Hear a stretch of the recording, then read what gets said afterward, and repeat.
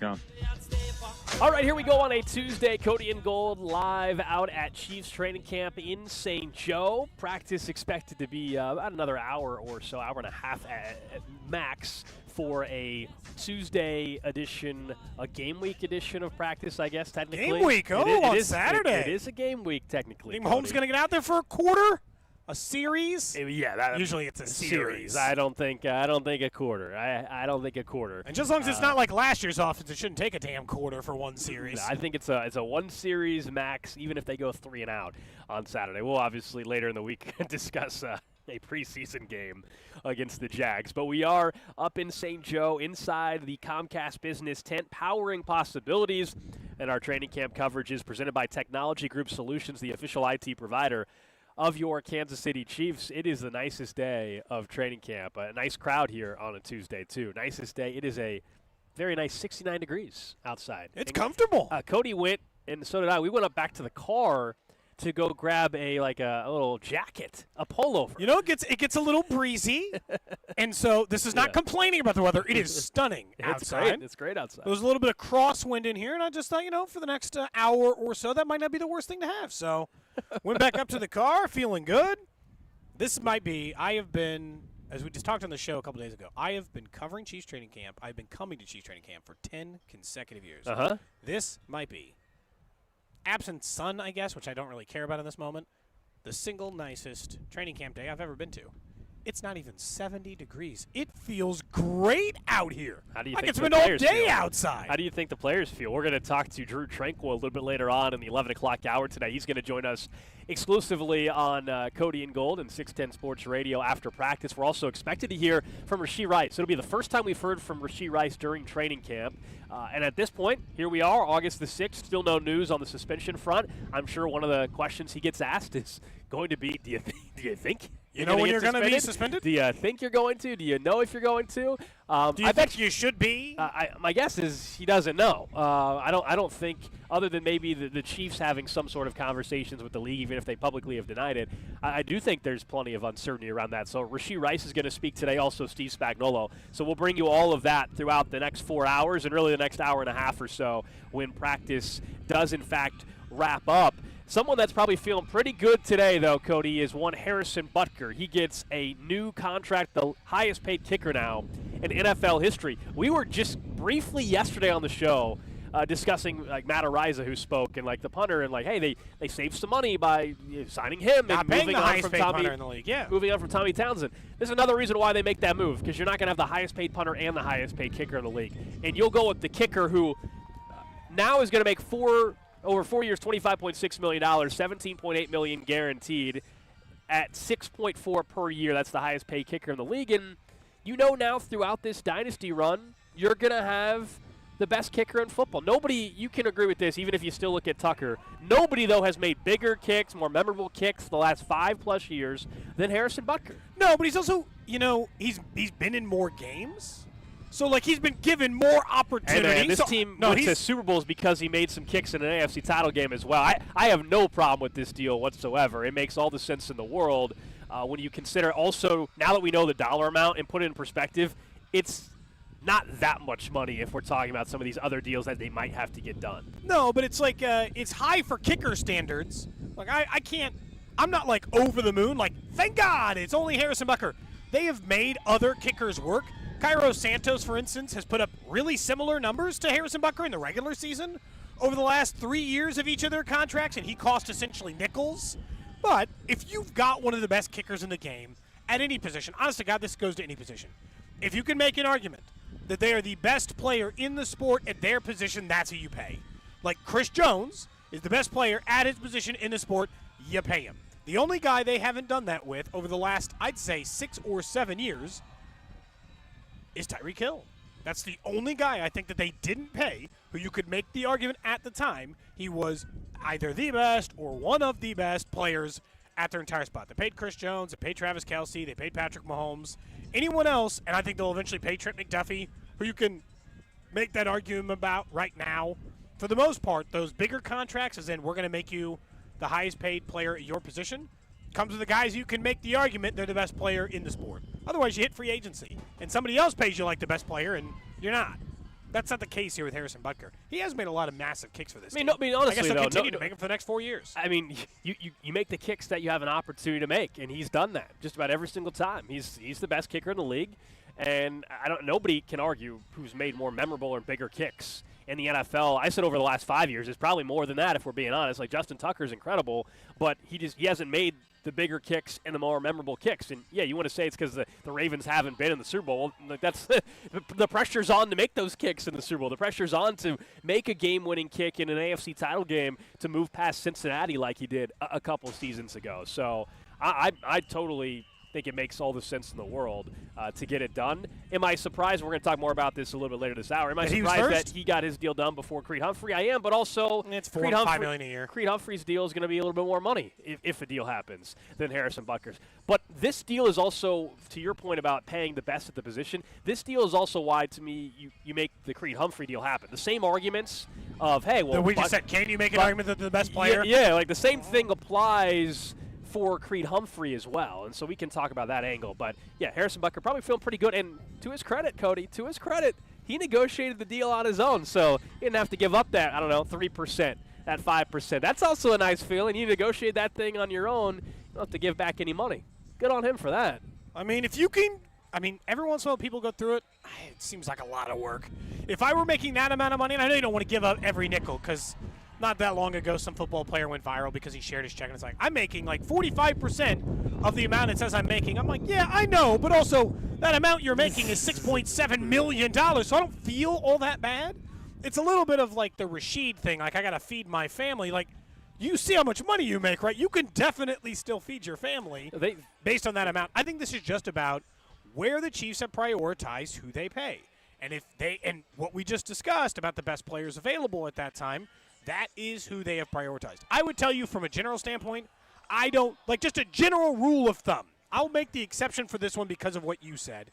The kicks you've made and the low, but like, I just hate paying kickers, punters, running backs. I hear you. Top into the mark. I just hate it. I hate it almost 99% of the time across the board. I'm going to be against that salary. But I would tell you, I'd make an exception for Christian McCaffrey, or I'd make an exception for Justin Tucker. So there's got to be wiggle room inside that rule. So there's part of me that is like, ooh, that's a lot for a kicker. Cody's watching Butker kick in front of us trying to make 60-yarders. He's missing. Cody doesn't think he's worth the money anymore. You know, yeah, he's not. That wind's getting him or something. Gets his money, then gets all comfortable. I see how it is. Only trying. Got all of his cash, and then doesn't want to make 60-yard kicks anymore. Okay. 60-yarders from. He misses this one. He's about to. His Winchester sent him a little closer. They're moving up. No, but yeah, this is hopefully the first still of another deal that happens before the season. And Nate Taylor had joined us last week. I think we've all acknowledged that, and the way Creed Humphrey answered the question last week, that the difference in the way Creed Humphrey answered versus the way Nick Bolton answered this question about a contract. Creed Humphrey answered like a guy that thinks his agent is about to get a deal done. Nick Bolton answered as if nothing's close to happening. And I thought there was a clear difference between the two over the last month. And so I do think Creed Humphrey's probably still next, but I have no problem whatsoever with the best kicker in football and the guy that makes these kicks getting paid. Yeah, I mean, he was borderline the MVP of the Super Bowl. Almost won it. Dude, almost until Patrick Mahomes did Patrick Mahomes thing. You can make a case. Some people we knew almost cashed the most improbable Super Bowl MVP ticket of all damn. Someone we know showed us one. Yep. At the game.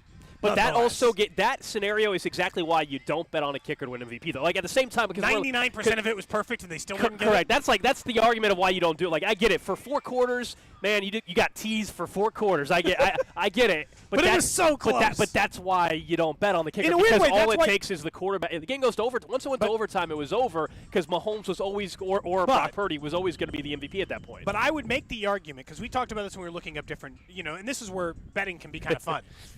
You would make this argument, I'm confident, because anybody who sports wagers regularly would make this argument.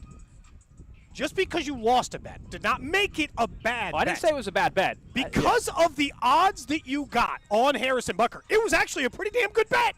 You lost it, but the bet odds you got, we looked up the other day on someone to throw a no-hitter, and you were only getting like 25-1.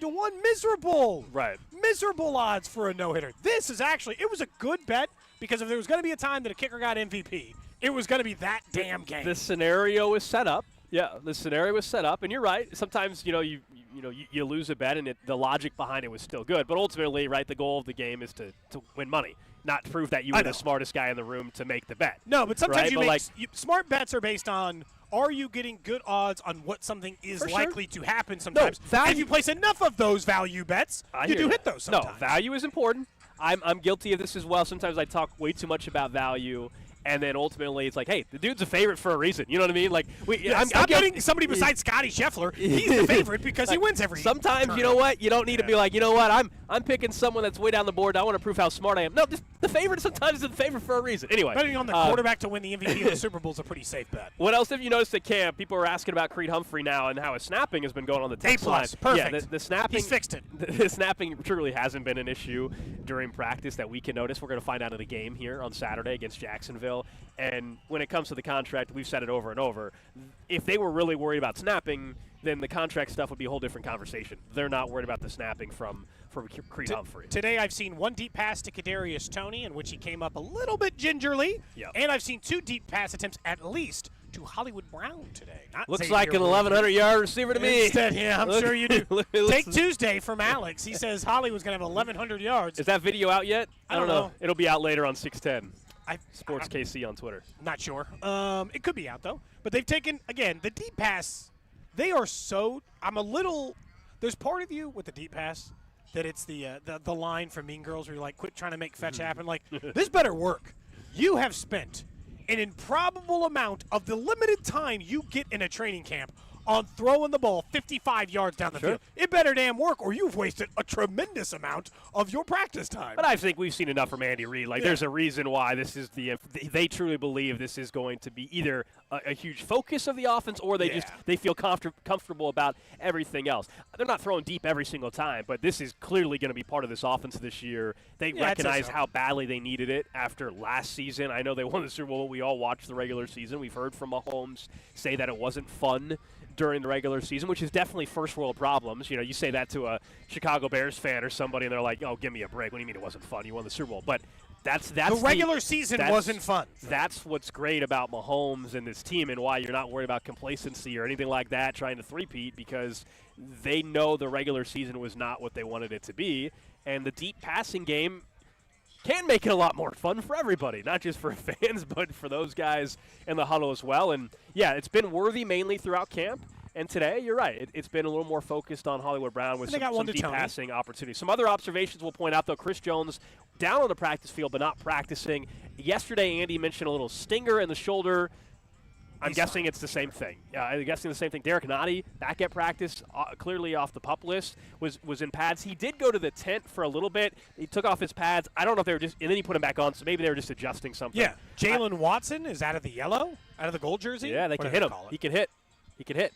That's what that means. You get popped. That's right. Lean into that shoulder a little bit.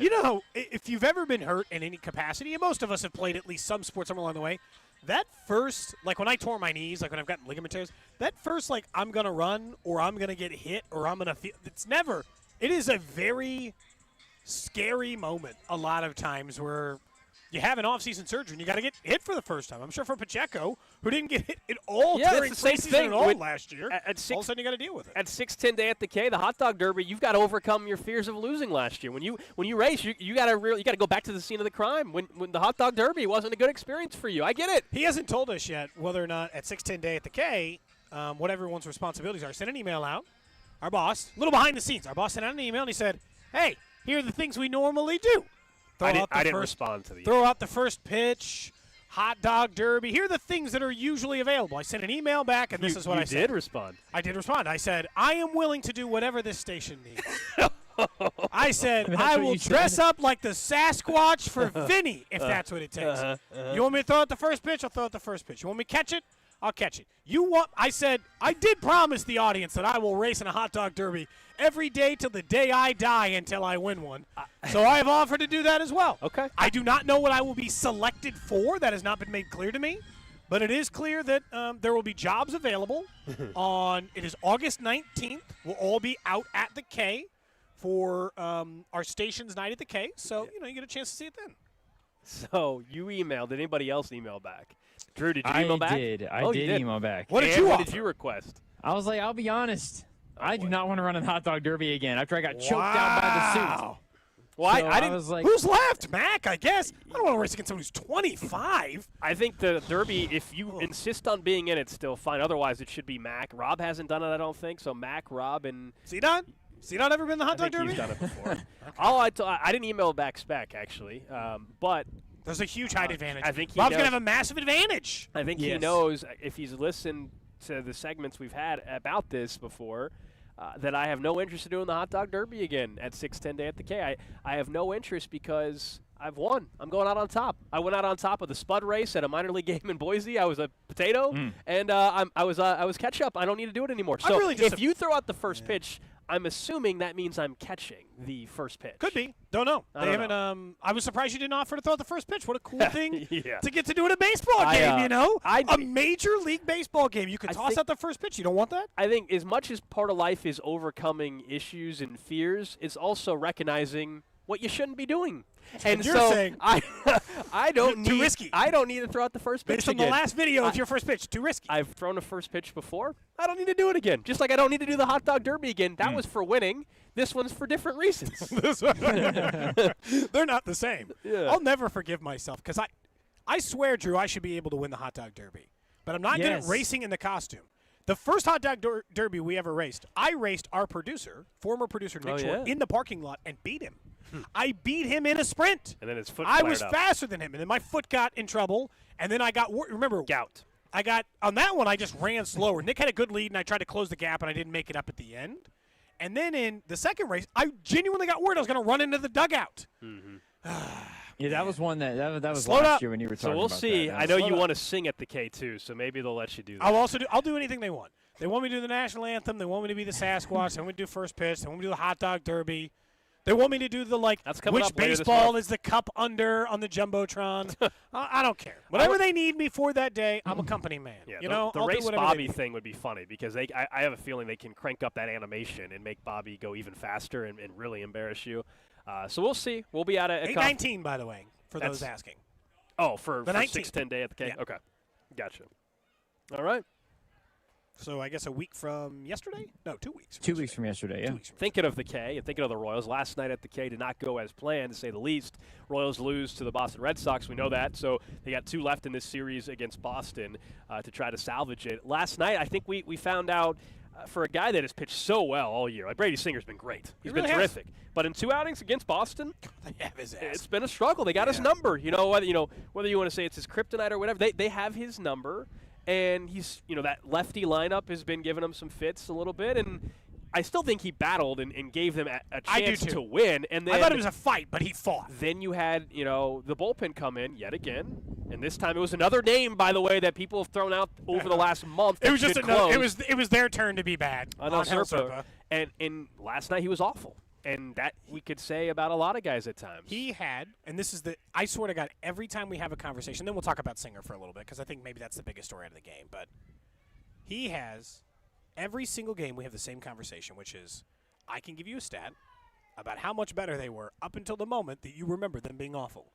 Angel Zerpa had stranded in 9 straight appearances. Every runner that had been on base at the time he came in, he was the king of this. He was coming in and stranding guys left and right, back and forth, no problems. Zerpa coming in and just leaving base runners hanging, keeping runs off the board.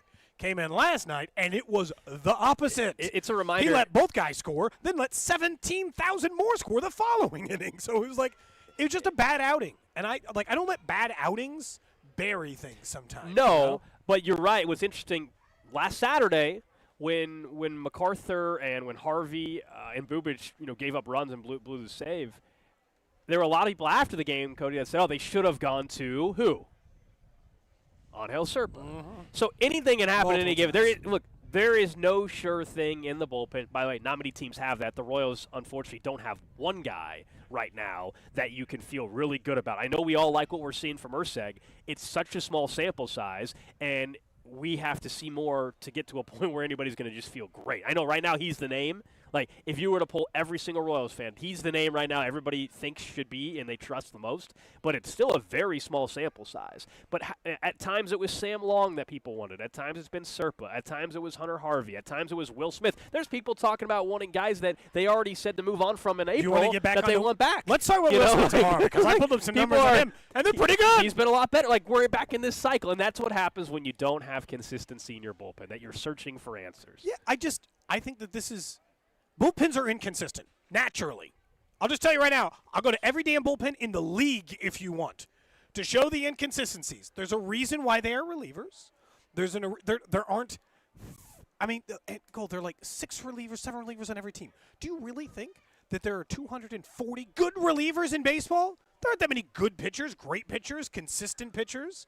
There's a reason why we get there. Last night's game boils down pretty simple for me. If you have as many lefties as the Red Sox seem to, which I guess is 90, did they just sign only left-handed players in the offseason? Dear God, they rolled out 7 lefties. Well, they're playing Brady Singer. How many teams can do that? And the splits suggest if you're going against Brady Singer, throw as many lefties as you can in the order, which is a thing that we'll have to focus on. Let's say if they had to face the Red Sox in the playoffs or another team a storyline if that had happens, a big lefty bench. They might have to readjust or move some things around. And not like, obviously he's going to have to pitch, but you're going to have to be more careful with him than you've been before. But that last night's game boiled down pretty simple for me. Did you have enough offense? Yeah, later in the games. Vinny hit a home run. Bobby got an RBI. You got enough offense to kind of feel good about it. Brady let you down. He battled. If Zerpa strands the guys, that game, by the way, is like 6-5 in the 8th. Instead of 8-2. Yeah, it's just like the game got out of control because Zerpa couldn't hold the 2 runs. And then after he did that, he had a bad day. He had a bad day at the office. And one bad day out of the bullpen can kind of ruin the outing. That's Cody's next song. It's the cover of Because He Had a Bad Day or whatever, whoever's saying that song. Because he had a bad day. That's just about any bullpen arm? That'll be, yes. That's the next song for you, I think. I don't even know. I can't remember who sings that song. I can't either, but is that Augustana? No. No. It's like James something or. Why am I? Oh, man. Daniel Powder. Daniel Powder. I was never going to Really? go that. You could have given me an hour. You could have given me an hour to guess that. It came out in 2005. Self-titled second studio album. Because he had a bad day. 20 years ago almost. Goodness. That song's 20 years old. Sing a sad song just to turn it around. Anyway. I mean, it does work but it's like, I mean, it would just have to be like, I get to fill in a different name depending. I record 20 different versions of the song and I just say something about Zerpa or Long or MacArthur or Harvey or anyone else. It's an inconsistent bullpen. They got beat. That game didn't stand out as being like look how badly you screwed all this up. They just got beat. Their bullpen pitched worse. Their starter pitched worse, and they lost. I don't know. Did you feel like really bad coming out of that game? It just felt like in a weird way, a run-of-the-mill loss. The only thing that stood out was that Brady Singer can't hit lefties. That just seems problematic. Well, but also just, hey, this is a series against the Red Sox. We called it a big boy series. Now you got 2 left. Let's see what the rest of the win this one today. You have Reagans and Lugo still going, so you've got your 2 best pitchers, I still think, available in this series. And so let's see how this plays out. Yeah, I mean, I think if they were to lose tonight and you're going into a Wednesday game and you're trying to avoid a sweep, that's a whole different conversation at that point in time. Yeah. But look, you look at last night's results, the Guardians lost, if I'm not mistaken. They did. They lost in extras. They lost in 10 or 11. The Twins did win, they right? Did. And the Red Sox won. So in the wild card race, things tightened up. Yeah, but you're still in the same spot you were in before. You're now a game and a half back of Minnesota, which is not significant.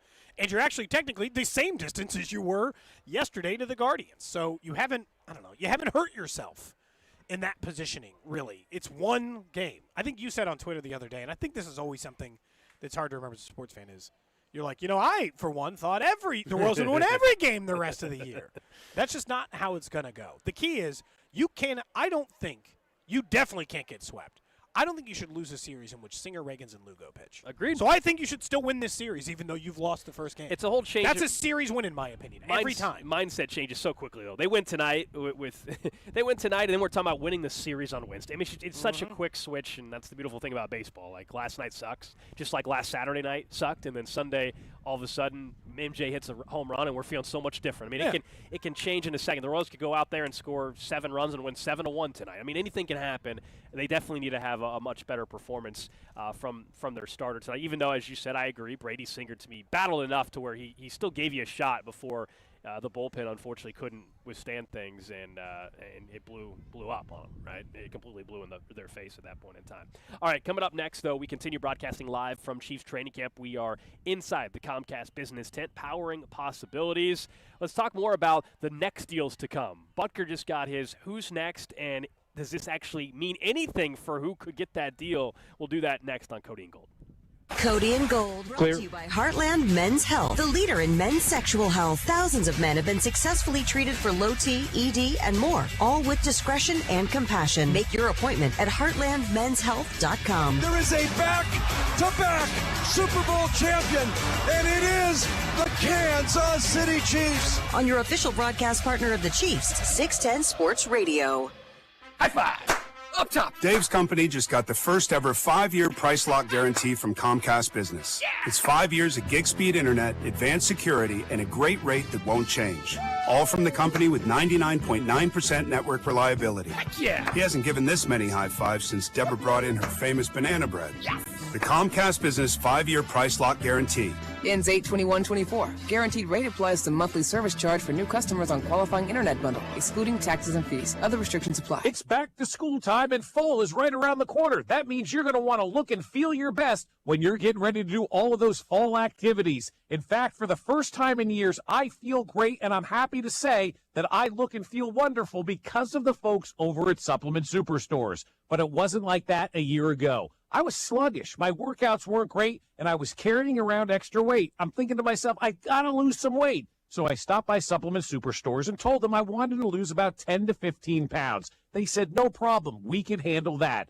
9 months later, I'm down 30 pounds. There isn't a day that goes by where someone doesn't tell me how great I look, and I love them for it. I'm taking the Flashpoint Complex. It's a refreshing drink in the morning that gives me sustained energy all day long, and then a refreshing drink at night that helps me recover and get the best sleep of my life. So stop into any of the 8 Kansas City area Supplement Superstores. Tell them I sent you. You'll get 20% off the Flashpoint Complex. Supplement Superstores, when you're ready to feel your best. People of Kansas City, listen up. I have unprecedented breaking news. Today, Thermo King Windows is offering 3 glasses of ice-cold lemonade on this hot summer day for the price of 2. Bob is speaking figuratively here. This is not really an offer of lemonade or any other refreshing drink. Thank you, disclaimer guy. The point is this. When you buy Thermo King replacement windows, they will upgrade you from regular double glass windows to their super premium triple glass windows at no additional cost. Triple glass windows offer double the insulating barriers from the hot Kansas City sun than regular double glass windows. And with thousands of 5-star Google reviews... Yeah, Thermo King hasn't actually counted the number of 5-star reviews, but there are a lot.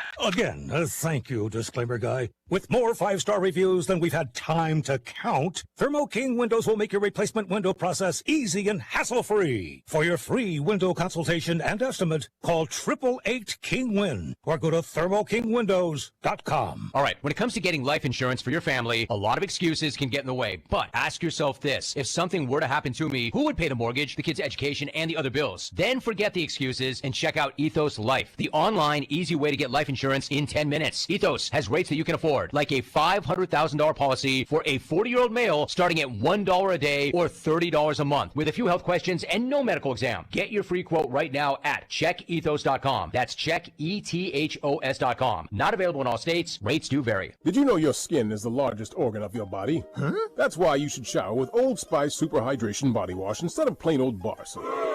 Love your skin by super hydrating it with vitamin B3 and glorious notes of vanilla and shea.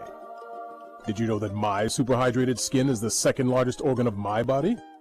The first is my heart. Old Spice. Men have skin too. Old Spice Super Hydration Body Wash. 24/7 renewing moisture. With daily use. This is the story of the one. As a maintenance engineer, he hears things differently.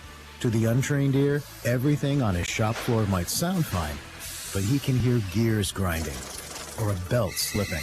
So he steps in to fix the problem at hand before it gets out of hand. And he knows Grainger's got the right product he needs to get the job done, which is music to his ears. Call, click Grainger.com, or just stop by. Grainger, for the ones who get it done. Ah, summer. Wait, we need to finish school shopping. We got this. The kids' favorite Good and Gather snacks at Target are now at a new lower price. And $5 lunch boxes. Well, let's get Luna the flour bento box. Good idea. And for a Mega Shark fan max, I got the Shark backpack. It's only $20. Even 25-cent select crayons and $6 teas. And we're done. Now, where were we? Cheers to us. When it comes to finishing your supply list, Target has your back to school. At Skechers, we put the S in comfort. Wait. Skechers put the S in comfort? Yes, comfort you have to feel to believe. Skechers, we put the S in comfort. Let me try. Okay, I'm just stepping in and... Oh, wow. Skechers put the S in comfort. Duh. We told you. Find Skechers slip-ins at a Skechers store, Skechers.com, or wherever stylish footwear is sold.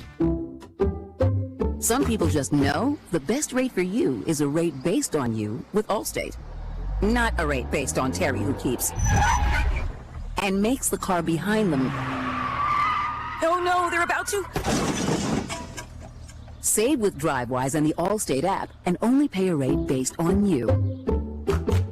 Not available in every state, subject to terms and conditions. Rating factors and savings vary, and in some states your rate could increase with high-risk driving. Allstate Fire and Casualty Insurance Company and affiliates, Northbrook, Illinois. The best things in life, they come in twos. 2 scoops of ice cream, 2 tacos. And now for a limited time, get our best deal of the year. Buy any phone when you switch to Consumer Cellular and get 2 months of service free. That's right, the same fast, reliable, nationwide coverage as Big Wireless, now with 2 months free. Proof the best things in life really do come in twos. Visit ConsumerCellular.com or call 1-888-FREEDOM. Second and third month of monthly base service fee waived for new customers with the purchase of a phone and activation by September 2nd, 2024. Taxes, fees, and third-party charges will apply. See website for additional details.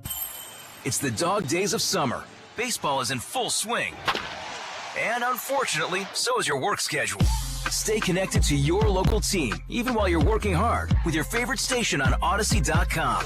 Get the best in local sports talk, listen live, or jump back to what you missed with Rewind. It's all here, all just a few clicks away. And I'll tell you something, it makes the workday go that much faster. Listen at work. There we go. Visit Odyssey.com today to get started. Cause you had a bad day, you take one down. Back here at Chiefs training camp. Alex Gold, Cody Tatt, Drew Nixon back in the studio. Well done. Thank you for that. If you missed our earlier conversation talking about the Royals bullpen, there's unfortunately been a couple bad days here throughout this season. Hopefully the Royals get back on track. Vern's on deck show tonight, 6 o'clock, as the Royals first pitch, 7:10 right here on 610 Sports Radio. Reminder, in the 11 o'clock hour today, we're expected to have Drew Tranquill, Chiefs linebacker, join us. We also have our video stream up, so when Drew joins us, you can check out the video stream on Facebook, Twitch, and YouTube as well. And so we appreciate Comcast and our Comcast business tent powering possibilities. We mentioned Harrison Butker gets a 4-year extension. He's the highest paid kicker in the NFL, and why that makes a lot of sense. But we were both surprised that maybe Creed Humphrey or Trey Smith didn't get a deal done first. So does this have any bearing? Like, do you look at the money that was given? Does this have any bearing, in your opinion, on one or both or neither getting a deal done before the season? It feels like they were choosing to try to get the smaller deal done. I wonder a little bit. It gives me a perspective on the guys they've been able to get done earlier in camp or earlier in the offseason the last couple of years. It took forever with Chris Jones. It took a whole damn year. Couldn't even get done in the offseason, Gold. They had to wait a whole calendar year to get the thing done. I think that's definitely the case with Nick Bolton. I think that if the numbers are close, the Chiefs will get deals done for these players. And that's why you're not hearing anything with Creed. That's why I'm still convinced Creed might get a deal, or Trey might get a deal. It's been quiet on their front where you're not hearing the same things we have heard on Nick Bolton. But the actual money that Butker got, it should not be impacting the money that they would get. My fear on Trey Smith is guard money. The guard contracts affect him more than I feel like anything Butker just got is what every other guard, like Minerns or whoever, right, got this offseason. Yeah, that's the issue, is where the guard market is at. And it complicates things. And whether or not the Chiefs were close or not close on a deal with Trey, I do wonder, once the Quinn Miners deal came out with the Denver Broncos, if that kind of changed a little bit of the price. I think it absolutely had to have, knowing that Miners is now the third highest paid on average salary guard in football. And let's be honest, Trey Smith is just better than him. He's just a better football player, and so that complicates it. And we always talk about, do you take a more friendly deal and all that. There's nothing that requires the player to do that. How much do you value staying on in the middle of a dynasty with the best quarterback in football? Does that get you more flexibility in language on the contract? Maybe, but it's not like you're going to take $3 million less a year because of it. You might take. It's always the funny thing. It's like, will you give them, like you said, contractual flexibility to handle those things, and will you take $500,000 less? Or what really matters is $4 million less in guarantees. The total amount of the contract, and certainly what you can earn, will equal that of others, but it might not be as much money up front or as much money in the guarantees. That's where the Chiefs have tried to move the market. But I'll tell you, that only applies, back to the thing we'd said before, they only do that to the players that aren't the best at their position. So Trey, in my opinion, Trey and Bolton are more in that position where they're going to see if they can squeeze you here and there than Creed. And then Butker was. Because in Chris Jones' case, they just gave him the most guaranteed money ever for an interior defensive. Except for Aaron Donald, I guess. They just made him. No, but to your point, Chris Jones is a future Hall of Famer. He is the best interior defensive lineman, plain and simple, in football. Creed Humphrey, I think, is the best center now that Jason Kelsey has retired. I think he is too. In football, assuming the snapping has been cleared up and based off of just practices. My personal stance is that he has. It has been cleared up. I'm calling it completely solved. During practice. We'll see during games. And honestly, it's not even during preseason. I think the only way you'll know 100% would be on a cold when it gets November day. Yeah, it's when it's like in October, November, when the fields get a little moist and things like that. I know you hate me when I say the word moist. My apologies. When the field's a little wet. Word. When it's a little wet out there. How about that? You can't say moist and wet next to each other. Nobody wants you saying those two words when there's that close to each other. Say a different word. When there's some precipitation. That's better. That clip has been saved, by the way. No, I don't think it. I truly don't think that this contract impacts this. But as I had said maybe earlier, I kind of thought Creed would have a deal by now. Agreed. I kind of thought that contract would be locked up by now. So this goes into the same camp as like Chris Jones or others now, where I've hit the threshold where with each day it doesn't happen, I'm like it's less confident that it will. Not a significant amount in Creed's case, more in Trey or Nick Bolton's case, and I don't think Nick Bolton's getting a deal just based on his own verbiage this offseason, but like when I look at what he is, it's like, maybe it's like 0.25% or 0.5%, and then we get 2 weeks from now, Gold, we're 2 preseason games in, and then it starts like a percentage or 2 a day, because I just thought he'd have a deal by now. The way they talk about Creed and the way I have seen other teams value the center position with elite quarterbacks would suggest to me they just want Creed here. Like every great quarterback. It was the same guy for Peyton. Before the season. Same guy for Brady. That's a pretty consistent theme. Before the season, I still think Creed gets his deal done. I'm more skeptical on Trey Smith just because of the adjustment. But if the Chiefs are able to get both of them locked up long-term, along with the Butker deal that they got done yesterday, then once again, I mean, you look at this organization and the stability. You're going to pick a few pieces that you're going to have throughout this run, the core, if you will, and then you're going to consistently have to draft as well as they have. You're going to have to be able to turn a 6th-round pick like a Trey Smith, and I understand he fell in the draft because of health concerns, and they were comfortable with it. And fortunately for him, that's not been an issue in the NFL. And so they got a guy that normally would have been a 2nd or 3rd rounder. Either way, we would have been talking about a 2nd or 3rd round guard playing at this level. Same thing. You've got to be at these positions. You've got to be able to continue to identify. And this year's draft class, everybody's talking about Worthy and Kingsley Suamataia. Okay, those are the 1st and 2nd round guys. But who did they draft? Maybe it's Jaden Hicks. Who did they draft later that all of a sudden we're like, man, what another steal again? Then basically on a rookie deal, not paying him any money, and now he's your starting safety. You could probably make the argument that no one's done a better job in the overall draft than anyone in the league over that time, obviously, with Brett Veach. But specifically, rounds 4 through 7, he's lapping the field.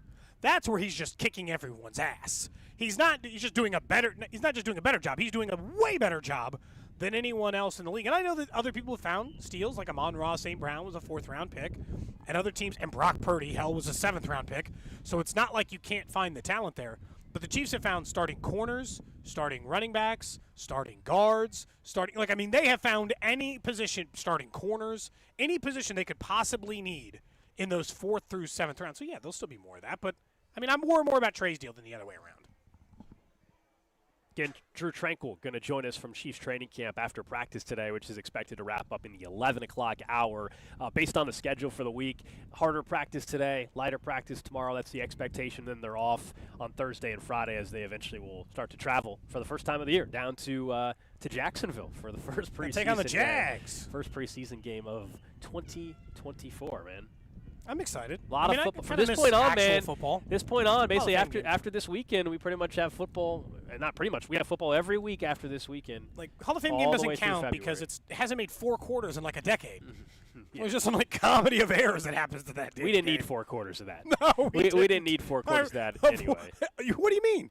You didn't want 4 quarters of Bajent? No, I was good with that. Coming up in 20 minutes, we will talk about a move, a contract, a trade that could really shake up the NFL before the start of the season. The latest with Brandon Aiyuk and the trade rumors out of San Francisco. Suddenly, could he actually get traded? Something I didn't think was possible before the start of the season. So we'll get to that in 20 minutes. But let's get back to the Royals a little bit. Actually, just a funny conversation Vinny Pasquantino was having. He was on with Chris Rose and talking about the Royals season. But they got into the topic of Marriott points, okay? And, as players, they are constantly staying in different hotels and you have an opportunity to earn points or whatever, and I guess I didn't realize free travel points. And Marriott's got the best setup in the world for that. the Bonvoy. This is free advertisement. Marriott Bonvoy. There you go. It's the best rewards. Or the commercial that once aired, Marriott. Yeah, that is technically what their website Everybody says Marriott, though. I know. Everybody says Marriott. That's how I say it. Anyway, so because I say it right, Marriott sponsor us. It turns out they're not allowed to use the points, but they get free nights. Can't use the points. But listen to Vinny explain, despite Bobby Witt Jr.'s new contract, that he still cares. Is it your alias at the hotel? Clear to minute 30. When we stay at Marriott's, I like to get the points, so I just use my real name to get the nights. You did not just say that, did you? I'm like a titanium elite member in Marriott, thanks to staying at Marriott's on the road. Do you think Bobby Witt does the same because he likes to get his Marriott points? He tries to get his nights, but he uses a different name. I was saying that because he's got a $260 million contract and probably doesn't need the points. No, but he still wants the points. He does not. Yes, he does. We talk about it quite a bit. He's like, yeah, I tried to go get my points, but they wouldn't let me because of the name. They don't believe that he's Bobby Witt Jr., that they won't give him the points because he uses an alias on the road. Well, no, they believe that it's him, but they're like, well, it's under this name, so we can't give it to your account. And he's like, well, why not? I'm standing right in front of you. You would think, hey, no problem, Bobby Witt Jr., here's your 287 points you earned tonight. Congratulations. Yeah, well, technically, I guess they don't give you the points because the team pays for the room, but you can get the nights. I like getting the nights because it just adds up, because if you get enough free nights, then you get free rooms, and I use it in the off-season. I want you to not have to count Marriott nights and Marriott points at some point in your career.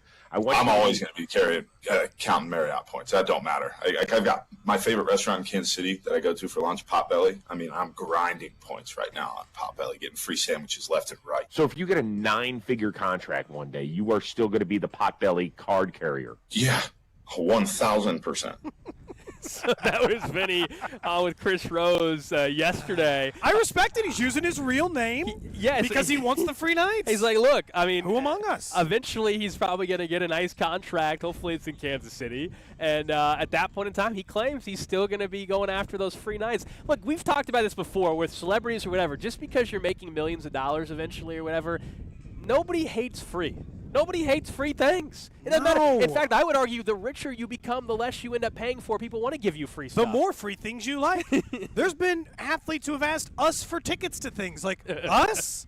Me and you? This is true. Like, hey, man, you got any tickets to that Blink-182 show on Friday? You're like, you could just buy them. They are in town Friday. You make hundreds of thousands of dollars.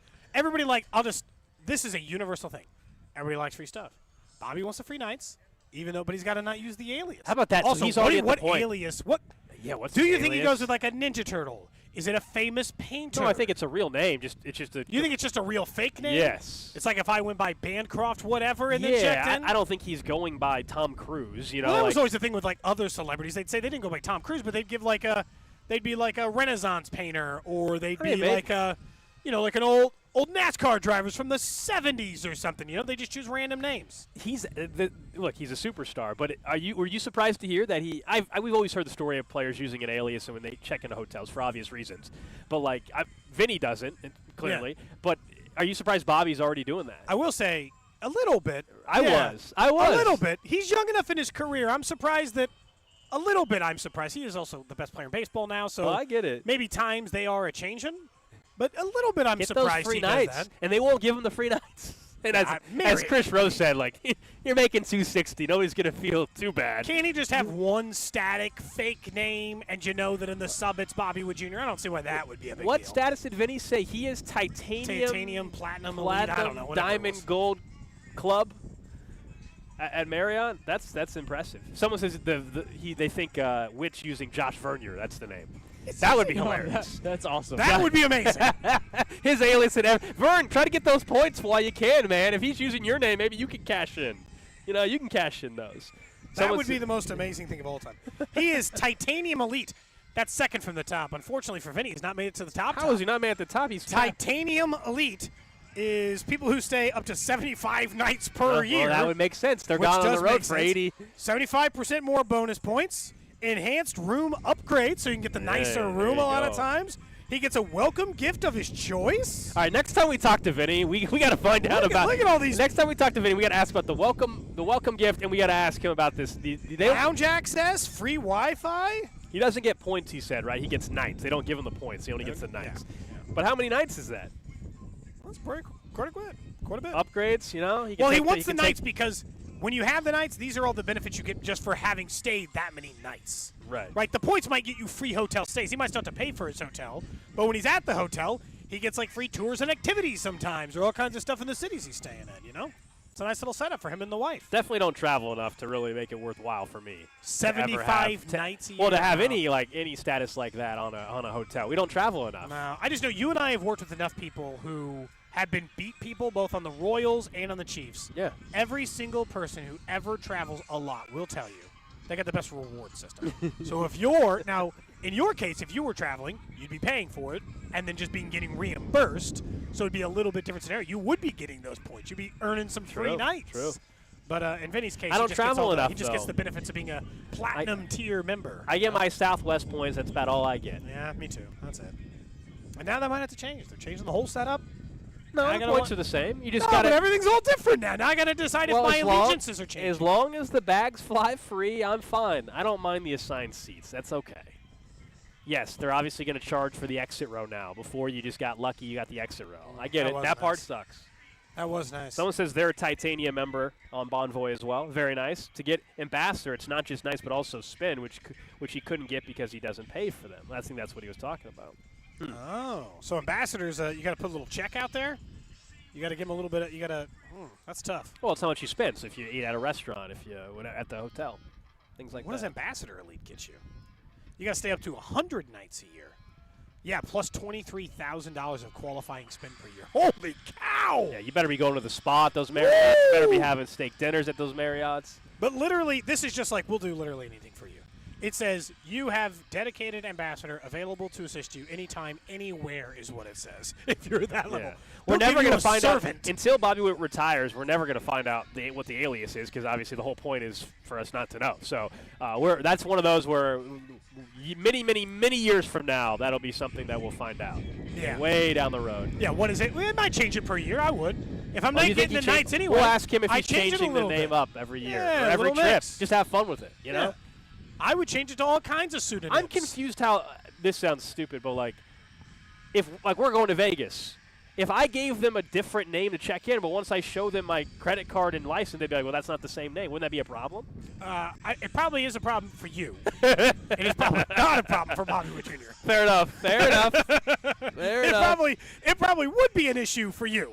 I won't disagree with any of that. Okay. I just don't think it's an issue for the best player in all of baseball. That's all. Slight difference. Well, it sounds like so. I wonder if the Chiefs are the ones that are booking everything, or the Royals, or the Royals. I'm sorry. Do the Royals then use Bobby's alias so that? Yeah, probably. I think so. Yeah. Technically, whatever his alias is, that's the name that's got all the points on it. So Bobby doesn't have to show an ID or pay. Or he doesn't have to use a card or anything. Well, when you check into any hotel, you know how you check in a hotel, they make you show your driver's license and you put down a credit card. I assume you're still going to put for incidentals. I assume the team's not covering if you eat that Clark bar in the mini fridge, right? They're probably not covering a bottle of Evian you pull out of the fridge. Who was it? Wasn't there a baseball player story where they just were racking up stuff in the room? Oh man, I'm trying. This was way back. This is a former Yankee, right? I'll have to look. I'll have to give me some time to find the name. I thought there was a story about that. Okay. Maybe. I'm sure it wouldn't have been the first time that occurred somewhere along the way. It certainly seems more welcome inside the vast possibility that I would say is. Oh, Terry Francona racked up a $44 room service tab on ice. He wanted ice. They charged him $44. $44. Yeah, this was back in 2016. Boy, that's ice cream, sorry. Ice cream. Oh. $44. Okay. Good reminder. We're watching some Chiefs training camp right now, and they're working on a little 7-on-7 drill. And I just watched not long ago Noah Gray make a catch.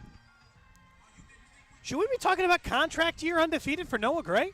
Coming off his best year. For a backup? Looks fresh. You don't think contract year applies to backups? Well, for him individually, but not the way we talk about it. You know, the late, great Therese Paylor, the way he talked about contract years undefeated, I don't think that applies. He didn't mean that in the context of backup tight end.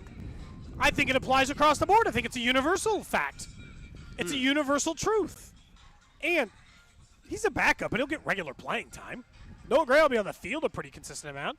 I honestly think we've been overselling Wiley and underselling what Noah Gray could do in a game. Interesting. Because Noah Gray has proven he has gotten better every single year he's been in the NFL. You'd agree with that, right? From year 1 to year 2, he's better. From year 2 to year 3, he's been better. So there has been a clear line of progression for Noah Gray, and there's always, as you know this, a ceiling or a cap that you will eventually hit that finds that final number. But do we feel for sure that Noah Gray has hit that? And I still wonder if all of this is I don't know. Are the Chiefs overplaying their hand a little bit on he says till the wheels come off, we're going to use Travis Kelce the same way we used him when he was 26. At some point, as you and I have discussed, dialing back regular season Travis Kelce snaps in favor of postseason Travis Kelce actually seems prudent. It seems wise based on him missing that final game of the regular season last year. I feel like there might be an increased role for Noah Gray out there if they're willing to go that route. So what's the tight end room going to be when it's done? It's pretty simple, right? It's going to be Kelce, Gray, and Wiley, Those correct? are the three. Even though Irv Smith is in camp, I mean, they're not keeping 4 tight ends though. Someone's on the practice squad or something like that. That's one thing. But so they have 3. Noah Gray's final year of his contract. Okay, let's say the year's over, and Travis Kelce. Let's assume that he's back next year as well. If Jared Wiley shows what they hope he shows, why would I need to give Noah Gray a contract? If all of a sudden Wiley's my number 2, you know what I'm saying? Like I mean, contract year undefeated does not usually mean you get paid to the team you're with. Oh, so you're just saying contract year is undefeated usually else. Means you get that check from somebody else. You prove to somebody else you're worth, and you go get that $8 million a year because somebody who's in a bad tight end spot tells themselves Noah Gray can be our 1 or can be in a bevy of 2 2s, and we kind of make that work because it is hard to explain. The drop-off between like the top 3 or 4 tight ends and 5 is a gigantic chasm. Would you agree with that sentiment? Like, there are like 3 or 4 tight ends who are excellent in the league, and then there's a massive drop-off and just a bunch of dudes. What I'm saying is maybe Noah Gray could be a dude in that middle range that gets himself paid by a new team if he can show some better counting stats this year. Yeah, I mean, he's not going to not be in the league after this season. So no, of course I just meant like for more money. Of course he's going to get a contract somewhere after this year. I mean, what does that look like, though? It seems unlikely for him as the number 2 tight end, while also Jared Wiley, who we think could be having an impact in the red zone. I mean, what's a contract years undefeated look like for backup tight end Noah Gray? I mean, it's all of a sudden a 600-yard receiver? I don't think so. Man, let's see. Average annual per year, Noah Fant, $12 million a year. What's his numbers? Dalton though? Schultz, $12 million a year. What are his numbers, though? Not financial numbers, sorry. Like receiving in. That's what I guess what he I'm doesn't have as good a numbers as Dalton Schultz. Probably like 650 yards. Noah Fant, when he got paid, he had 670 yards his final year. Okay. Before he got paid by Seattle. But is Noah Gray getting anywhere near that this year in this offense? When you have he got to 500 last year. But I mean, it's not crazy. Right, but here's the thing: if we the same way we talk about Rashee Rice, there's more competition. Last year Noah Gray, there was more and more reason to use him as a receiver because boy, oh boy, were things awful with the receiving room. We don't have to rehash it. We all know what last year was. Rashee Rice came on strong, and I think that's also why Rashee Rice ended up having as many yards. They had no choice. So this year, if Rice isn't suspended, you bring in Brown, you bring in Worthy, you still have Kelce. You know, and where is Noah Gray? I think will be very fortunate. Yards. I thought he had 500. I think Noah Gray would be very fortunate to get to 500 this year. Okay, so maybe he's a step below that because like the 650-yard guy, Dalton Schultz, by the way, 635 last year. Drew, he wasn't way better than that. Like the second tier of tight ends, that's where they are, man. You know the name because they're the tight ends that matter because most teams don't have Laporta, Kelsey, Kittle. Every other team has a Dalton Schultz. We're like, that's a really nice tight end. Really nice tight ends have 600 yards a year. Yeah, so he needs to double. Based on what you're saying, he needs to double his production. He had 305 yards last year. Yeah, does some other team think they can double his production elsewhere? I get this year. I just don't. I'm saying if he gets to 500, someone will convince themselves of that. I find it hard to believe that Noah Gray, with a better receiving backup tight end behind him now, is going to have 200 more yards. We're all assuming Kelsey is available all year. Yes. Because last year Blake Bell was on the roster blocking tight end, so Noah Gray was the only other receiving tight end. Because of Jody Fortson was hurt and everything like that. So this year you go in and Kelsey, of course, receiving tight end. Noah Gray, receiving tight end. Jared Wiley, receiving tight end, plus an extra wide receiver that hopefully is part of the mix than what they had a year ago in terms of truly contributing. Much like Kelsey, though, Noah Gray's job is easier this year from the receiving end. I agree. Far more attention for the wide receivers. So those underneath, those attack routes, if they actually do stretch the field, there could be some more yardage for Noah Gray. Probably hard for Noah Gray to get yardage last year when every single person is inside of 6 yards of the damn line of scrimmage. That could just change a little bit. I saw Noah Gray and I was thinking about it. Practice probably about another half hour to go here from training camp, and our training camp coverage is presented by Technology Group Solutions, the official IT provider of your Kansas City Chiefs. Let's get to the latest rumors out there. A big-name wide receiver. One point didn't seem like he was going to get moved before the start of the season, but after yesterday's reporting, we could see a big shift in the NFL because of one particular player. We'll get into that next here on Cody and Gold.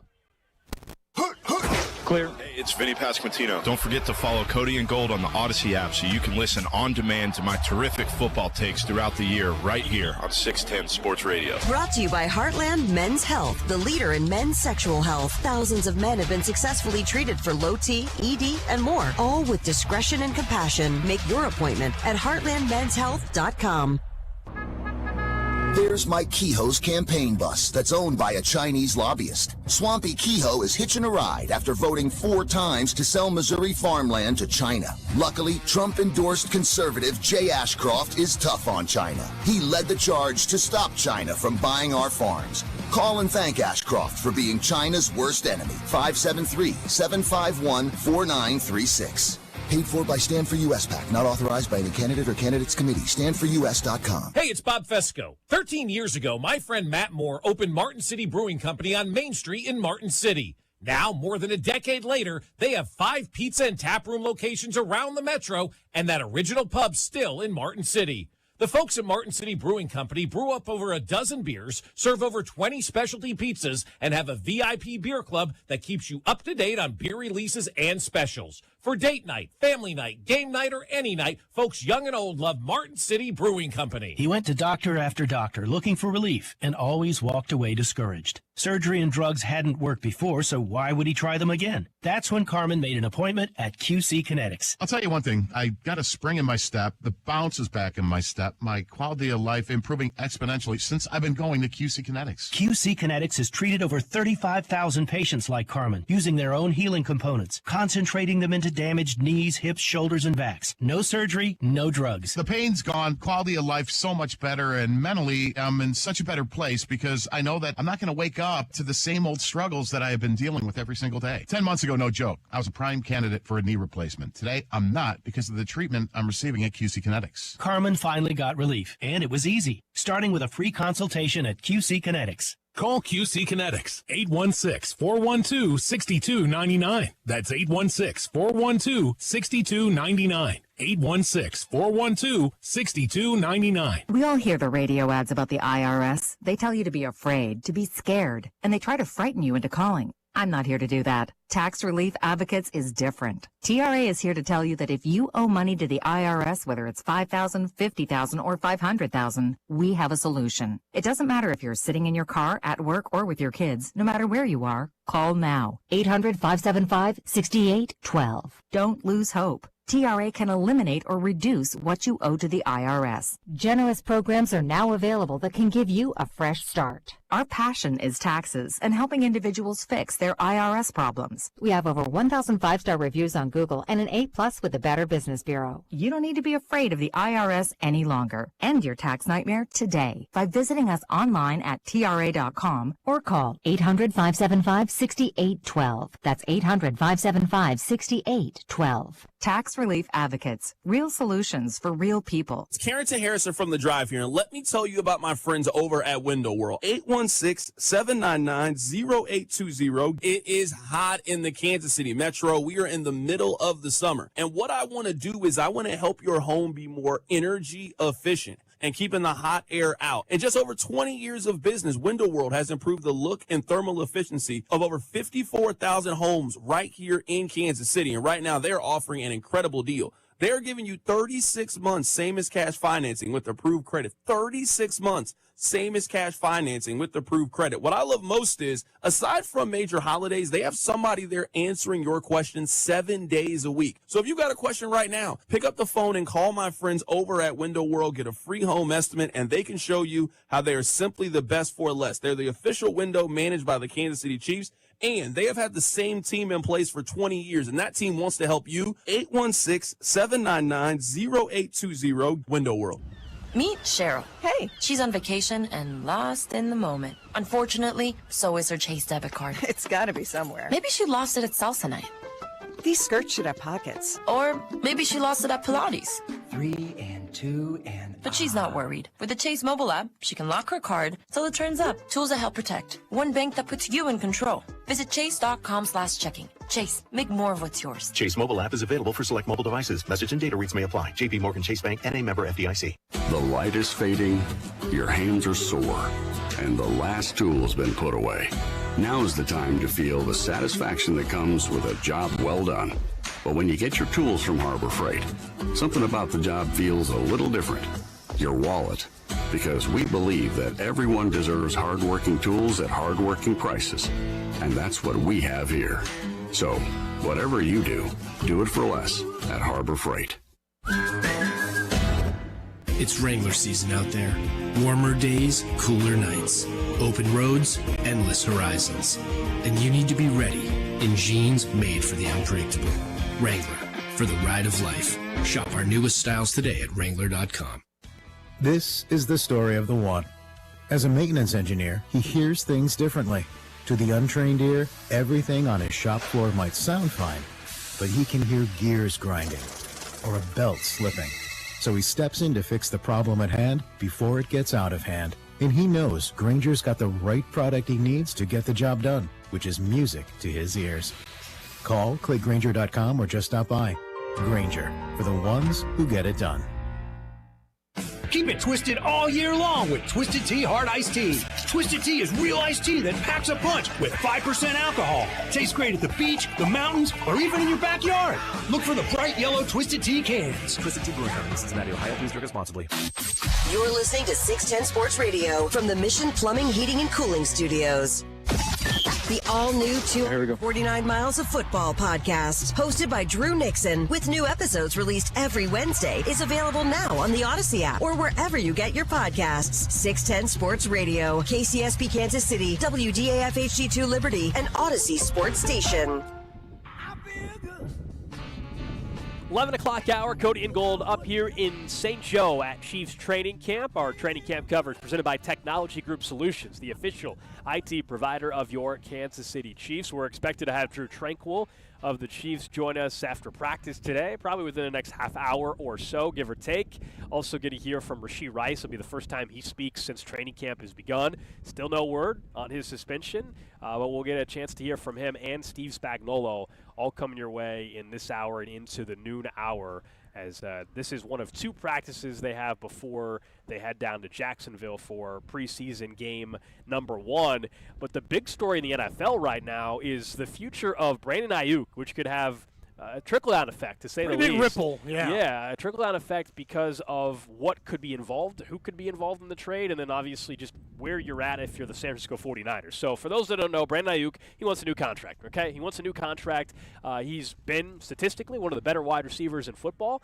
Right now, the 49ers have had no interest in giving him a new contract. Zero. He is still under contract, let me remind you. So, if they don't want to trade him, they can absolutely not trade him, and he can choose to sit out, which wouldn't make any sense, or play this season out. And then they could tag and trade in the offseason. That's still what I would do if I were the 49ers. But yesterday there was some more reporting suggesting that, they may be willing to trade him after all. And I just don't get what leverage Brandon Aiyuk has in this scenario. So the report comes from NBC Sports Bay Area that the 49ers have the framework of a Brandon Aiyuk trade with both the Browns and the Patriots. It is now up to Aiyuk to decide if he'll accept either team's contract terms. Because remember, that's the only bit of leverage he has within the trade. And the Jets are reporting that Aiyuk is given permission to negotiate a contract Correct. with a potential new team. Correct. So, yes, does he have leverage with who he gets traded to? That is true. Leverage in that aspect, that if he doesn't want to go to Cleveland, even if the deal is great, then he doesn't go to Cleveland. He can basically block that. But in terms of getting traded itself, the Niners do not have to do this. And I wouldn't. You're in win-now mode. Why am I giving up Brandon Aiyuk? This is the problem. So every once in a while a team gets, I think, a little too far ahead on the what if we, got to let go guy a year too early sometimes instead of a year too late. Not when you were in the Super Bowl last year and have been in 2 of the last 4. Your co-favorites or 5. this year. And the co-favorite this year. You can't be giving up a number 1 wide receiver. I understand that for the most part, the teams we've heard them negotiating with, Steelers, Browns, Patriots, all AFC teams, and in my opinion, irrelevant AFC teams. So, I don't care if Brandon Aiyuk ends up on one of those squads. It fundamentally makes the Chiefs' job easier. The question I have for you is why? I understand the maximum compensation you can get back in return for Brandon Aiyuk is a third-round pick, a late third-round pick, if he is to go and sign a massive contract in the offseason away from you. Worth it! Because this year you'll still have Brandon Aiyuk. The crazy part about this to me is if you were going to do this, you should have just toughened up and done it in April. You made a huge error in judgment in waiting this damn long. I told you last year with Chris Jones, my stance was that if you think Chris Jones isn't getting an extension at all, if you think that's dead, trade him before the draft. Not trade him in August. Not trade him August 6th. That's a wild time to be giving away your number 2 weapon in your offense, number 1 weapon in your offense when you've got a young quarterback on a rookie deal. I understand you're paying Christian McCaffrey. I understand you have Deebo Samuel. But you have the best set of offensive weapons in the league in a year in which you're favored to win the Super Bowl. Why the hell would you give someone away before the season? In the proposed trade reportedly with the Browns, Aiyuk would go to Cleveland. They'd get Amari Cooper back. Amari Cooper would go to San Francisco with 1 year left. He's 31 years old or whatever, with 1 year left. So they would, for this particular season, be okay. They would get Cooper, who's obviously still a very good receiver.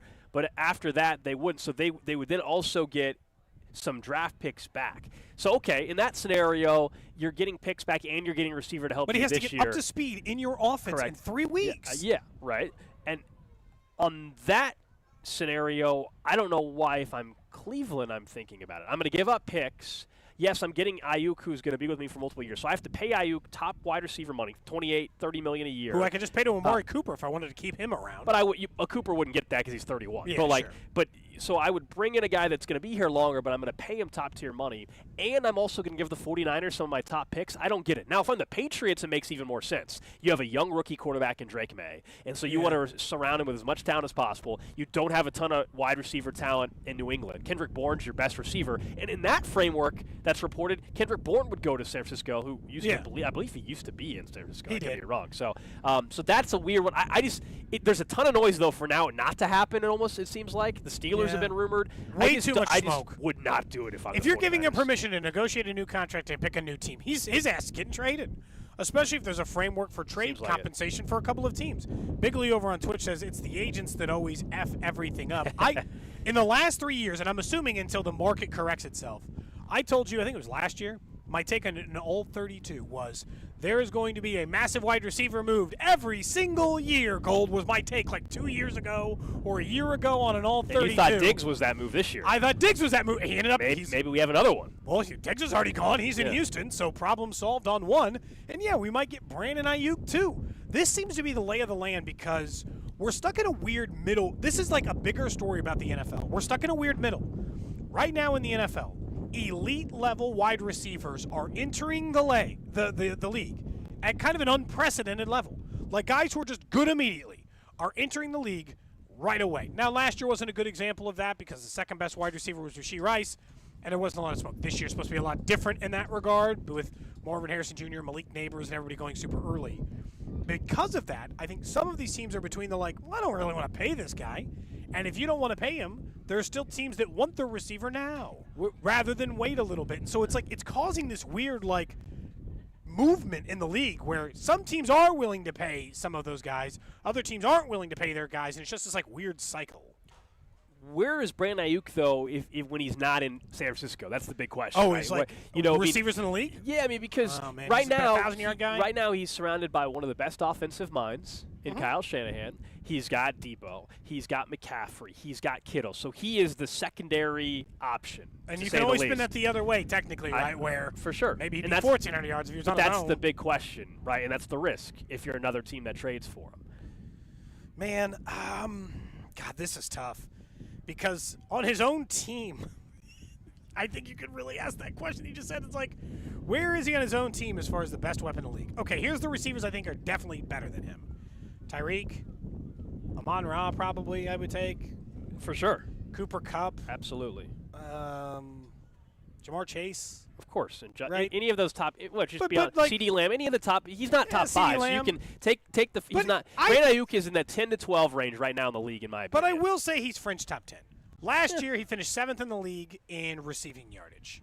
And he did that on only 75 catches, even though the guys who had catches above him yardage had 96, 106, 105, 119, 135, and 119 catches. So he was almost as productive as those guys on 50 less catches in some cases. Now that is partially to Kyle Shanahan that's the question. effect and the yards after catch effect. But part of me thinks that if he can do that kind of production on that number of catches, if he doesn't have the yak master, which is what Kyle Shanahan's offense is really predicated on, you catching the ball and then getting a bunch of yardage after, I think given volume, Brandon Aiyuk is a French top 10 wide receiver. And French top 10 wide receivers, as you know, you pay like number ones when it's their turn. And so that's going to be $30 million a year. It's going to be $30 million a year. That's why. You're right. With all the noise, it seems like this trade is actually going to happen. And I was wrong if it actually happens. I was like, there's no way San Francisco trades him. There's no reason to. And I still maintain that. There's really not much of a reason why I would trade him in a win-now year if I'm San Fran. I'm trying to remember. I want to give credit to the person who sent out the tweet, but I can't. They said, I'm having a hard time believing the Brandon Aiyuk trade is real because that would be stupid. And the 49ers aren't stupid. Like, they're a good organization. Yeah. They don't do stupid things other than draft Trey Lance, but they don't do stupid things. That's crazy. And that's kind of how I feel about it, too. It is just a move I would make. It is plain and simple a move I would not make if I were the 49ers. I did see, if you just want other like fun NFL news, you see Schefter about 10 minutes ago? No. Says the official first depth chart, real depth chart, not PR depth chart, is out for the Denver Broncos. And they currently have Jarrett Stidham listed as their starting quarterback and Bo Nix listed as third string. So it's all right. It's all right. It's not as crazy. Yeah, Drew's a little nervous because Bo Nix is. No, it's all right. Bo Nix is you stood behind your guy, Bo Nix. That wasn't us. But we're going to talk. I mean, my all 32 has to do with the rookie quarterback situation, not in Denver. But this will basically what I was going to mention there. I'll mention a little bit here is, there's multiple scenarios, not in Chicago, not in DC with Jaden Daniels, but there are a couple rookies that are not going to start week 1, and they're going to have the veteran stopgap. Get 4, 5, 6 games, then we can disagree with it. But like in Minnesota, the same thing's going to happen. Sam Darnold, who was named, or at least listed, not named the starter, listed as the starter on their depth chart. He was. Sam Darnold is probably. McCarthy was at least tied for second. I think he wasn't shoved all the way to third. No question. I think Sam Darnold will start week 1 for Minnesota. Now, by week 5, week 6, I expect J.J. McCarthy. But look at Minnesota's first 5 weeks. Look at the schedule. It is brutal. I think they're going to make Sam Darnold go out against that stretch. And look, if he surprises everybody, then he's going to keep the job longer. But that would be the question that I would have in Denver. Okay, Jarrett Stidham, could he start week 1, week 2, week 3? And then they're like, all right, now we bring in Bo Nix. I could see that potentially playing out. If not, it's either that or it's just Sean Payton wanting to make Bo Nix earn it. When you have a chance to win. Sometimes we pretend these games so dumb. with the depth chart. When nobody made C.J. Stroud earn it, and it turned out fine. When you look at the quarterback position, like it's just, I understand. I will be okay with. I've told you 1 year of sitting your guy as a backup just as long as you're winning, in my opinion. Like Kirk Cousins, right? You're allowed, or the Alex Smith days. You're allowed to put your quarterback, I think, behind your starter for a year if you're winning. Not behind Jarrett Stidham. That's a waste of damn time. That's a waste of everybody's time. You're just throwing games away. That person could be getting valuable NFL reps. You stink. You're gonna stink. If you start Jarrett Stidham, you're miserable. You're gonna go 1-4 for 5 games, and then you're gonna hand over an already loser to your quarterback. Hey, tell me how you really feel. Like, God, it just like you don't like Jarrett Stidham. Settle down. Stinks. Settle down, man. Settle down. I do think a theme, guys, with these loser team. With these depth charts though going across, it seems like the veterans are just like whoever's a vet seems to be higher up on the depth chart, even though the player's not as good. Like I would say, for I guess the Bengals example, Mike Gesicki's a better tight end than Drew Sample is, but Drew Sample's been there longer than Mike Gesicki has, and he's higher up on the depth chart than Mike Gesicki is. Yeah, you're right. Quarterback matters more than what I feel about tight end. Sure, but I don't know if that's – they might be putting Stidham there because, I mean, all of season long we've heard about how good Bo Nix looks from Sean Payton. Sure. You know, he's picking up I don't know if – But Sean Payton's a liar. He told us he liked Russell Wilson. Look, I don't think. Well, he had to play the game on that when he was stuck with Russell. He knew he was stuck with Russell for a year. He's stuck with Bo, too. But I think to Drew's point a little bit, there is some of they haven't even had the first preseason game, so they're gonna just go ahead and make Bo Nix quote unquote earn it. But I do think there's gonna be some rookie quarterbacks that are going to eventually start, but not in week 1. We can disagree with the logic behind it, but this is not unique to just, let's say, Minnesota or Denver, if in fact they go that path, where you could have a veteran that we all know has no future in that city, get a couple of starts early, whether they're not ready or whatever logic they want to use, and then suddenly it's week 5 and so-and-so's making their debut. I think there's a chance in Minnesota it definitely happens, and maybe that's Denver as well. The argument in Denver, to your point a little bit, Cody, is that Bo Nix is already old. So, don't wait. J.J. McCarthy's very young. Jared Stidham. Bo Nix, you don't need to wait as long. He's played a ton of football already in his career, and he's one of the older quarterbacks that we've seen enter the league in a while. Yeah, I'm not going to get, I'm not saying Bo Nix is I've told you I didn't like Bo Nix from the beginning, so I don't think it's going to work out. But, I wouldn't declare him a bust because he was a third-string quarterback listed on a depth chart. My guess is he will not be listed August third in 3 weeks. 6th. Yeah. I just think it's a waste of time to start Jarrett Stidham. Also, the division, if I saw Chase Daniel talk about the Justin Herbert injury, and for a guy who played quarterback in the league, I understand he wasn't a star quarterback. He's like, that injury is going to be a problem all year. Yeah, it's going to flare up. It affects the way you can plant and throw, which affects your ability. This division's already over. What do we got? We got Stidham on one side. Who was listed as the starter for the Raiders? Gardner Minshew. And now Justin Herbert's not even healthy? I saw Colin Cowherd planner say that he thought that they could finish third in the AFC. Yeah, that's what do you think? The normal offseason crap around the Chargers. I mean, said, Justin Herbert week 1. Go ahead. I was going to just say, sorry guys, that Bink said yesterday that with Herbert, with him injured, that Carson Wentz is the second best quarterback in the division. Oh, if Herbert's not available. Oh, man. Well, it's better than Stidham. I mean, yes, if Herbert's not available, he might have a point. Who's the Raiders starting quarterback? Gardner Minshew.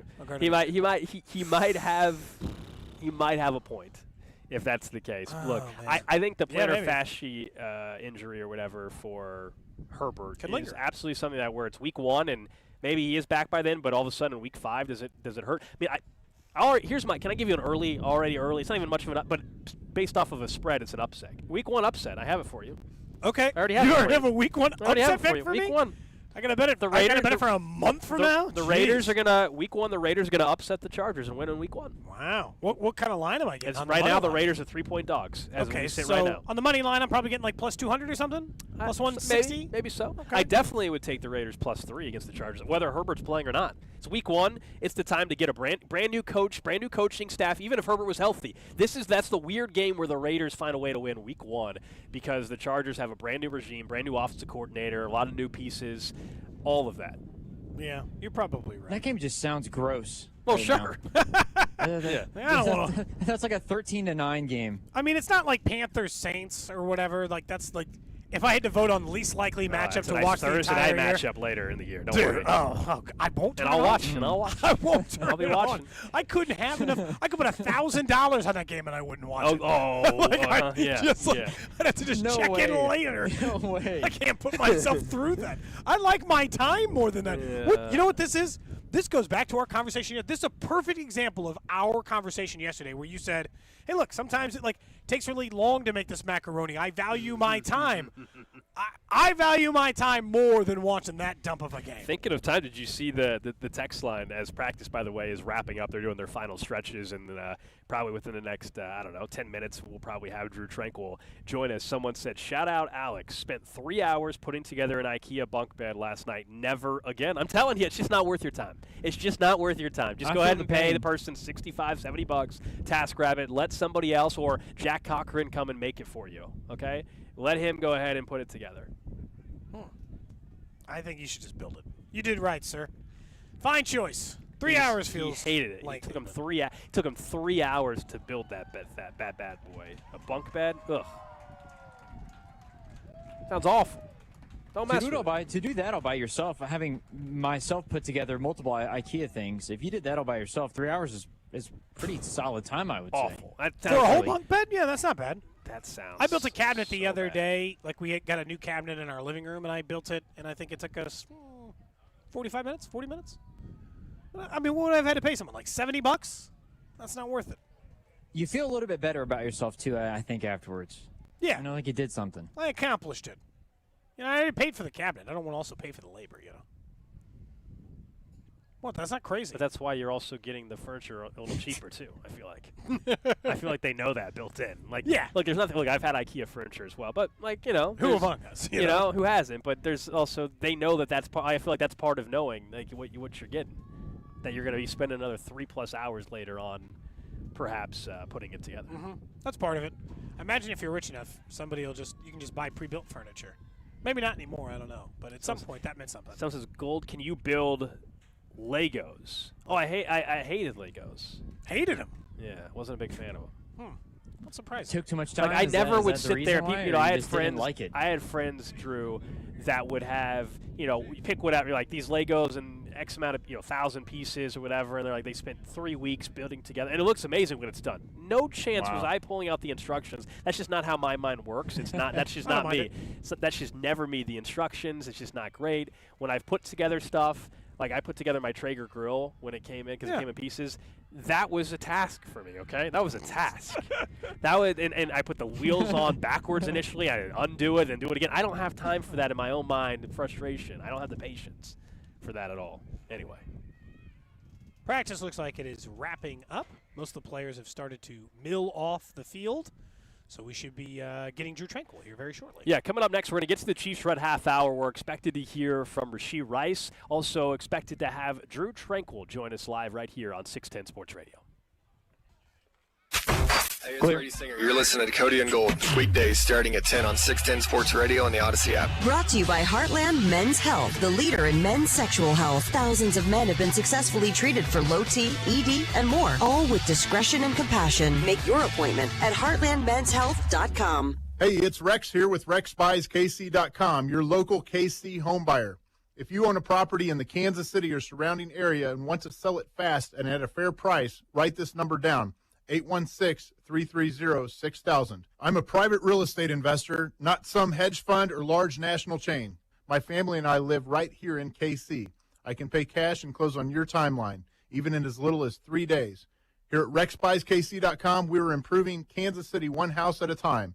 I buy inherited houses, vacant houses, foreclosure houses, behind in payment houses, my tenant won't pay the rent houses, and properties that need complete rehabs.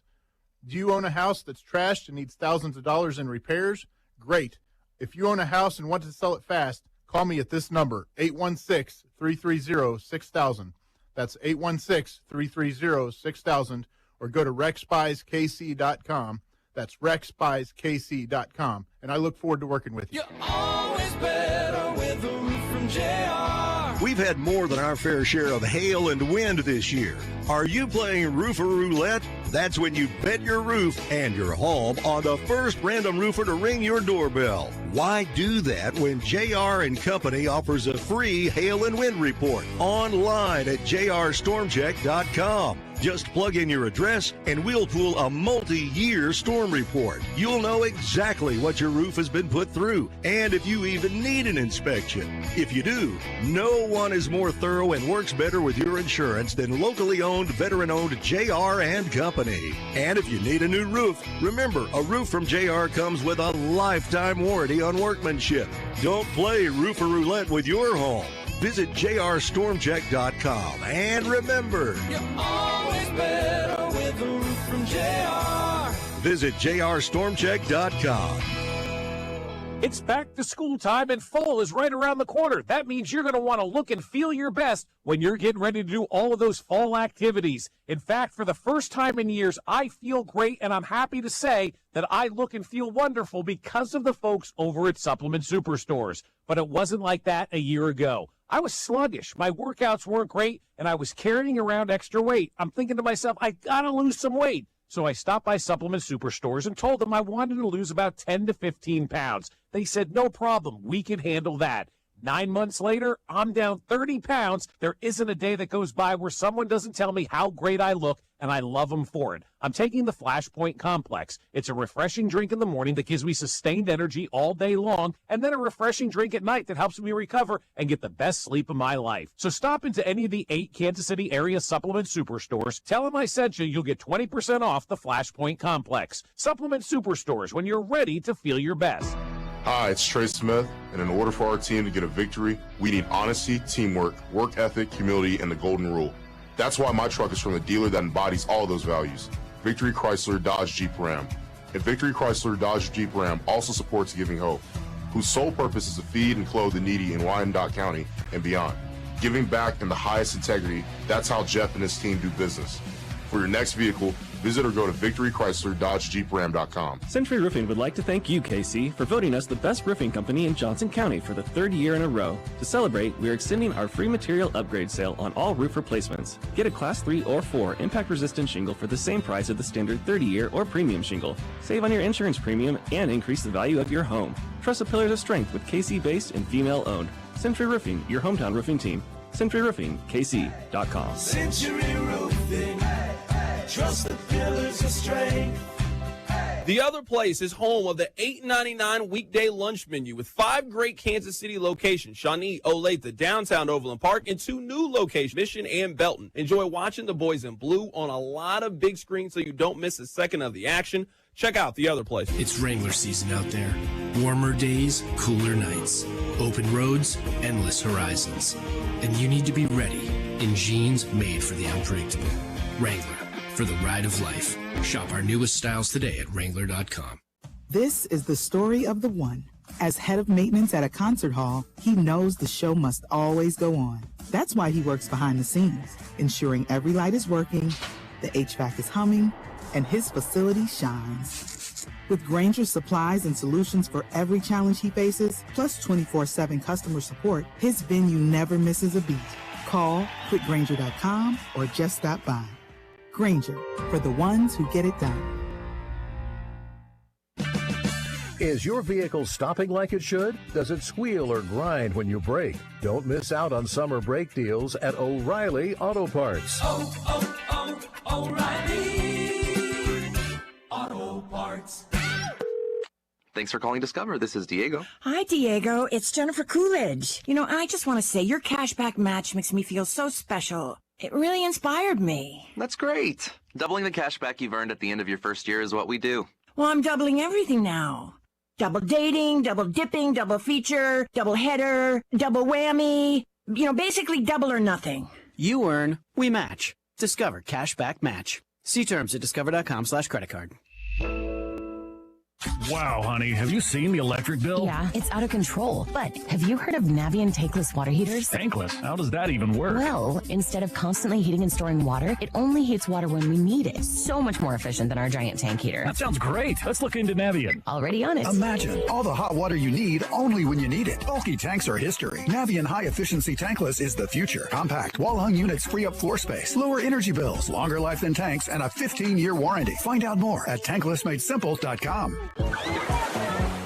Summer. Wait, we need to finish school shopping. We got this. The kids' favorite Good and Gather snacks at Target are now at a new lower price. And $5 lunch boxes. Ooh, let's get Luna the flower bento box. Good idea. And for our Mega Shark fan Max, I got the Shark backpack. It's only $20. Even 25-cent select crayons and $6 teas. And we're done. Now, where were we? Cheers to us. When it comes to finishing your supply list, Target has your back to school. Chiefs Kingdom. This is Mitch Holtis, and welcome into the Chiefs Red Half Hour on Cody and Gold. Every day at 11:30 on your official broadcast partner, Chiefs, 610 Sports Radio. All right, we're back here in St. Joe. Practice has officially wrapped up. We're expected to have Drew Tranquill join us. He's on the far side of the field right now, signing some autographs for some fans. So as soon as he wraps up with that, we are expected to have Chiefs starting linebacker join us here on 610 Sports Radio, the only show, the only station broadcasting from Chiefs camp. We're also going to hear from Rashee Rice, as I said, for the first time during training camp, and Steve Spagnuolo. I'll be curious to hear from Rashee for obvious reasons and what he's kind of feeling right now. I mean, it's August 6th, and there's still been zero clarity publicly. And Clark Hunt's claiming they haven't even heard from the league yet, you know? That is what he said. So that adds a whole nother element or challenge to where he must think he stands in the NFL. Now, I'd like to think that he's got a better sense of maybe that stuff and where he stands with his team and with the league. So we'll see. But, yeah, hearing from Rashee Rice for the first time will be interesting. For the obvious reasons, I will say, just like if you were in trouble at your business, they're protective of a player who has a current legal issue like that of Rashee Rice, and I don't blame him for that. But that means I'm fascinated to hear what he has to say. And maybe he just says, hey, I'm about football, and that's what I want to talk about. And if he does that, we'll carry that as well. But we'll get you that here coming up in just a few minutes. As Drew Tranquill's probably just a couple of minutes away here from joining us on the show. His card is pulling up now. Last time we talked to him, we were at the Super Bowl. We were that's right, yeah. At the Super Bowl experience, or not the experience, the Super Bowl media night. Yes. We were talking about the text that he sent out, right, where Andy said think red, right, think red and everything like that. And so he's going to be joining us in about, 15 seconds or so, as a good amount of fans hanging around on a nice weather day in St. Joe. And year number 2 for Drew Tranquill, signs the contract in the offseason, and now going to be in Kansas City for multiple years, coming off a Super Bowl championship and getting adjusted more and more to Kansas City. So we'll get a headset on Drew here, and he is joining us on 610 Sports Radio. And all our Chiefs player interviews brought to you by the St. Joseph Convention and Visitors Bureau. Plan your trip today. Drew, what's going on, man? Good to have you on the show. We were saying the last time we talked to you, I think, was in Vegas. It was the media night at that point in time, and that was before your first Super Bowl. Fast forward, you're back in Kansas City for a couple more years, looks like. We're back in Kansas City, and it's been hot, but how about this breeze? This is the I nicest know you guys weather. have been enjoying it over here. I've been coming to St. Joe for 10 years. This might be the nicest day I've ever felt here. It was beautiful. The fans were rocking. It was a good practice all around. Look, we were ridiculous. So we went back up to our car and grabbed some pullovers. Okay, that's how absurd the weather is. It was a little brisk. Yeah. I'm not going to complain. Was it so when you guys you come here, you think it's a 1-year deal, you go through everything with this team, like how quick were those conversations to be like, how can I get back here? You tell your agent, how do I get back here? Or is it mutual interest? How did the conversation go when you decide to come back to Kansas City? I mean, it was a 1-year deal, but in my mind, I wanted to plant my roots here. Within a few weeks of being here, I knew I loved the coaching staff. I love the guys. I love the culture. And I'm a dad to 3 kids and, a husband. You want to be done moving? You don't want to be moving your family around. And a lot of guys get stuck in that cycle where, they're going to multiple teams, and it can make it difficult. And so I knew I wanted to work and do everything I could to make sure that, we had an opportunity to plant our roots here. What does it mean? How old are your kids? 5, 3, and 1. Oh, man. So, yeah, you're in the – I'm a couple of years ahead of you. I only have 2. Okay. Mine are 8 and 5. Yeah. So, at some point, I mean, have they settled into really loving Kansas City, your kids as well? Because, they've now been here a year and a half or so? Yeah, they've got plugged into a great school here and met some good friends. And, especially my 5-year-old. He's going to be in sports this year, and our 3-year-old's going to do some dance and stuff. So, yeah, they're getting plugged in and they like it. Wow, you are in almost the exact same boat as me. My daughter does dance. I'm sure my son signed up for soccer. We're going to do that one first. Which sport are you doing first? Football right away? Or? My son did soccer first. He did flag football. He's done baseball. My daughter's doing dance, but she should honestly do jiu-jitsu or something. She's a riot, man. She's fun. But yeah, they'll be in some sports, and we'll take in Kansas City, take in this season, and get plugged in and keep connecting with all the great people here. We got Drew Tranquill joining us here on Cody and Gold. I saw on your Twitter profile it says pickleball enthusiast. Now this is great timing because we got kind of dragged into something here on the show. On Friday, I guess there's PickleCon that's going on in Kansas City. It's like a huge pickleball convention. Massive tournament. Massive tournament, and now we've been told we're taking on another radio station. I've never played pickleball in my life, and this is happening in front of people at Bartle Hall on Friday, and I have no idea what the hell. Any advice? Pickleball is awesome. It's one of the most humbling things. I've played with a lot of older guys who were former tennis players, and being an athlete, you think you're going to go out there, you've got hand-eye, you've got speed, you've got agility, and they humble you so quickly. It's all about angles, all about shots, all about the depth of your shot. And I'll tell you what, this is not good. You're telling me that professional athletes are struggling with this. Yeah, I played ping pong growing up, but I was never a racket sports guy. And I'll tell you what, pickleball has given me such a great appreciation. You watch the gold medal match that just took place in the Olympics, that tennis bout. I mean, those guys, the shots they were hitting, the intensity. I mean, they're going 3.5, 4 hours just back and forth, back and forth. It's the ultimate, mind game. And so pickleball's out. You guys are going to enjoy it. It's hard not to like it. Do I need to practice, Should he play up? Should he play up at the net? Will that be easier for him? So in doubles, one of you, it depends if you're serving. If you're serving, you guys are both back. The goal and the objective is to get up to the net. The shots are a little bit easier. You can create angles. And obviously, if they hit it too high in the air, you can obviously volley a smash. But when you guys are receiving it, when they're serving to you, the guy who is not receiving the serve should be up at the net. Because once you return it, you guys can then volley it out of the air. Oh, boy. You know who's a great pickleball player on the team is Noah Gray. Really? He's an awesome pickleball player. Okay. I'll ask him if we get him tomorrow. And he loves it so much, he's telling his wife, he's like, you got to get lessons so we can be legit. Wow. Oh, you gotta he get wants lessons. to go. He's competitive. He wants to win. He's competitive. I'm competitive, too. I want my wife to get lessons, but she's like, she likes it, but she's like, you're a little too intense. And I'm like, baby, I know. That's just how I am. But, we're going to play against other couples. I'll do a lot of the intense stuff, but I need you to be passable. Exactly. We need you to be decent. I have seen one of my favorite things of all of camp is what seems to be a lifelong battle between you and Isaiah Pacheco. So you guys have been jawing at each other, having fun. What is it about him in particular that you guys have had so much fun kind of battling it out between each other? It's a little running back, linebacker drama. I mean, you gotta bring a little spark, gotta have a little fun out here in camp. He's a great player, and so whenever you get an opportunity to go against a great guy, you want to create energy. Whenever you do that, it creates energy for the offense and the defense, and it's all in good spirit. I mean, we love each other. We're dapping each other up after the play, after practice, and he's a guy you want to have on your team. So. How much better has his pass blocking gotten?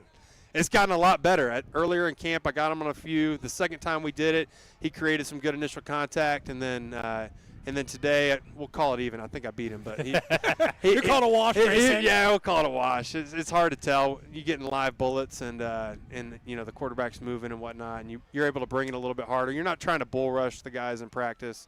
I hear you're trying to do a little move, but the running backs in general have gotten a lot better in pass pro, and you have to. I mean, it's a tough job to ask a running back to block a guy who's 230, 240 pounds, coming from 10 yards off the ball full speed, and they're kind of sitting there with their feet, buzzing. It's a hard task, and so we have the advantage in that drill especially, and they've gotten a lot better.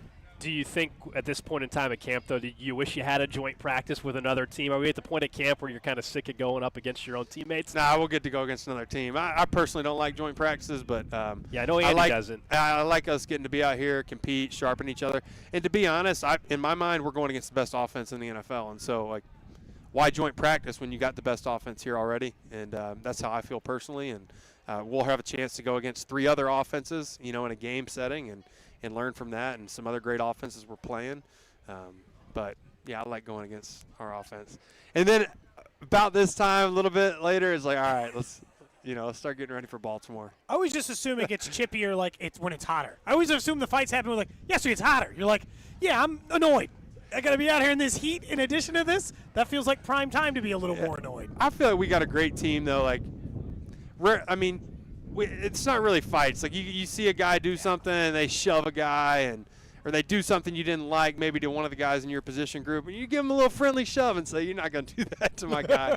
And, things calm down. It adds energy to practice, and guys feed off that, and you need it on those hot days to get through. You could make the argument you guys had the #1 defense in the league last year. What has Spag's message been for what his expectations are for this year's defense? Yeah, our little saying's been D-bet, demand better, and we don't want to fall off at all. We feel like there's a lot of categories we can improve on, whether it's takeaways, interceptions, rush average yards you're giving up per rush attempt. There's some areas we can improve on, and there's some areas we need to continue to be great at if we want to win another championship. And so we're just focused on getting better and grinding each day. We say stack another day, and what a great day to have a day, right? Yeah. I can't argue with the weather. I at least know that, like you said. It's not much better than being out in St. Joe, at least in this, right? It's been great. We've had a gauntlet of like a week and a half, 10 days here, and to get a nice little breeze is a nice little break. Other than pickleball or whatever, what are you doing in the downtime, the little downtime you have right now when you're in camp in the dorm room? We had, I think, was it Jack Cochran that mentioned, or Carl Loftus, the board games? Yeah, said they've been playing stuff. Settlers of Catan. I think he mentioned you play. We've played some Settlers of Catan. We lost both times. I'll tell you what, Leo Chenal had some beginner's luck. His second and third game ever playing, he beat us. We had a little linebackers. Justin Watson joined in on the action. So a little bit of the receiver group was there, but we've played a little bit of that. I've been watching the Olympics, watching the replays, watching it live when I can. I got a chance to watch that gold, medal tennis match like I mentioned. I love the swimming, love the track and field. Watching Simone Biles and Team USA and the gymnastics has been fantastic. And I'll tell you what, the U.S. seems to be dominating. I don't know what their expectations were coming in, but I know our medal count is like 30 greater than I think China is at right. 2. And as of this morning, I think they have the same number of golds, too. Yeah. So they can't even, stack Yeah, China that. was way up in the gold count, and then the U.S. has been storming back. It's pretty cool to see. So any chance you get an opportunity to watch that, I mean, the Olympics, man, it's awesome. It's the best. Real quick, flag football in 2026, I right, heard or that. whatever it is. 2028, Or 2028, yeah, I guess in L.A. At that point in time, I don't know if they need linebackers or not or anything, but would that be something you'd be interested in? I don't know. Hopefully, maybe we'll see if Team USA calls. I mean, that'd be something hard to turn down. Yeah. Drew Tranquill, Chiefs linebacker, kind enough to join us here. Appreciate it, man. Best of luck this thanks, season. Guys. Good to have you on the show. Absolutely. God bless you guys. Absolutely. And our Chiefs player interviews brought to you by the St. Joseph Convention and Visitors Bureau. Plan your trip today.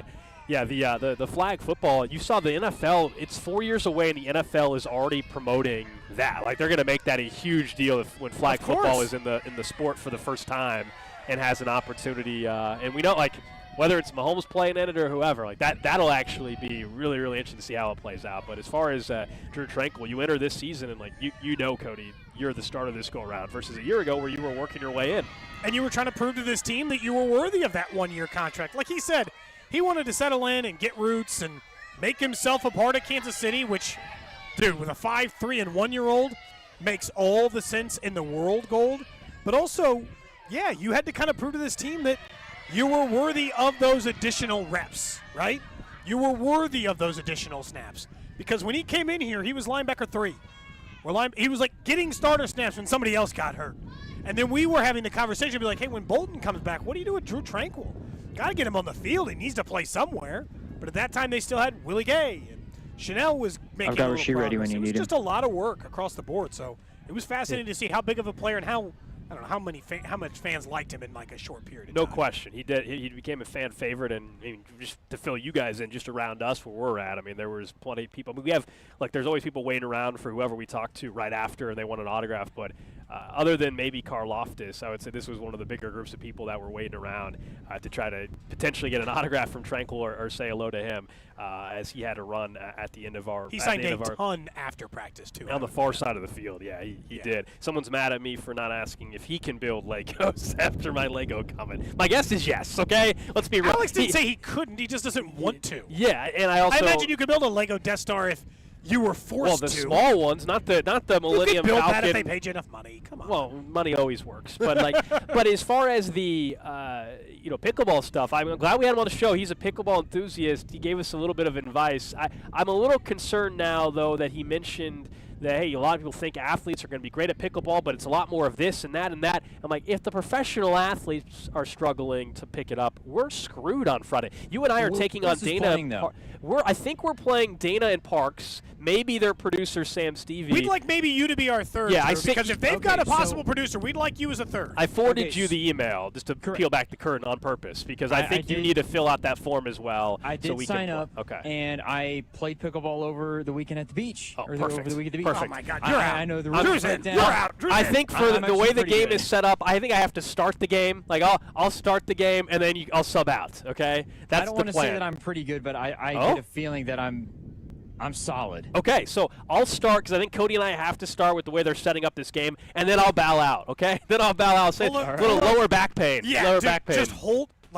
Honest to God, like a soccer player before he gets that shot, just whatever. Hold your arm, hold your back, grab a knee. Gold, I don't care. Let's get Drew in this game. The thing that you guys need to know is there's a lot of rules. So there's something called the kitchen, and you can't. There's certain you cannot hit a certain way in the kitchen. You have to let it bounce if you want to hit it from the kitchen. No. Yeah. I have no idea any of the rules, man. I don't know any of the rules. I do have a pickleball racket. I got it for free. Wait, you have a pickleball racket? I got it for free. It's have in one, the but It's in the package. But I've never used it. I don't. Am I supposed to? Do they have rackets for us? Do I need to bring I hope they this have them racket? there. I'll be honest. Because Okay. I don't have one, and I don't want to buy one. All right. Well, Drew, you're gonna be playing a lot Friday because I would can tell say you bring what. a racket. Fine with me. I don't think Good with I'm capable of knowing the rules and learning the game on the same time at the same time as we're supposed to have this big challenge thing at Bartle Hall. You just stand up. You're a figurehead. You're like the Queen of England for this. Or I guess the King of England now. You're a figurehead of our team, and then you politely bow out, and Drew steps in. If they're allowed to have their producer play, Sam, and Then we all can. three of them Yeah. play all the time, then we can. Drew can be the rules guy, tell me what I need to know, and I've played a handful of times.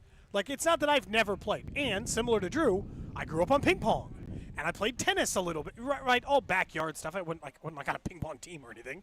But, I'm decent enough at ping pong and tennis that I can, play a paddle sport and not be a laughing stock. Yeah, someone's to stay out of the kitchen on serves. I assume what you're talking about is I can't be standing right It's up a on the box, net. Yeah, I can't be standing right at the net when you serve. You that can't kind of just thing. he can't just serve it and you can't just slap it down in their face as the ball comes over. No, Yeah. you have to let the ball bounce. You serve, you let it bounce if you're on the other side, and like tennis. Yeah. We'll figure it out. Yeah, you'll figure it out. We'll figure it out on Friday night. We'll see. We'll see you all at PickleCon. Alex and I will be there. PickleCon. Our match is at 7 o'clock.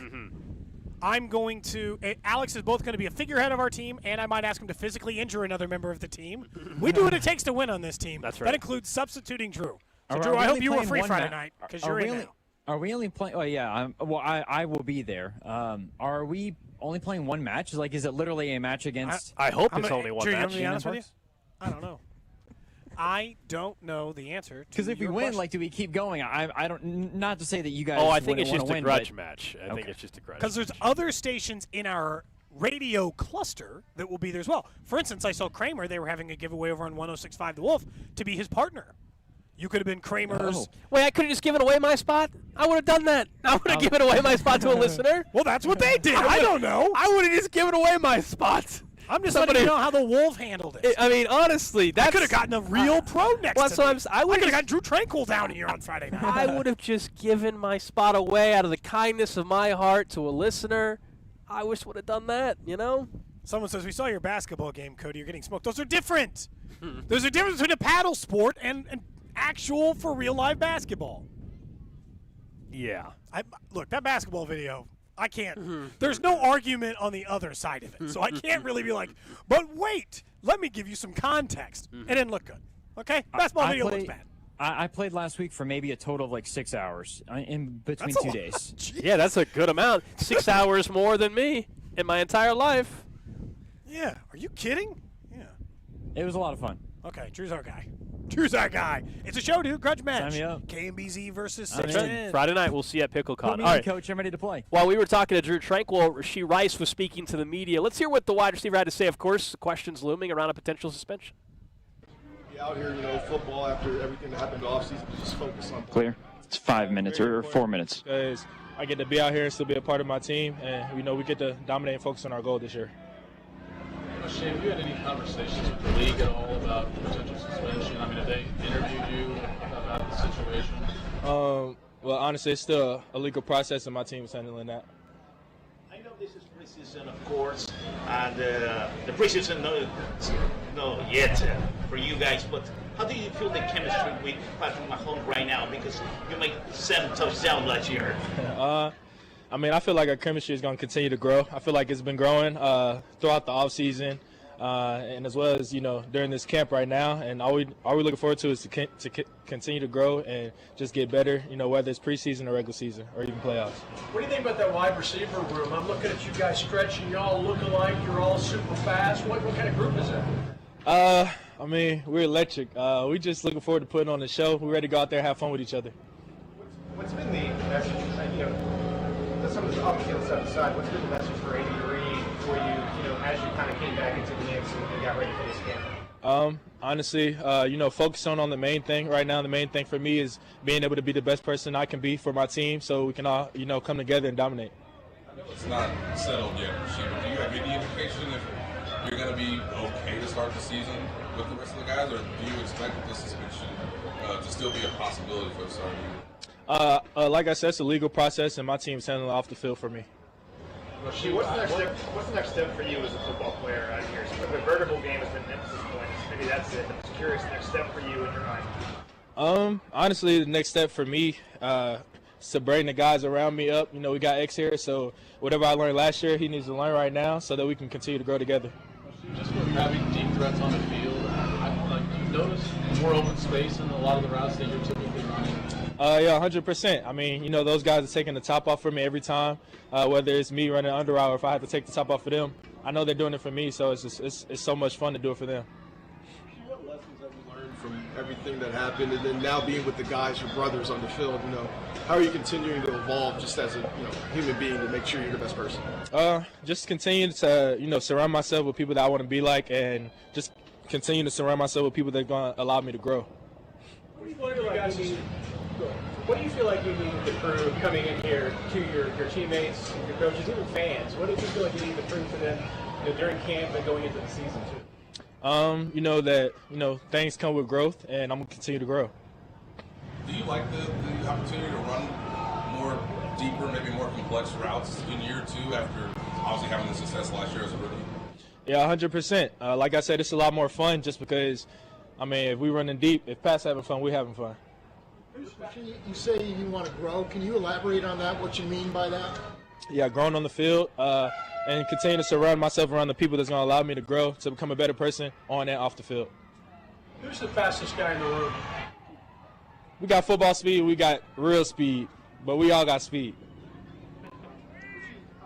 How supportive has Patrick been, maybe through some of those both off the field and then on the field as you're growing as well? 10 seconds. He's been very important. He's there for me, whenever I need him on or off the field.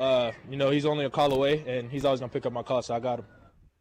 So that was Rashee Rice speaking to the media. Obviously, kind of had his answer ready to go as expected. Said legal process. I need to start surrounding myself by people who want me to grow. That would suggest not the people you were hanging out with before, wouldn't it? That would be the hope, right? That would be the hope. Also, when he was asked about the suspension itself, said legal process being handled by the team and also his team off the field.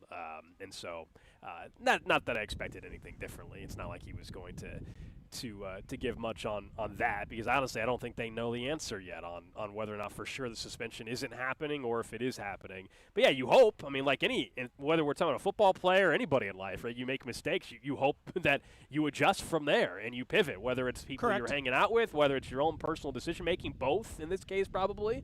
That should be the hope that everybody has, no matter what your feelings are about the situation. Like, the hope should be for him as a person that he adjusts and learns from some mistakes that he clearly has made off the field, as he acknowledged, and we'll see. On the football side of it, if he is able to run some deeper routes as well, we're all focused in on Hollywood Brown and Xavier Worthy, but is there a chance that Rashee Rice is more than just a guy, drag routes underneath? Told you should be talking about more growth typically. If you got a wide receiver with almost 900 yards in his rookie campaign, this would normally be like, why can't you be 1,100? Why can't you be 1,200?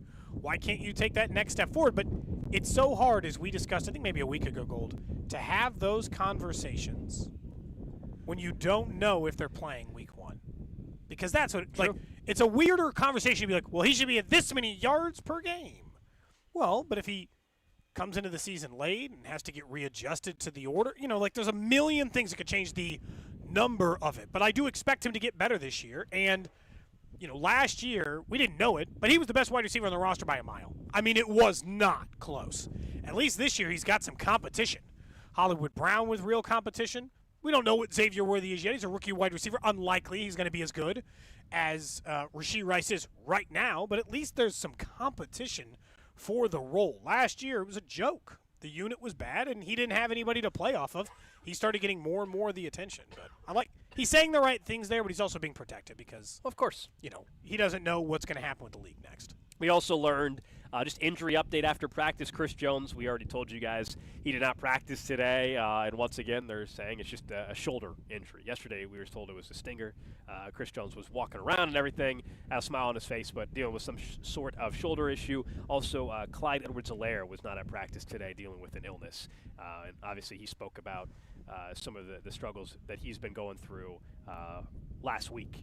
And you maybe assume that that's what that's related to again. Yeah, we'll just kind of see how it goes. Out of practice today, but we know what Clyde, with some players, man, I know what Clyde Edwards-Helaire you know what you're offers getting. to this team. And for the most part, he's been available to this team in the regular season. He's going to miss some training camp practices. I'm not going to break a sweat. All right, coming up next, we'll get to what's trending, get caught up a little bit on what's going on in the sports world, and also get back into what has to change for the Royals tonight and ultimately the rest of this month. Clear. Gold. If the Royals win the World Series, I will get, and you can mark it if you want, but everybody this tattooed on my body. Who gives? We're winning games. Brought to you by Heartland Men's Health, the leader in men's sexual health. Thousands of men have been successfully treated for low T, ED, and more, all with discretion and compassion. Make your appointment at heartlandmenshealth.com. There's Mike Kehoe's campaign bus that's owned by a Chinese lobbyist. Swampy Kehoe is hitching a ride after voting 4 times to sell Missouri farmland to China. Luckily, Trump-endorsed conservative Jay Ashcroft is tough on China. He led the charge to stop China from buying our farms. Call and thank Ashcroft for being China's worst enemy. 573-751-4936. Paid for by Stand for US PAC, not authorized by any candidate or candidates committee. StandForUS.com. I'm a waitress, so I know the difference between regular shoes and Skechers slip-resistant work shoes. Skechers slip-resistant work shoes make my job go like this. Here's your pasta primavera. Thanks. While regular shoes make my job go like this. Here's your pasta whoa!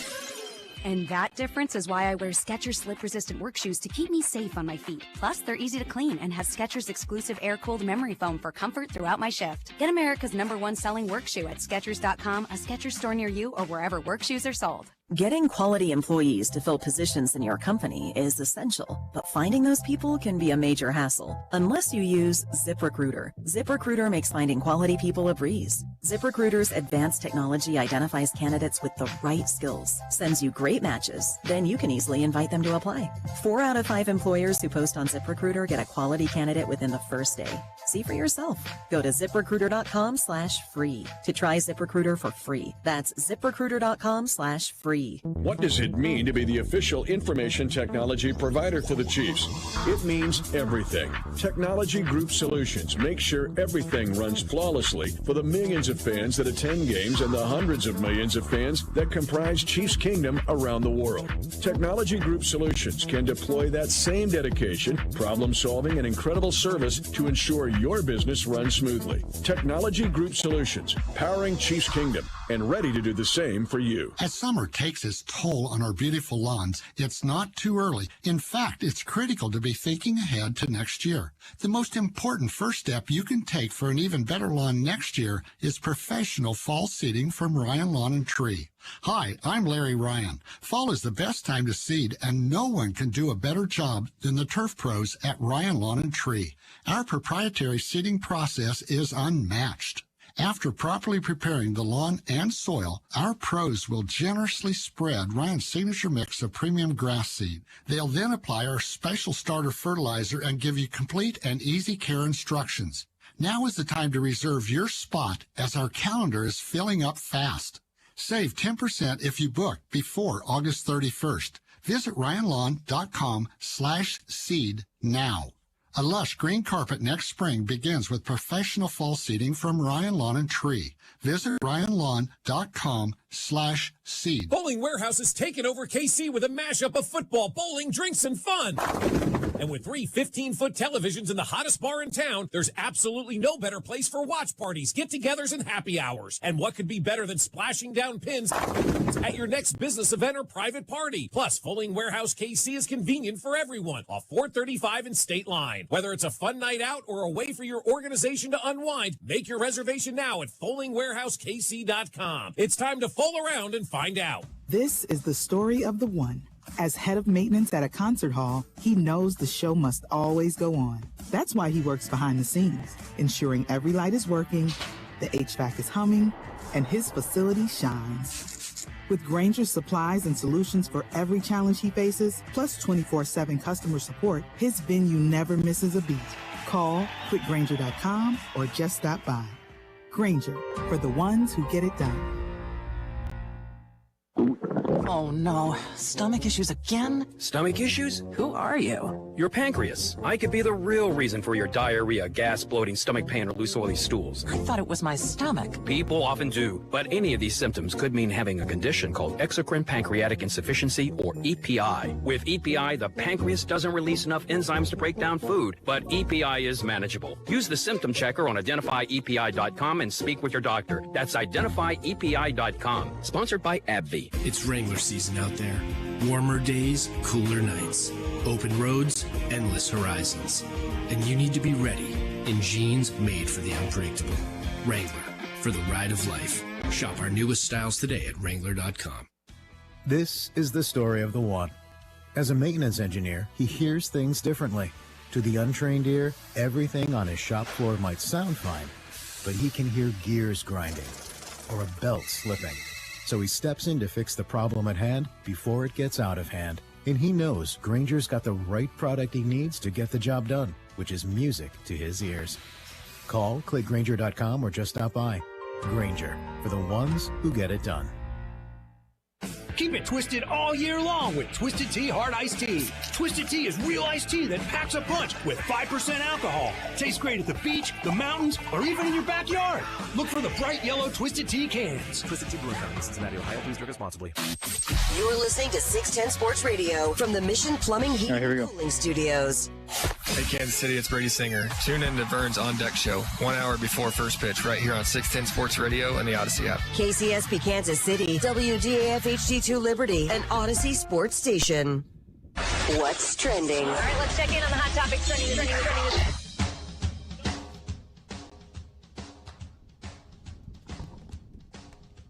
Number one on what's trending? That's right. Wrong headsets, I think. Honest to God, I don't even know if they switched ours again. That was the Drew Tranquill headset. It got cross paths Was there. it sweaty? No, because it's not as hot today. Oh, good Some point. of the other days, yes, the headset has been kind of gross. A little nasty after, but we're good, man. We're good. Number one on what's trending, a little update from training camp. We were telling you after we had Drew Tranquill on the show, we learned that Chris Jones, as expected, did not practice today. Also, Clyde Edwards-Helaire out with an illness. Also on the positive end, saw that Jalen Watson was not wearing the gold non-contact jersey anymore. He was out there running with the ones, along with Joshua Williams and Trent McDuffie. So really good to see him back in the mix. Derek Nottie also not on the PUP list. He was out there practicing. So a little mixed bag. A couple guys out, but a couple new additions that hadn't been able to practice in a while. All seemingly pretty good news from camp today. Kadarius Toney also left practice early. But no update from the PR staff after practice on that. No. A couple of reporters suggested maybe it wasn't injury related, but Alex and I definitely watched him run down the field and try to stretch that hamstring at the 100%. Yeah, he was running. That was what was happening down the field, so we're not exactly sure, but Toney did leave practice a little early. He was running a deep route in front of us, and after he turned back around, he was moving a little slow. Then he stopped, stretched out, then kept running a little bit, and then stretched one more time, and then kind of walked. And that was all we saw. And the next thing you know, he was in the front of a cart and practice was over for him. Looked like a staff car more than a medical car, Right. but who knows. Next up on Watch Training, Royals dropped Game 1 of their series against Boston last night. Brady Singer ends up giving up 4 earned runs in 5 2/3 innings. Angel Zerpa came in to try to strand 2 runners and was unable to do so for Brady Singer. Really heads up. Base running, by the way, to end up at second. That ended up making it 2 runs instead of 1 there. Obviously for Boston, who played a good game last night. Tonight, it'll be Cole Reagans on the mound. Seth Lugo tomorrow as the Royals try to get Game 2 of the series against the Royals. Also, in other Royals news that's not Major League related, I did see that Daniel Lynch was named International League Player of the Month. That's how good Daniel Lynch was in AAA this month. International League Player of the Month. What do you think? You ready to see him in the pen? Well, no. But it beats the alternative. No. I mean, he's that's pitching well. That's good. I hope that means in He's the future, unlocked something? in the future, as in next year, that there's something there, as in maybe he's valuable to another team in the offseason if they need to make an acquisition. Sure. But unfortunately for him, I'm not trying to be like a jerk, but like he's been very good in the minors. We know that. We've seen that. We know that. It's been when he's gotten to the big leagues, man. I'll take any, because like being bad in the minors means you're just done. I understand. This is probably, I wonder if Daniel Lynch will end up being one of those. He'll be better for us than he was for you trade candidates in the offseason because the Royals' current starting rotation's a bit crowded and will be crowded again next year. So unless you're going to call up Daniel Lynch and say he can be what Michael Wacha was for us last year and we don't need to go target other pitchers or go look to Chandler Champagne or some of the other guys available. Just he was International Player of the Month. It's not that big a deal, but I mean, it doesn't mean you should just come up and pitch for him now, but it's still good for Daniel Lynch. Next up on What's Trending, pretty wild news down at Florida International University. In the NIL era and extra revenue being needed, you'll do anything. And that includes giving up naming rights to your stadium, not to a company, but to an individual. So, Incorrect. International recording artist Pitbull is purchasing the naming rights to FIU's football stadium. He's expected to pay the school $1.2 million per year. I love this for the next 5 years. They're going to change the name of FIU Stadium to Pitbull Stadium. This is not an Onion article. It's not April Fool's. Pitbull bought it. Mr. Worldwide. This is real. The naming does require some finalization, according to Pete Thamel, including board approval, but he is the first known musical artist to have a college stadium bear his name. FIU will open the newly named Pitbull Stadium against Central Michigan on September 7th. Dude, it could be Taylor Swift Field at Arrowhead Stadium by this account. Hell yes! Are you kidding me? This is a genius move by Pitbull. One, I was never going to mention the endorsement deal for FIU Stadium under any other circumstances ever, and I'm definitely mentioning it if Pitbull is buying it. We should talk about this for a few minutes after What's Trending because I've got some thoughts. Next up on What's Trending, the latest on Brandon Aiyuk. You might have seen the rumors yesterday that the San Francisco 49ers have given him permission to speak to teams about a contract extension. There are multiple reports that suggest they maybe already have the framework of a deal in place with a couple of teams, including the Browns and maybe the Patriots. Other rumors are surrounding and circling pretty hot around the Steelers yesterday. Now those rumors are maybe they don't have the right draft pick compensation in order to do it. But Brandon Aiyuk seems significantly more likely to be on the move as he is talking to teams about contracts, and the 49ers are entertaining actual trade deals. I don't get it. I really don't. Like you're in win now mode, as we were talking about earlier. If you're San Francisco, you're going to trade away a piece that if you choose not to trade him, he's not sitting out all year because then he doesn't get the accrued season. He will play for you, and you can still tag and trade him in the offseason. If he gets traded now, is going to require a new deal. If he gets traded in the offseason after you tagged him, he's going to require a new deal. I don't get it. I really don't, but it seems like maybe the 49ers just had enough and just don't want to deal with it. We'll see how this all plays out. That is What's Trending. And I had it backwards. Lugo tonight, Reagans tomorrow. There you go. It's all good. There you go. Either way, feeling good about tonight. Either way, you're getting an ace on the staff, tonight and tomorrow's starter. We'll get to the Royals in a second. You wanted to talk more about Pitbull? Yeah. This is a genius marketing move, and more people should do it. If you could convince a stadium, let's just say you run a small stadium, but you don't have a naming rights deal. Let's say UMKC builds a new arena down by their stadium. They've tried. I don't care if it's a movie that's coming out, I don't care if it's this show, if you can afford it, and you could call it Cody and Gold Stadium for a year, if you called it Deadpool Stadium for a year, if someone will cut you the check, it's actually better to take the comic check than it is the real one, at least in the short term. Get somebody paying for it. I get it, like Acrisure or GEHA. I was going to call it GEHA because Chris Jones did it once. GEHA or any of the other like regular companies who you're like not totally sure what they do sometimes, but they do something, or Crypto.com, whatever. I understand that in the long haul you want 10, 20. Like in an NFL stadium, it's never going to happen. Small stadiums, you should do the hell out of this. Pitbull's smart for this. So FIU is the smart one. They are in a world where you're trying to always find more revenue in college athletics and anything, but certainly college athletics. You got the revenue and the pub. You now are getting increased revenue. I don't think they've had, that I know of, naming rights on that stadium. I don't know, before.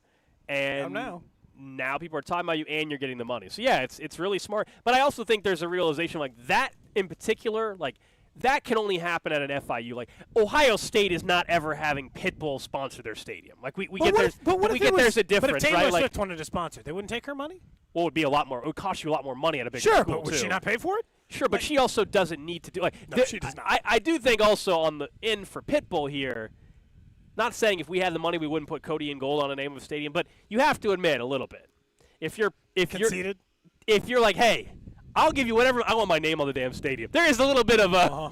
If you found out that UMKC built a new, like if I won the lottery and UMKC was building a new arena, and we hadn't been talking for a while, yes, and then they announced the new arena next to UMKC, and they said it's going to be called Cody Tap Stadium, you'd be like, I'll tell you this, Cody. I mean, that is ludicrous. The good news I have for you here is if you won the lottery enough to where you'd be willing to write, I don't know, I think the $20 million estimates for the estimates for the arena that UMKC was wanting to build, I don't know, like what, 50 million or 100 million max, something like that. My guess is if you wrote a check for $30 million, put my name on I it bet if I you could get your damn name on there. It would be the Tap Arena. It would be Tap Arena. Tap Arena. They wouldn't even call it that. People would call it the Tap. Like, hey, we're playing at the Tap tonight. That's great. That's a good nickname. Yeah. It would be. The Tap is a cool spot. Yeah. No, I mean, if you look, Tap Arena. If I win the lottery, Tap Arenas, and I'm paying for the highest college basketball player in the country. I'm getting Zion Williamson essentially to come to UMKC. That's my goal. But we know, I mean, like this is why I have no problem with Big 12 refs. They're going to have patches on the Big 12 ref uniforms. Who cares? Get your money. We know the Big 12 conference. Someone says, All-State 12. All-State 12. Someone said, well, they'll do anything for money. Yeah, but there's like, pick any Big 12 school was not going to let Pitbull change their stadium name. The conference doesn't care. They're also having a real company change the name. I'm just saying, like, the Pitbull Stadium thing works at an FIU, works at a non-Power 5. I'm just telling you. Alabama's not going to be Pitbull Stadium. That's all I'm saying. Or there's his field, not because. Sure, but would Alabama take $30 million from a real company? Yeah, I don't think they're taking $20 million from Pitbull. That's all I'm saying. Like, there's if a the balance. Money's equal, wouldn't you rather take it from Pitbull? I don't know, because people will also call you a joke though at the same time. So there's a little bit of a balance there. I think given the choice, if the money was equal and I could be the All-State 12 with Pitbull 12, Pitbull 12. I'd rather be. That's even more embarrassing. You know, that's more embarrassing. Is it? Yes, it is. That people will take even less seriously. There is a balance of like take the money. 12? No. But if you're the conference name and if you want to put a sponsor on something, that's different. Yeah, I don't know, man. I feel like it's. But in college athletics, from a university building perspective, like whether it's Drew Nixon, Cody Tapp, or myself, like if you're gonna write a check for millions of dollars, they'll find something to put my name on. I can promise. The C&G Pizza 12. I promise you. KU right now is trying to get money to be able to finish the other side of the stadium with this renovation. If all of a sudden I wrote a check for $15 million, they'll find something, even a damn hallway, to put my name on. Okay, concession stand. You know, a concession stand, a urinal, please. I'm not kidding. Carrington the other day was talking about this. Like he wanted his name on something at his former at Missouri Western. Where'd he go? Missouri Southern or no? Yeah. And I think he wanted maybe a podcast studio with his name on it. He was going to see if he could donate enough money to get a probably podcast enough money. There is always a number when it comes to the university buildings. Absolutely can have. I'm never going to get anything at UMKC named after me, absent winning the lottery. Let's just establish that now. And I, by the way, as of yesterday, I'll officially be teaching at UMKC. Enough people enrolled. Actually, no. Oh. But they're like, it's cool. We'll let you do it anyway. Oh, there you go. That works. Enough people enrolled that they're like, close enough. You know, you're in. That's good. So class starts when? August 19th. Same day as 610 day. Same day as 610 day at the K. I got a busy day that day. I got to teach class, and then I got to roll out to Kauffman Stadium. For as someone said earlier, you could just make Cody make him do everything. Hot dog race, first pitch, go be Sasquatch, sing the national anthem. Like, I'll just sit back, have a few beers, and watch you're the just show. gonna like kick it and watch the baseball yeah. game. I just said I'd offer to do anything. I didn't assume I would get every job. I just offered to do whatever job he needed me to do. That's all. But I teach that first day of class. Class might have to end early, though, so I can go to the First day of class, you're going to cut it short. Dude, that's every so you can first run day in of a class. hot dog derby. The kids will love you. Yeah, they will. Dude, that's an immediate. That's a great first day of class, is it not? Hey, here's the we taught you a syllabus. few things. Here's the syllabus. Here are my expectations. Now I need to run Here's the how hot the dog equipment race. looks Bye. a little bit. I gotta go. Hot dog race with my name on it. See you kids later. See you next Monday. I did get my class down to 2 days a week to 1 day a week. So that's a 3-hour class now, 2.5. isn't it? Whew. That's why you have to make sure that you're the best professor, because if they don't Is like it you more for whatever pressure? reason, yes, it is, because otherwise they're not showing up for that class, or they're gonna have Showing up. Attendance matters when class is only 1 day a week. Look, I'm not a big attendance harp guy, but if the class is 1 day a week, you gotta be. Wait, on that syllabus, you're not putting 10% of their grade as attendance. It's already on there. No way. It's not 10%. Cody. It's not 10%. Here's my It's stance not on that. 10%. My stance on that is you don't need to have attendance part of the grade, because based on what you're teaching them, ideally they're not going to be able to be successful in the other parts of the entire course if they don't attend class. But you actually making their grade 5 or 10% attendance is high schoolish. Might as well be in high school. This is a joke. It's college. They're grown adults. They don't want to show up. They have consequences that are not. So you're saying there should be no attendance policy? First off, Yes. I think university maybe has an attendance policy. I think I am following the university guidelines. In There's fairness. no need for you Now, to I not can be for a their little grade, more though. Not relaxed about it. percentage of their grade. But I gotta make it seem like it's important to be there because Well, class is only sure. 1 day a week. We have 16 total classes. Your ass can't get here 16 times, 15 times, 14 times. Close. This is where, as the professor, I'm gonna cancel at least one class. I'm asking you to come like hang on. 13 times. If the student's paying money, or they're taking a loan out, or the parents are paying whatever it is, that's on them if they don't show up. I You agree. shouldn't. I You agree. shouldn't. They're grown It adults. should not. If you have one student that shows up on this first day, it shouldn't matter to you, Cody, because. Yeah, that's true. It I think doesn't you make matter. it clear, like, hey, to be successful in this course, being here is going to be Being very here is gonna important. be- All of that, like, there will be consequences on other aspects of the course, but Your work is gonna I be don't worse. believe, though, that you should be discounting Do you want an me- actual grade due to attendance. That's all. Do you want me to pull up my syllabus to be sure? Let me see here. Let me get the syllabus up. Oh, I don't wanna- gosh. How long is the syllabus? Yeah, one page. Oh. Oh, 1 page, please. It's not 1 page. Oh, no. man. What's the problem here? What do you think? I got like a huge background in this? You think I know every part of this? 1 page syllabus. This is only my second time teaching in For my one life. semester, 1 page. One semester, Once one a week page? class, 1 And page you're an syllabus. adjunct professor, 1 page. All right, hold on. Let me see how many. I think it's 2 pages. Let me. You're hiding this. Let me. Hold let on. me I had see to, this I had to syllabus find here. it first. I wasn't. I want to see the didn't wanna- syllabus here. I didn't want to lean over and I had to find it first. Uh-huh. I think it's in here. I'm not gonna. All the normal stuff will be in there. Someone says Cody's cutting the first class short and he's canceling the second On one. the second class, I didn't have to cancel the second class because man. I'm down to just Mondays now. That Wednesday that we're heading to Vegas, I don't have to cancel. Oh yeah, that's right. It's not in order anymore. Someone says you should just give extra credit for perfect attendance. No, I don't think that it No, shouldn't work. It yeah, shouldn't work that way no. either. You don't think that I Correct. should be benefiting the kids who show up No, no matter what? the huh? benefit- If there's a kid that shows up every other class, but they ace every test and there's no cheating, and they get every project and they do everything well, it shouldn't penalize them I for just not wanna- being in the Drew, class. let me just establish something real quick here for you. Do you think this class is gonna have tests? I am teaching a 300 level Yeah, no tests. journalism Projects, class. projects, We're not. I don't know, whatever, Yeah, projects stories, for whatever sure. the case may I'll be. just tell you right now, we are not going to be a test class. Cody, when they look at that Oh, dude, syllabus, this if syllabus they is way- see it's- that it's you like- need... How many pages is this? So I had to use I was using. I This wasn't. better not be 4 or 5 pages. Oh my goodness. The syllabus is. What? Okay. What? So the syllabus is quite long, and I'm going to apologize. I'm going to get it down. I have not posted the syllabus on Canvas yet. I'm going to get it down. The Hold on, current class. Cody. So I had to. They gave me a couple of people syllabus who taught the class before and tried to help me. Uh-huh. And it included things like, hey, require technology and things that will help you in the Okay. course. My current syllabus, and this is not a joke. Oh, gosh. Is 12 pages long. Dude! So I gotta get it down. I'll get it down. I'll get it What? down. Cody, I'm looking at the what- syllabus, Drew. I got it in front of me. Here we What go. is the first project that's due? Like what's the midterm? It's going to be a podcasting based thing. The final project will be something much more involved as far as podcasting. But I'll be honest with you, Drew. I wasn't approved for the class until yesterday. I got 2 weeks. I'm still working on some of the lessons. Don't have if that all somebody- sorted yet. if you know first day of the class, you say, okay, first the midterm is going to be you have to design a podcast, come up with an idea and pitch it. Yes. There's going to be at least one kid in there that says, I can bang this out in one night and I don't need to show up to class, and I got the midterm aced. There's going to be a lot of editing in class, though, because some of them don't know how to edit or to produce good content. Some of that will be listening in class. Sure. This is why the class is important. True. Okay. Here's the attendance part right here, real quick. Did you find it? Attendance verification.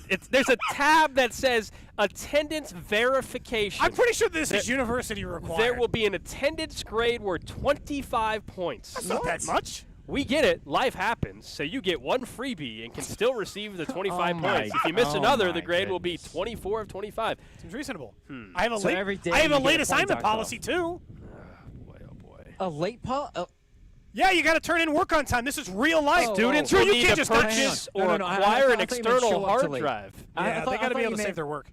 I thought you meant if the class is from 4 to 6 and they show up at 4:15, you're docking their grade. No, Okay. no, come on. Okay. Now, I'll tell you this. I hate people who are late, and I'm going to let that class know that now. I am bothered by people who cannot be somewhere on time. So If someone says you're that's still, just like, that's a personal. I mean, I'm still scrolling, guys. I'm still scrolling. And this syllabus is basically it's a page for every day That's my later of catch. the class. Yeah, I broke down day by day. Percentage points earned grades.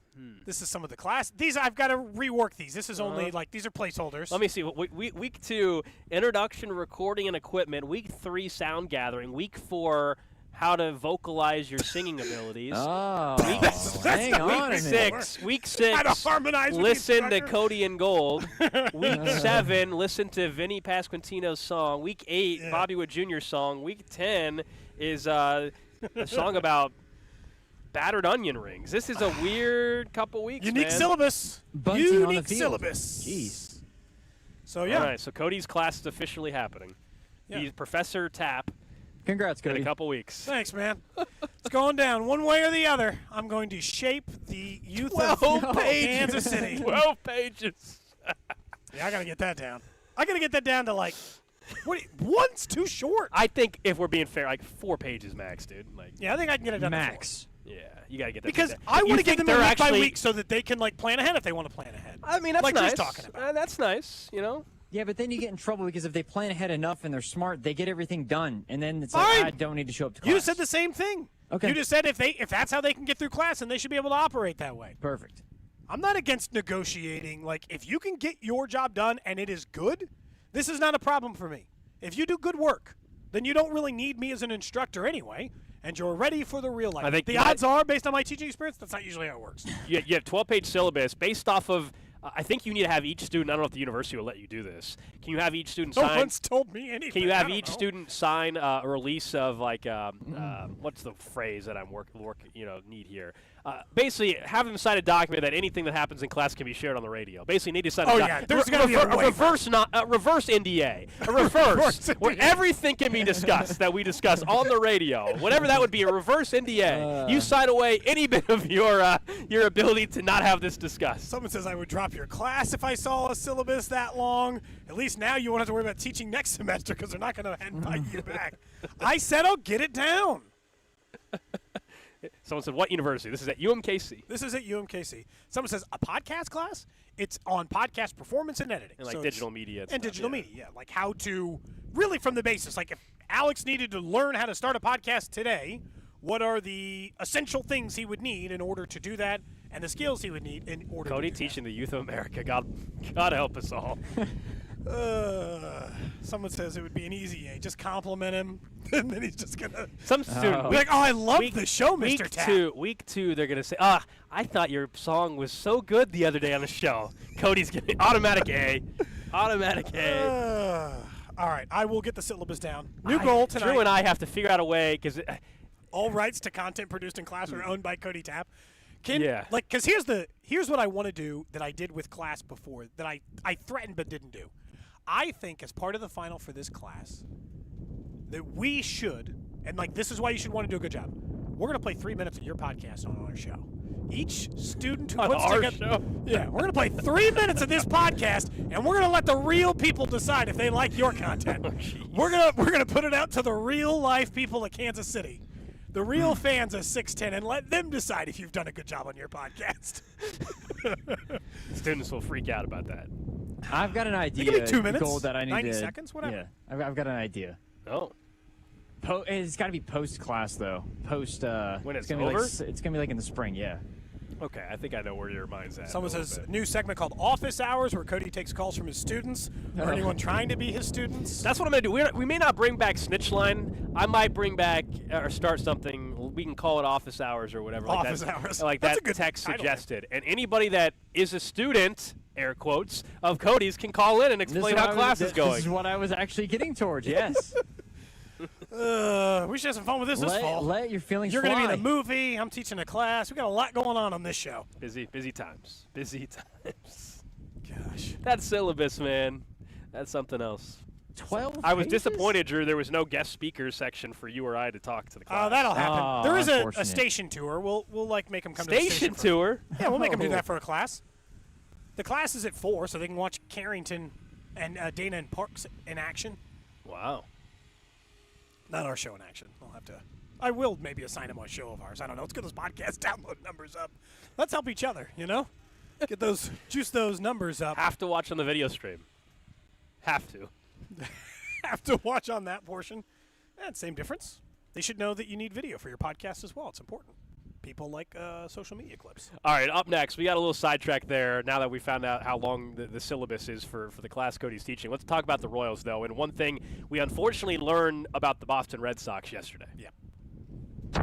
Clear. You're listening to Cody and Gold. Subscribe and download the 249 Miles of Football podcast hosted by Drew Nixon on the Odyssey app or wherever you get your podcasts, with new episodes released every Wednesday. Brought to you by Heartland Men's Health, the leader in men's sexual health. Thousands of men have been successfully treated for low T, ED, and more, all with discretion and compassion. Make your appointment at heartlandmenshealth.com. 610 Sports Radio. The Other Place is home of the $8.99 weekday lunch menu with 5 great Kansas City locations: Shawnee, Olathe, downtown Overland Park, and 2 new locations, Mission and Belton. Enjoy watching the boys in blue on a lot of big screens so you don't miss a second of the action. Check out The Other Place. Men, when addressing the problem of erectile dysfunction, you want the right treatment for your specific medical situation, because every case is different, and finding the right treatment can mean the difference between just an okay experience and an amazing one. This is Jeff for Heartland Men's Health, and at our practices, we offer the full range of ED treatment protocols and can even combine therapies to help make those intimate moments special, both for you and your partner. At Heartland Men's Health, we take great pride in providing excellent care and treatment options for ED. Our medical providers specialize in men's sexual health and understand that no 2 cases are alike, which means you'll get the right treatment for you based on sound medical evaluation and appropriate applications of medical therapies. Plus, we offer treatments that are effective in well over 90% of cases, which means if you're like most men, you'll get your sex life back. So call us. Your initial visit is just $99 and includes blood work, a medical consult, and if medically advised, a test dose. And if that test dose doesn't work in the office, your visit is free. Call 844-447-6600 or go to heartlandmenshealth.com. We have 3 offices: Overland Park, Independence, and now North Kansas City. Hey, it's Rex here with RexBuysKC.com, your local KC home buyer.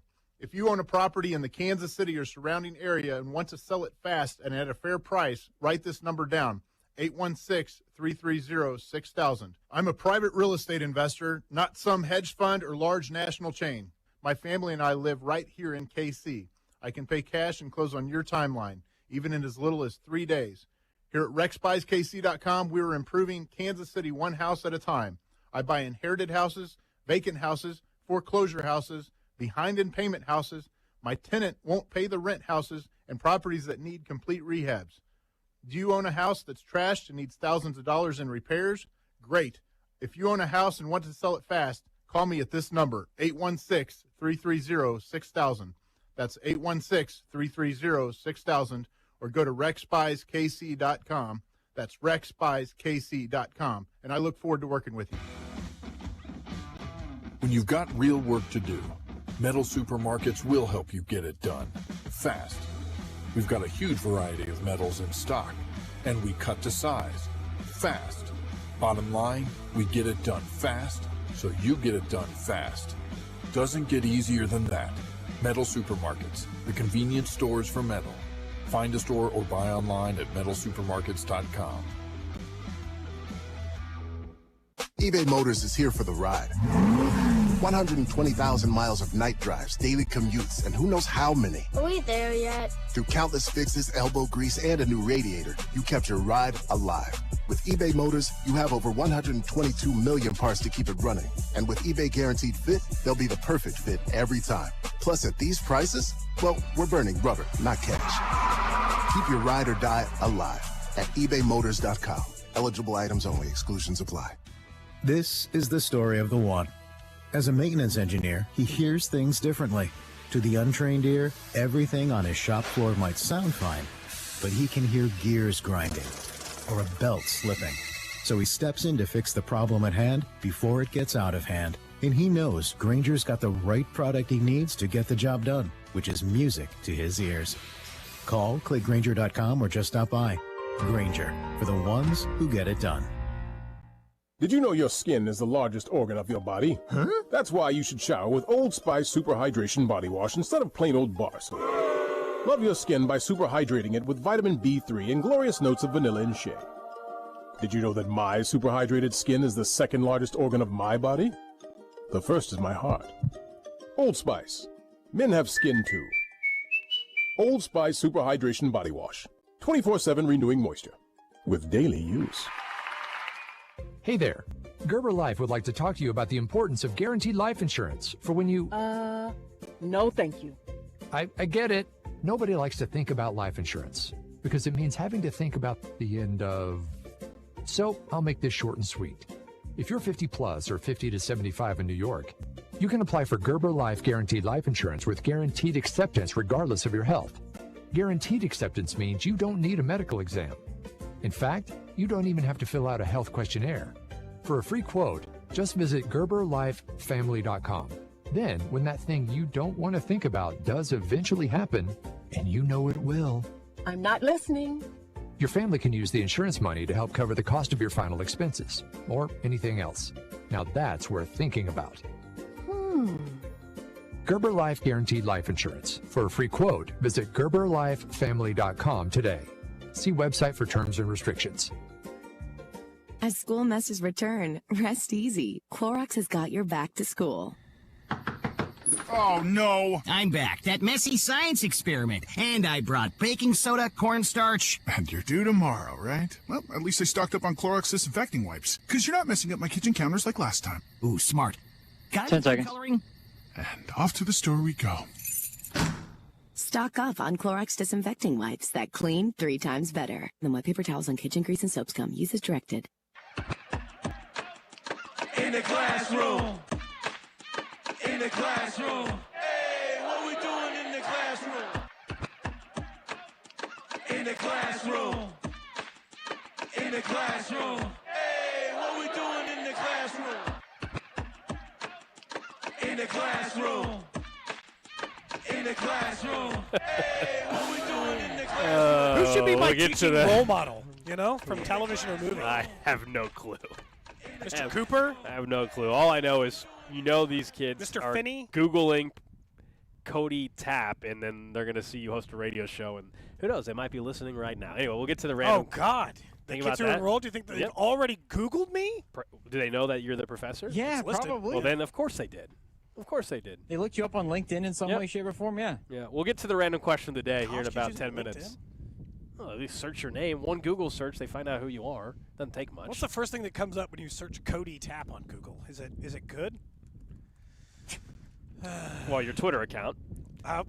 That's debatable. Which recently, That's debatable. not great. That's Then it's your recently. LinkedIn, Instagram, some old photos, very old photos of you, and then Cody and Gold, link to our show. If you So were there a you go. student, I would be more concerned Not about the very safe. Royals tweet than the Tyreek Hill one. That's right. That's right. Thinking of the Royals, guys, I think we learned a little bit last night, unfortunately, in the loss to the Boston Red Sox. Not only the bullpen issues continue, we can talk about that, but Brady Singer, the Boston Red Sox have his number, man. It's not just that it's Boston, it's the lefties in the lineup. They were able to load up that lineup and get after Brady. I give him a little bit of credit. He didn't get bounced in the third inning or fourth inning or something like that. He still gave them some decent length inning-wise, but he struggled, right? It was a battle. First inning, right away, he was had to get out of a jam. Second the Red inning, Sox have his number. They do. Both outings, it's been rough.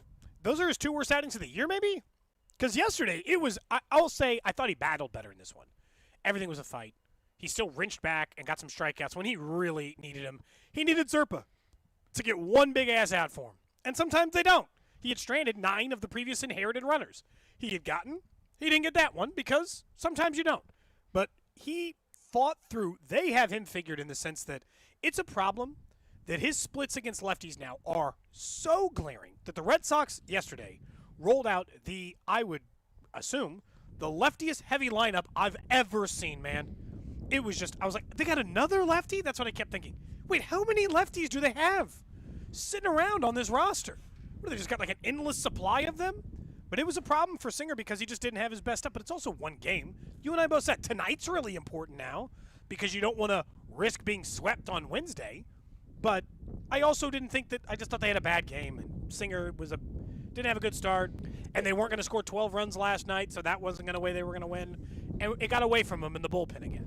It was magnified because it's Boston, and we said it's a huge series. This is a wild card matchup, potentially in the opening round of the playoffs. Like, if not, it's at least maybe one of these teams is going to get in, and the other one's going to finish just outside of a wild card spot. That's why these games are magnified, and everything can change in a heartbeat if they win tonight, and everybody calms back down, and you have a chance to win the series. But tonight is a very important game. You go into tomorrow, and you're just trying to avoid a sweep. Yeah, that's a problem. The good news is Lugo tonight. Reagan's tomorrow, so you like what you got on the mound, and hopefully you can get the best of the Boston Red Sox tonight. But yeah, yesterday the bullpen in particular, once again, it just rotate the names. It doesn't really matter. You can put it in a hat and draw a name. Each person here recently that has struggled. Last night it was Serpa, has had a stretch where you're like, okay, you know what? Maybe I trust them. Maybe they should be the guy they should put in over this guy. And then you fast forward another week and it's like, oh, that was rough, and that's where we're at. We've had that with Sam Long. We've had that with Serpa. Bubic hasn't blown up yet in the bullpen. Urseg hasn't blown up yet in the bullpen. So those are the two guys that I think people are most confident in. Doesn't mean, though, that they're going to be perfect the rest of the way. Here are the stats on Brady Singer. Against right-handed hitters, they're hitting 173 against them with a 225 on-base percentage, a 249 slug, and a 474 OPS. They're miserable. They're terrible. Horrible. Bad. Awful, you would even say. And he strike out one of every 4 hitters he faces, essentially, when he's facing a righty. Against lefties, Gold, they are hitting 296 with a 367 on-base percentage and an 859 OPS. They're Vinny. They're a top-end baseball player if they're a lefty hitting against him. It is a glare, and this is probably just like the way he's changed his pitches and his slot motion and all these things. You probably cannot solve this problem in the regular season. You're just going to have to hope that when Brady Singer's turn comes up, that there aren't a lot of lefties in the lineup, or that teams don't have as many lefties as the Red Sox do, because that's what happened last night. He got hit around, and he fought, and he clawed, and he scratched, and yeah, to your point, the next turn of somebody to have a bad bullpen night was on Angel Zerpa. This is a bit frustrating, I'll say, because they bought several bullpen arms. So I'd like to have less of these nights. Less of these nights where bullpen implosions. That's 2 times in the last 4 losses that it's just been like that, or 2 times in the last 4 games, both losses, where the bullpen just melted down. Can we avoid that? Like 8-2, yeah, maybe we got it to 9-6 or 9-5 later in the game, but too late. Game's too far away then. Can you limit the damage just like Singer did? You try to fix it. You made the 2 moves at the deadline, to your point, in Urseg and Hunter Harvey. Urseg, everybody likes what they're seeing so far in a small sample size. Hunter Harvey has been rocky. He got the save on Sunday, though. And then the other, on Saturday, it was multiple pieces. Some that were acquired, some that were already with the organization during the season, and James McArthur, for example, as we talked about yesterday. So it's been a mix. It's been some of the new guys. It's been some of the existing pieces. You would ideally have hoped for Hunter Harvey to have had a smoother start to his time in Kansas City. I think that's more than fair. Now, tonight, let's say there's a closing opportunity. I think most fans would say the highest leverage, whether it's 8th or 9th inning, they would like to see Urseg tonight, and I think we will. And to me, there really isn't an excuse if there's no reason to pitch him last if it's the 8th inning and there's an extremely high leverage spot, or if it's the 9th inning and it's a 2 or 3 run game. I don't know how he's not the first name. That would not make any sense if it's not tonight. Don't you agree? Yeah, I agree. I think what's key about this series, and we talked about it before, it was a big series anyway, because it's a team directly below you. Didn't lose any ground on the division. You're the exact same number of games away. You're a game further back of that second wild card spot because the Twins won, but you're not really in a different position than you were yesterday after one loss. But again, if you have Singer, Lugo, and Reagans in back-to-back-to-back nights, you got to win some of those games. And that comes with getting Urseg in those games late. Urseg should be the number one guy in the first highest leverage spot. I'm fine to use pitchers that way, I'll say. If the first highest leverage spot is it's the 7th inning and there's runners on first and second with 1 out and 2, 3, and the 4 in the order's coming up and you want to get to Urseg then? I'm not going to say. That's more how they've been using him in a small sample size so far. I'm not going to say no. The first highest leverage spot is really not the worst time to use him because the other night when they used him like that, it worked. They were still in the lead. It requires Bubic to have a good day, or it might require Hunter Harvey to do his job. And that's where people get obviously nervous. But Urseg's usage didn't fail. Because if you just flip it, and Hunter Harvey came in that situation, he gave up the same runs, well then, what did you accomplish? People don't view it that way, though, because they just focus in on the 8th or 9th, or the 9th inning, right? But that's not the only inning to win a baseball. I totally agree, but that's when you're watching the game and fans see who blows the game or whatever, they don't focus in on as much who blew the game in the 7th inning as they do who blew it in the 9th inning. I mean, that's just incorrect or not. Like that is I think how a lot of people just casually that don't look into some of the finer details of the game. It's the same thing that happened on the Saturday night. Everybody was focused on MacArthur because he was the guy that lost the game, even though there were 2 blown saves before he walked in the door. Yeah, yes, but we don't talk about those, do we? No, we talk about the guy that blew it last. He was in the final inning of the last inning of the entire game. That's just not also. Again, this is why the Urseg usage is fine for me right now. They're pitching him in the highest leverage spot. They're not pitching him in the 5th inning if it's a high leverage spot. Not. They didn't throw him in the game last night because that was a high leverage spot. Game was still firmly close. It was right there. The game was tied. It was 2-2 when Zerpa came in and there were 2 runners on. You could have made an argument in that moment that might have been ended up being the highest leverage spot of the entire game. But you don't know that in the 5th. If it's any time after the 7th and it's dangerous, I want him pitching. That's really what it comes down to with Ursig. But yeah, that game was frustrating last night, but not in the way that some of these other losses. That just felt like a regular loss. Singer didn't have it. Bullpen didn't have it. Offense was pretty good, but it was all kind of late, and then we just move on with our day. Their first 2 runs were kind of fluky. I don't know what the hell the right fielder was doing on that triple by Michael Garcia. I don't even know what he was attempting to do there. And then that grounder where the pitcher just air whiffed it on Freddie Fermin's RBI single. So, last night was just kind of those standard run-of-the-mill losses. That's all. All right, let's get to it, Drew. Random question of the day.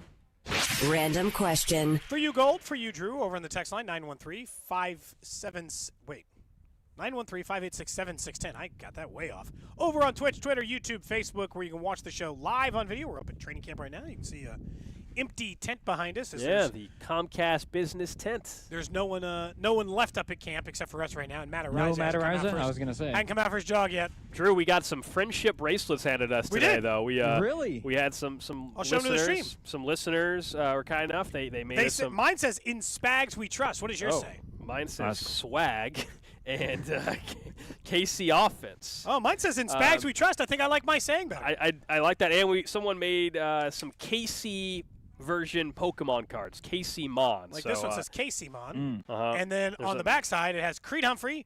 It shows his special abilities as Sooner Protect and Pancake Toss. There you go. This is just honestly, the paper quality is pretty good, so very impressive. That's not what my random question is about today. Mine is actually about school, not my school, not teaching. The question I have for you today is, how often when you were a kid did you get a new backpack? My daughter, for 2 consecutive years, has asked for a new backpack. She has not received it. She has had the exact same backpack since kindergarten. She's entering 3rd grade. It is a high-quality backpack. It's got her name on it. It's held up nicely, so we've been sticking with it. I'm wondering, because I've seen other kids get them pretty frequently, how often other people either get their kids a backpack or you got a new backpack as a kid. So I don't know the exact answer. I truly remember. My guess is I think it depends on the age. When you're younger, I think you're more likely to get a newer one every year or whatever. Beat it up, or your kindergarten backpack might have a might have a Ninja Turtle one. You're not into yeah. Turtle So anymore. I think it's but more, hers is just red with a name. There's no character. I think when you're younger, it's more likely to rotate quicker. By the time you get to junior high or my guess is your backpack you had in 7th grade might be the same one you have in 9th grade. Does that make sense? I think high school, one backpack. Well, you get like a Jansport like everyone else, and then just 9th, 10th, 11th. I think in high school I had 2 backpacks in high school maybe. I had the same one I had in high school. I carried all the way through college. Yeah, same backpack. It was blue. It was a Jansport. That was it. That was the end of backpack. At least every 2 years, though, Cody. I don't think you should be making her wait 5 years to get another backpack. Okay, so the first 2 texts in are every backpack every 2 years. Every year you cheapskate. Every 2 to 3 years seems to be, again, I don't think I'm a cheapskate on this. I think every 2 or 3 years. Why does she need a new backpack every year or a new lunchbox every year? That's crazy. Maybe not every year, but I think after 2 years, it's just time. But it's in good shape. Is it time just because she wants a new one? She might just be saying that. Kids say they want things all the time, and then you got to give them time to really think about it. They got to say it a couple gets dirty times. too, man. You know, I wash it's it. constantly on the floor. It's at the school. You know, I wash the backpack in the washer multiple times a year. I don't think I've ever washed my backpack ever. Well, I've wiped it hers down, have but been washed not a bunch. washed No, it. I put it in the washing machine. Well, I've wiped it down with like a Clorox wipe, but I've never washed it in the washing machine before. I would say every 3 to 5 years is what we got.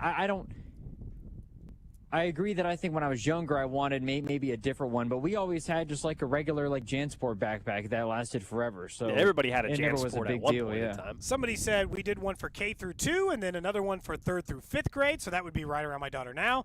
Someone says 4 kids here. My kids get a new one every year because they manage to absolutely destroy them. My oldest in high school carries too many damn books around, so they get a new one. Someone some of says them if do you rip. get a new backpack every year, life is handed to you on a silver platter. Okay. If it had a massive rip in it, I would get it. It's a perfectly You strike good me- shaped you- backpack. I swear though, and that's good. I swear though, if hers had a rip, you'd be like, oh, I just sewed it back together and it was good to go. yeah. I feel like that's Cody. That's what I would do with my backpack. Okay. For sure. And that's great. I mean, there's nothing wrong with that. But I'm honestly confused by the fact you said you washed your daughter's backpack. What's funny is like I don't even think. Yeah, I put it in the washing machine. I've never heard that. I've never heard of that either. They hold up fine. I've never heard of washing the backpack. They get beat up, they get dirty, and then after a year or two, and it's time to get another one. I've never heard of washing Someone the said backpack. it's diabolical that you wash your backpack. You could throw yours in the wash tomorrow. Never would I I don't think think of so. washing my backpack. It's just like clothes. What's the difference? Eventually, it's going to You get take worn the out stuff enough, out and of I'm going to get a new one. I've had this for. This is massive I've had this consumerism for. by you. What the hell was that? I don't know. Something just fell out. That was for 2 years. Does that seem like a problem? This looks like it screwed something in. I know. That's what I'm trying to figure When out. did it It's fall not from the out? backpack. It's from like the headset or something. Anyway. Okay. Yeah. It's. Someone I'm not texted sure in what that was from the 816. The real answer is when it's needed. I think that is.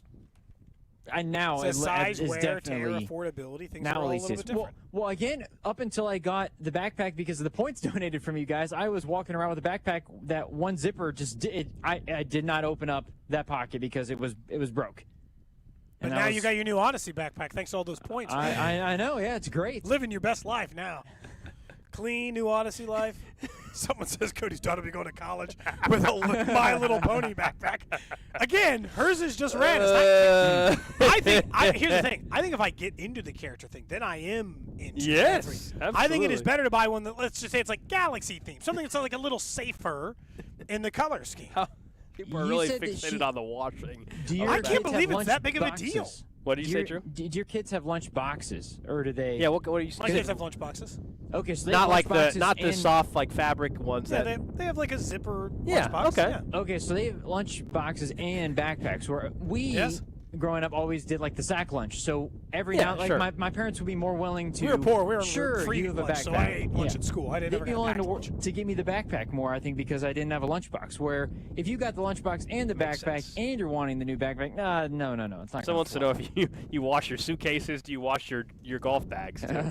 do you wash? I mean, those? I've cleaned the golf bag. That would fit in my washing machine. You take it to the dry cleaner. So steam clean the golf bag. That just straight up wouldn't fit in a washing machine, so I've never done that. Neither would my suitcase.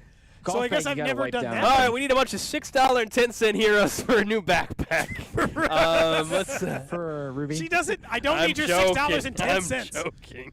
I like her backpack. It's nice. She just wants a new one because she wants a new one. Sometimes you got to teach kids that they can't just have things because they're like, oh, but my friends have sometimes. That's not the way life works sometimes. I think that's true, but I think that's a very good lesson, and you're probably 1,000% correct. I wonder, does it differ if it's related to school and it's a backpack and it's for learning, etc.? But I don't know. I'm not the parent, so I don't know. I'm just speaking from not having a children experience, but that's how I could see it being a little bit different. I don't know if this is a heads up. This might be something that Ruby wouldn't want me to say, Cody, but as a little kid, you try to like. The backpack's isn't durable enough to hold all the books that I need now because I need more books. They don't have books anymore, dude. It's all just on one iPad. Yeah, they don't have to have that. Yeah, that's right. I'm sorry. Life's different. They don't carry as much stuff. I did not. That I was not in backpack that doesn't era. have anything in it. It has a lunchbox and, like headphones because I got to carry those around. I was By the not way, in that era. It just reminded me. If you actually do need a backpack for your kid, my friends over at GAN Asphalt, they're sponsoring, along with the Elks Lodge, who we sponsored the whole on, they're sponsoring a back-to-school carnival. This Saturday, August 10th, at the Elks Lodge 26. There you go. It says the first 30% participants receive a free backpack with school supplies. That's awesome. So that's 10 a.m. If you want to see it, I retweeted it on my Twitter That's page a way better last fundraiser night. than the text line suggested, which is a new fundraiser called Cody's Kids, where they give you a backpack every 6 years. Every 6 years. Jeez. I thought maybe we could get through. I thought it could be like one per grade, like one per school, right? One for elementary school, one for middle school, one for high school. I think in high school you can get by with the one. I think in high school that's because you're taking care of your stuff better. That's Yeah. part of it, probably. Yeah. Someone says you need a new backpack. Carry cheap ass dad. Come on, man. I still don't think washing backpacks is that crazy.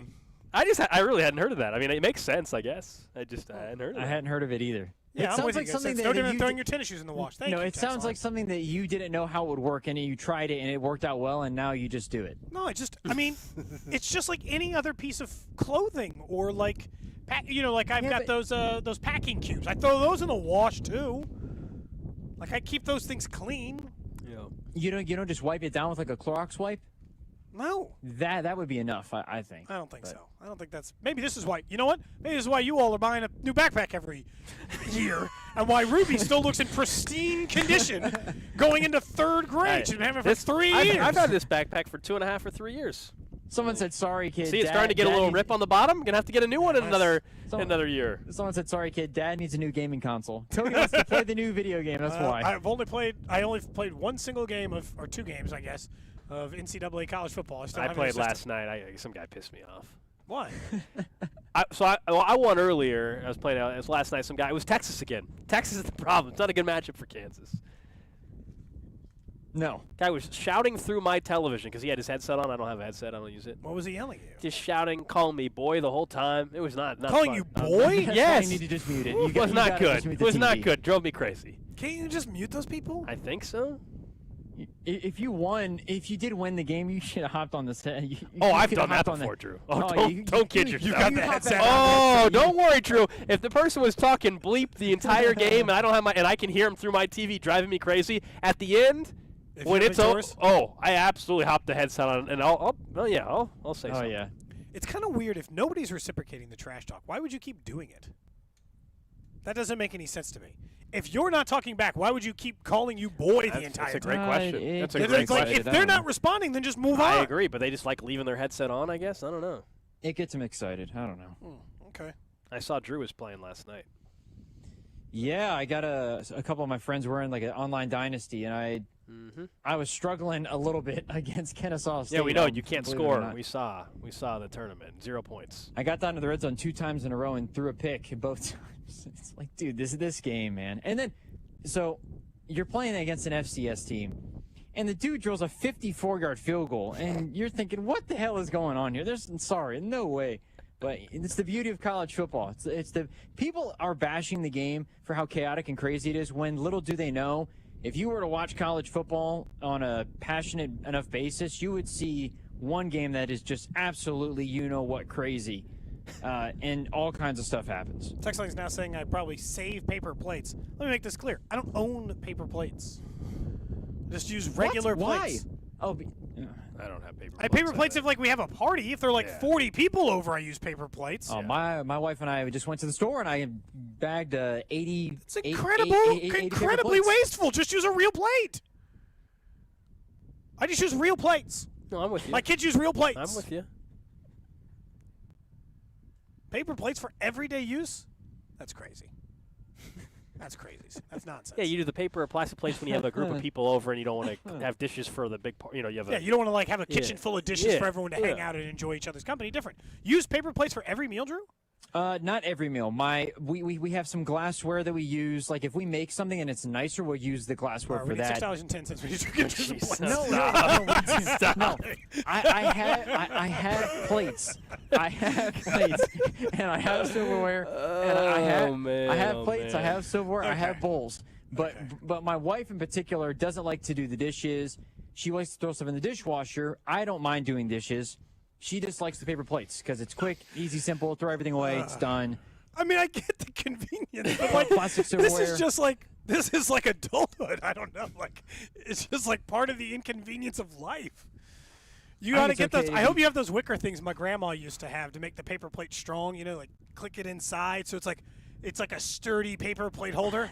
Your grandmas didn't have those? What? I do not have those, but we used to have them growing up. What? Yes. Dude, they're like made of wicker. Fantastic. They so you got the strength of a regular plate, but you can still throw your paper plate away at the end, you know? You could plop as much spaghetti on there as you want to, and then the plate's not going to crumble or fall over. Yeah. Huh. Okay. I see what those are. Those are great. Huh. Yeah, never seen those. Someone says, add a syllabus line to have a donation to Cody's kids for his future. Boy. All right. That's it. I'm glad we had this. We got down a rabbit hole. I'm glad we had this talk today. Yeah, very We're learning some new things about each other today. It's a very important Drew's only show. using paper plates. Gold's going to get a new backpack soon. I'm never going to get my kid a new backpack. Ever.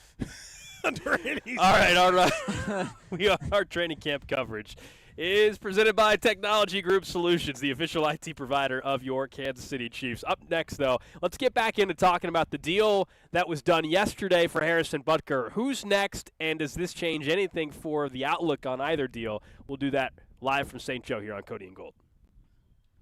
Cody and Gold. Make sure to follow the show on the Odyssey app or wherever you get your podcasts. Brought to you by Heartland Men's Health, the leader in men's sexual health. Thousands of men have been successfully treated for low T, ED, and more, all with discretion and compassion. Make your appointment at heartlandmenshealth.com. 610 Sports Radio. The biggest pro football contests in Vegas are back. Circa Survivor and Circa Million are now up to $16 million in guaranteed prizes. 2 ways to win and no rake. Circa Survivor contestants select one team each week with no point spread. Last the longest to win it all with $10 million guaranteed. In Circa Million, make 5 picks against the spread each week for your share of $6 million guaranteed. Quarterly and full season payouts. Enter in Nevada. Play from anywhere. Visit circusports.com for details. A cancer diagnosis can be overwhelming, but when you choose MD Anderson Cancer Center first, you'll have the nation's leader in cancer care with you every step of the way.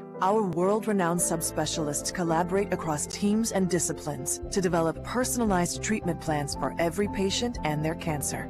This unmatched expertise, delivered with the utmost compassion, brings hope and healing, even in the most complex cases. Choose MD Anderson first at mdanderson.org. We're hiring residential garage door installers at Overhead Door Company of Kansas City. Join the team trusted here since 1927. Apply today, get a call today. No experience necessary. Paid training for motivated applicants to install garage doors. Hiring bonus up to $2,500. Mechanical, carpentry, or service industry experience is a plus. Good benefits include health, dental, vision, and pension.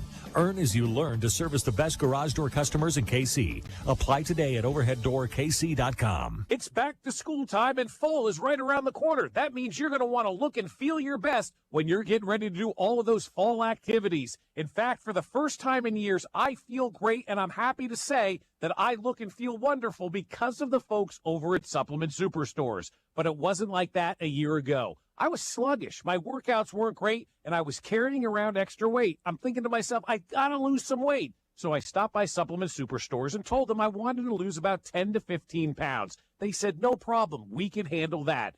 9 months later, I'm down 30 pounds. There isn't a day that goes by where someone doesn't tell me how great I look, and I love them for it. I'm taking the Flashpoint Complex. It's a refreshing drink in the morning that gives me sustained energy all day long, and then a refreshing drink at night that helps me recover and get the best sleep of my life. So stop into any of the 8 Kansas City area supplement superstores. Tell them I sent you. You'll get 20% off the Flashpoint Complex. Supplement superstores when you're ready to feel your best. If you had the crystal ball, you wouldn't agonize over when to sell your home. You'd just ask, should I sell while my home's value is sky high, or wait and hope the bottom doesn't drop out of the housing market? The thing is, I'm not ready to move.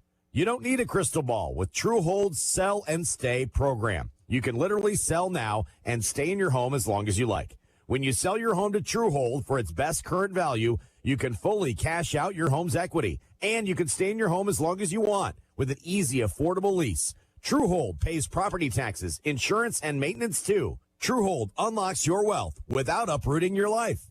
Get an offer now while your home's value is sky high, and use the money to secure your retirement, pay off bills, or finance your dreams. Call 1-855-300-9993 or visit TrueHold.com. The smarter, faster way to cash out your home's current best value without moving. That's TrueHold.com. He went to doctor after doctor looking for relief and always walked away discouraged. Surgery and drugs hadn't worked before, so why would he try them again? That's when Carmen made an appointment at QC Kinetics. I'll tell you one thing. I got a spring in my step. The bounce is back in my step. My quality of life improving exponentially since I've been going to QC Kinetics. QC Kinetics has treated over 35,000 patients like Carmen, using their own healing components, concentrating them into damaged knees, hips, shoulders, and backs. No surgery, no drugs. The pain's gone, quality of life so much better, and mentally I'm in such a better place because I know that I'm not going to wake up to the same old struggles that I have been dealing with every single day. 10 months ago, no joke, I was a prime candidate for a knee replacement. Today, I'm not because of the treatment I'm receiving at QC Kinetics. Carmen finally got relief, and it was easy, starting with a free consultation at QC Kinetics. Call QC Kinetics, 816-412-6299. That's 816-412-6299. 816-412-6299. I'm Bob Burke, founder and chairman of Burke America Parts Group, a family of brands that includes RepairClinic.com, an appliance and HVAC parts solution company that's grown into an international brand. Before AmericanEagle.com, we partially launched a new technology platform developed by another firm. American Eagle helped take our technology to a whole new level with digital marketing, software development, and business insights into our key markets, appliances, HVAC, and outdoor power equipment, and did so both on time and on budget. AmericanEagle.com has the resources, experience, and talent needed to produce solutions. Our new technology platform, developed by AmericanEagle.com, has produced tremendous results with higher traffic, conversion, engagement, and online revenue. If you have any home repairs you need to take care of, check us out at RepairClinic.com. If you need a world-class website or technology project, then I would highly recommend AmericanEagle.com. Call AmericanEagle.com at 773-NETWORK. That's AmericanEagle.com, 773-NETWORK. It's Wrangler season out there. Warmer days, cooler nights. Open roads, endless horizons. And you need to be ready in jeans made for the unpredictable. Wrangler, for the ride of life. Shop our newest styles today at Wrangler.com. This is the story of the one. As head of maintenance at a concert hall, he knows the show must always go on. That's why he works behind the scenes, ensuring every light is working, the HVAC is humming, and his facility shines. With Grainger's supplies and solutions for every challenge he faces, plus 24/7 customer support, his venue never misses a beat. Call quickgrainger.com or just stop by. Grainger, for the ones who get it done. Is your vehicle stopping like it should? Does it squeal or grind when you brake? Don't miss out on summer brake deals at O'Reilly Auto Parts. O'Reilly Auto Parts. You're listening to 610 Sports Radio from the Mission Plumbing, Heating, and Cooling Studios. Did you know that you can watch Cody and Gold weekdays starting at 10 live on YouTube, Twitter, Twitch, or Facebook? This way you can see the look on Alex's face when Cody starts singing Pasquantino live. What? 610 Sports Radio, KCSP Kansas City, WDAF HD2 Liberty, and Odyssey Sports Station. 1 o'clock hour, Cody and Gold hanging out here in St. Joe at Chiefs training camp. Wrapped up, an hour and a half or so ago. We had Drew Tranquill, Chiefs linebacker, join us. If you missed that conversation, we'll bring that back for you around 1:30 here, about a half hour on the show. We asked him a little bit about, look, you're going into this season as the true starter now. You are coming off a ring. We also got some pickleball advice for him as Cody and I are playing in a pickleball grudge match at PickleCon. I didn't even know we had a grudge. Against, you and I aren't competing against each other. You and I are on the same team. A grudge match against KMBZ. No, I'm saying I didn't even know we had a grudge against KMBZ. I don't know. They're calling it a grudge match. They're calling Should we it say a some mean things about them so at least it's got a little juice? I don't know. We should get Dana and Parks. Dana did tell lies about. She was spreading lies. So you know we do have a grudge. She was spreading lies about me related to the Cody and Gold golf experience. That's true. Lies. That's true. I couldn't play because of my finger. I offered to go. So she was making it seem like I ditched her. So Bailed. So Tranquill gave us some advice on pickleball, among other things. You'll hear that conversation coming up around 1:30. Let's talk about Harrison Butker, though, a little bit, because he gets the new deal yesterday. 4 years on an extension for $25.6 million, $17.8 million guaranteed, $6.4 million per year. He's now the highest-paid kicker in the league, highest-paid kicker in NFL history. That's just where the money is going that's now. Typically how it goes if you're the highest paid in the league actively. Correct. And look, it makes a lot of sense. I understand you would rather not have to pay kickers and punters big-time money. I think this is why they let Tommy Townsend walk as well. They were not going to have the highest paid punter and the highest-paid kicker in the league. And Harrison Butker, let's just call it like it is, over the last 5+ years, he's been the best kicker. Biggest kicks, most memorable kicks have been from Harrison Butker in the NFL. And so they're going to compensate that player. And now you ensure that you have a trusted, reliable kicker that has made so many big-time kicks here throughout your dynasty run. I told you, generally, 98% of the time, I am anti-paying kicker or punter or running back, really under any circumstances. I will make occasional exceptions. I don't think the 49ers are fools for paying Christian McCaffrey. He is the exception. He might be the only exception. He might be the only running back in the league I'd pay that kind of money. There's not a single other running back that I think I genuinely consider it with.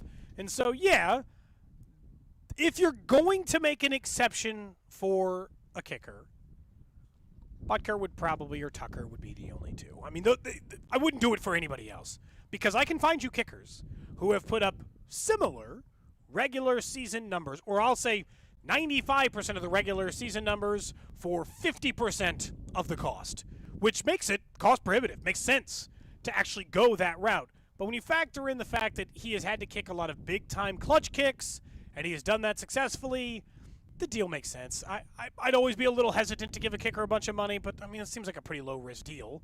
What factors in now is when you have the highest-paid kicker in the league, does that just stop you from having a well-paid third safety, a well-paid second safety? Does this impact Creed Humphrey, Trey Smith, Nick Bolton? There are other players on this team we expected or thought could get a new deal this offseason. The one that I thought to be done by now is Creed. Agreed. That seemed like a lock, a layup. He was on the perfect all-pro path his first couple of years. He's your all-pro center behind your, Hall of Fame quarterback. It seems like that's a relationship you'd like to protect, and the numbers on those are pretty squared away. Look at what the highest paid center's making right now and just pay him that plus 10%. Yeah, I think Creed Humphrey not getting a deal done before this happened or wasn't the only or first deal of camp, that part's surprising. I don't think this changes the likelihood, though, of Creed Humphrey getting a deal. Because, yes, in the kicker world, this is a very nice deal. It's the highest paid deal for a kicker in NFL history. But we're still talking about a fairly small dollar amount compared to other positions. Even in that's also including that center. If you're the highest paid center, that is typically a little smaller deal than you would see for other positions. Right? It's not like the highest paid center is getting $20 million a year. It's probably makes 16. Maybe he makes less than. I mean, guard money's gotten out of control above center. So another reason why I'd be willing to pay them top money. So I believe Creed Humphrey still gets a deal done. I don't think this has any bearing on that. The snapping issues from last year, we've said, I think you're in agreement with me, if they were really concerned about the snapping, then they won't give him an extension. But, I mean, it's like an 8-game sample size of an entire lifetime. And there has not been, in practice at least, any snapping problems. Not one. Someone says Andy lets centers walk. Can't have the highest paid center. This is the argument out, because he has others. They haven't had the Rodney franchise Hudson quarterback, though. Yeah, they've had that's part of it. And I would say that not all the centers he have let walk would be created equal, because again, Creed Humphrey is the best of the best. There's a difference there. He's also let kickers walk. You know, when Cairo Santos was in this, when he brought Butker over here because of the injury, he had a perfectly fine kicking game. When Cairo Santos took over the job, the kicker they had at the time was fine. He's let kickers walk too. They just tend to hold on to those things because if they truly value you, the walking part comes out of the question. And with Creed, they've never talked like they don't think he's one of the best players at his position in the entire sport. I think it's fairly obvious based on anyone who follows the sport with any amount of, you don't even have to take our word for it. Just pay attention to anybody who talks about the league. They all think Creed Humphrey's the best center in the league. And I know the snaps bother us, and they should have bothered you late in last season. But I still think that that's a solvable off-season problem because the only time he's had that problem was around the midway point of last year. The only wrinkle in all this the only possible wrinkle would be, all right, we look at the two names we just brought up, Trey Smith and Creed Humphrey. We know where the guard market is. The Denver Broncos just gave Quinn Miners the third highest paid salary for a guard in football. Trey Smith's better than him. Trey Smith's going to get more money than him, whether it's from Kansas City or elsewhere. Are the Chiefs willing to pay Trey Smith that dollar amount, knowing they're already paying Joe Thuney money, although his deal looks better and better? He's got a year or two left in Kansas City max, I would say. So maybe by the time they pay Trey Smith, the money for Joe Thuney is no longer there. But in this scenario, if they don't want to pay Trey Smith, that's where we get back to a conversation you and I had pre-draft, which was, would they be willing to move Creed to guard, and he'd be one of the best guards in football, and then they have Hunter Norzad be center? That's even riskier, though, guys, having a second-year player. You could just convert Norzad now, you know? Right. Why not make him the guard? And not deal with the challenges that come with center, because snapping is not the only job. There's a million other things that center do well. Creed Humphrey essentially never lets anyone near Patrick Mahomes under any circumstance. And what do we talk about when we talk about what are the ways to get pressure on the quarterback immediately, Gold? Up the middle. Pressure in his face is what every football coach has said to me about pressure forever. And that's what Creed Humphrey prevents. Why do you think Patrick Mahomes is able to buy himself more time? Spin outside the tackle if somebody gets beat. Make movement. Get sacked less than just about any other quarterback in the league. No pressure up the middle. How do you think he delivers that? No pressure up the middle. Those things matter. And that's why, and I'm not just saying this because we did the Creed is good. I think that'd be easy to think that, but Creed is great at what he does. Yeah, Cody's due 2%, and this show's due about I did ask Creed if I could get 1% of the new deal. That's what it is. I will, for as much as it's like you can't have this many high-paid players in the league, you know who fights? There's a couple of teams every year that fight that knowledge, and that is, this year it's the 49ers, of course. Debo's a $28 million cap hit. Charvarius Ward is one of the highest-paid centers. Nick Bosa is one of the highest-paid outside linebackers or defensive ends. Aiyuk, now they might trade him, but he's one of the highest-paid wide receivers as well. Fred Warner is the highest-paid linebacker when he was paid. Kittle was the highest-paid tight end when he was paid. Drake Greenlaw was the third highest-paid outside linebacker. So don't Christian McCaffrey, highest-paid running back. You can't tell me that they can't have 7 guys who are the highest-paid at their position on their roster. Teams do manage to do it.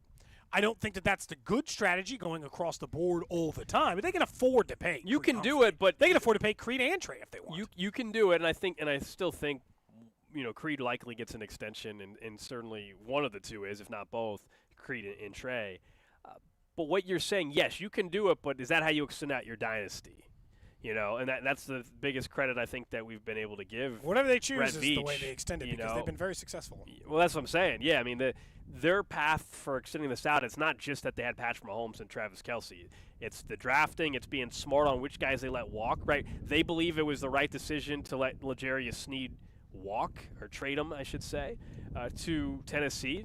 Not that they don't think he's one of the best corners in football. They couldn't afford him, plus pay Chris Jones. Plus they are confident that Joshua Williams and Jalen Watson, guys they drafted, not very high, by the way, can come in and give them somewhat comparable play in a combined effort. You trade some, you pay some, you let some walk. Yeah. And it's probably, honest to God, by successful NFL team standards, isn't it probably just like third? Like, think of all the guys, like, third of your players you pay. A third of the players you trade, and a third of the players, maybe not trade, but and then a third of the Right, players you but just let walk. but this is where it gets complicated. When you're paying your quarterback, though. Brock Purdy's due money next year, and so all of a sudden San Francisco, maybe that's why they're not going to probably pay Brandon Aiyuk, Cody, is because they're going to have an issue with Brock Purdy's making big time money. It's why the Chiefs winning a Super Bowl when Mahomes was on his rookie deal was so big. Now they've shown they also could build a roster while he's making big-time money. The Bills did not capitalize while Josh Allen was not making the big money. The Cincinnati Bengals have not capitalized while Joe Burrow was making rookie money. Yeah. Go down the list. We can keep going. That's why it's so important for C.J. Stroud and the Texans. You got everything that you need right now. You went out and signed Danielle Hunter. You went and traded for Stephon Diggs. You can make those moves because Stroud is not making big money. In about 2 years, he is. Did you capitalize while he wasn't making money? Because it's even more challenging to build a contender the way the Chiefs have when you're having the money assigned to your quarterback. And that's what makes what Brett Veach has done more impressive, is because he has shown he knows how to win and assemble a roster when you're not paying your quarterback, and he's now done it when you have paid your quarterback. Yeah, it's just a little – that's why – but he's a unicorn. Other teams have to figure it out when they're not paying their quarterback. That's why, going back to the Aiyuk thing, it makes no sense. I'm so confused by their decision to do this. This is their last truly cheap year with Brock Purdy. Now, he's not going to be overly expensive in those first couple of years. You know how it works itself. But he might get $60 million a year in about 2 years, which is wild to think about. But especially if he takes the Niners to another NFC title game or Super Bowl. Why are the 49ers doing this? Is the relationship just so broken? Brandon Aiyuk, didn't he was it him or Debo that held up a sign in a club that nodded at the person that said they wanted out? There was, that might have been Debo. The girls at the club, they have the shot girls. I don't know if that's the right name. Yeah. They're holding little fire sticks or pyro things. I don't know what the official name is. Yeah, and they had one of those light up signs, and it was and he shook his head when it said Debo to. Yeah, but so is the relationship Aiyuk too? Yeah, I think that one might have been Debo. I think they both have requested a trade at some point. Is the relationship so broken with Brandon Aiyuk that they're not willing, because technically they have 2 years of control? They could franchise him too. They could just trade him at the end of this year like the Chiefs had the option to do with a guy like Chris Jones. They didn't. They eventually got a long-term contract worked out, but why wouldn't you keep Aiyuk, Debo, McCaffrey all together for 1 year? The only argument I would make is if they get the deal done with the Browns, at least they are still an incredibly talented offense. That does change the math a little for me, I'll admit. For those just tuning in, the report out of the Bay Area is there's framework for Brandon Aiyuk to get traded, framework on a deal with both the Browns and the Patriots. The Steelers have been reportedly maybe in the mix as well. And Brandon Aiyuk needs a new deal wherever he gets traded. So the only leverage Aiyuk has is that he could theoretically block a trade because he doesn't agree to the terms of the new deal, right? But the Niners otherwise have every single bit of leverage because they don't have to trade him, like you said, Cody. They could have him play this year on a team that could go to the Super Bowl again and then tag and train him in the offseason. But the only part where Aiyuk can make this challenging is if the Niners are now actually set and they're like, no, we're trading you, dude. But he doesn't want to go to Cleveland. Cleveland is offering him a deal, and he's like, no, I don't want to go there. That's where he can make this interesting. And in that deal with Cleveland, the Niners would get Amari Cooper back, who has 1 year left on his contract, and plus picks. If I'm the Browns, why make that deal? You're getting a younger receiver that you're going to have to pay $30 million a year while trading Amari Cooper in his final year. I just don't know if that makes sense from the Browns' perspective, and giving up picks. The Steelers are the interesting one, but the Steelers are so funny. I respect this about the Steelers, and it's also maybe an Achilles heel at this point of where they currently are. The Steelers will do anything to win. They're about winning. That whole franchise is about winning. It's been about winning their entire lives. Even with Russell Wilson at quarterback, they're still going to try to make it about winning, and they realize they don't have enough weapons for the level of quarterback play they're going to get, and they realize that if they could get Aiyuk, and the reports are that maybe they don't have enough ammunition now in order to do it, but if they could get Aiyuk, they're like, we're just going to do it, and we're going to beat about Russell Wilson. I'm like, are you crazy? Are you nuts? It is not, what? But to a point, but it's hard. Because I also don't like that sports franchises have convinced us that you have to be bad to be good. Like, that you have to stink for a while in order to get enough picks to be good. Because the Steelers have been the antithesis of that this entire time. To be honest right now, you should stop trying so damn hard. Because you can put in many pieces of talent around Russell Wilson as you want. You're not getting anywhere. This is where it's weird because Mike Tomlin's a great coach, and that's why they've overachieved in some years, where in most coaches in other years they would be a 6-win team. Instead, they were a crappy wild card team. I'm with you where on one hand that's great because Mike Tomlin's really good. On the other hand, though, it holds you hostage. You're in a bad spot. You're never getting out of the funk that you're in, and you're in that middle road, which is the worst place to be in the NFL. At some point, we can all acknowledge that two things can be true. We can say that Mike Tomlin's a great coach, and he would be hired in an instant. If the Steelers moved on. But also, at some point, the dude's got to win a playoff game. And it has been a long time since he won a playoff game. Yeah. So both can be true. We can acknowledge how great he's been, but also would that reset of ours already have happened and been a much better spot if you had just taken a year and you just took the L's. But teams just don't operate that way I because know. And if you're a general manager and you're a head Omar coach, Khan and Tomlin are not worried about getting fired. But if you're there's a lot of people in Pittsburgh that aren't 2 years ago, maybe I don't know. But if you're a GM and a head coach, you can't play the game the way you only have in most cases 2 or 3 years to figure it out max before they run you out of town. And that's the challenge. Yeah. I mean, you do run into issues with that, and I understand. This Aiyuk deal makes no sense. If you told me right now, we don't have a. Let's see, the framework of the deal, there is apples- no trade that's happened yet. The idea of the trade. We don't have apples to apples comparison. But let's just say Rashee Rice is in the final year of his deal. It's going to let him go? He's going to just a month before the season, you're going to be like, see you later. Well, is Rashee Rice a top 10, top 12 receiver in football? That's where Aiyuk is. You know what I mean? And that's so it's even worse. If he is, then no. But if he's in this hypothetical, if he's just the 30th best receiver, then yeah, maybe. Yeah, but that's a big swing. So that's why I said on this team we don't have an apples to apples comparison. They waited until after the season to move Tyreek Hill. They waited till they put a whole damn season on tape, trying to make things happen before they tried to make a move. Someone on the text line 913-586-7610 said, "Would you trade a second-round pick and a fourth, along with Kadarius Toney for Brandon Aiyuk?" Yes. That's not getting it done. Even if that's not getting it done. Yes, I would do that, and I would pay Aiyuk $29 million a year. But here's the only problem: do we believe the Chiefs? The same Chiefs who were willing to trade Tyreek Hill, who was still playing at a very high level then and now, they weren't willing to pay him $28 million. We think they're going to pay Brandon Aiyuk $30? I just don't buy it. I don't buy it, man. I'll tell you I do in a second. But if you're the Chiefs, it doesn't really actually make sense. You got Hollywood on a 1-year deal. You still got multiple years left of Rashee Rice. And you just drafted a first-round rookie wide receiver. Now, I'd love it because to me, it's the easiest sell in the world. For this year, you go from being a pretty good team with some pretty good weapons to the number one most talented offense in the league.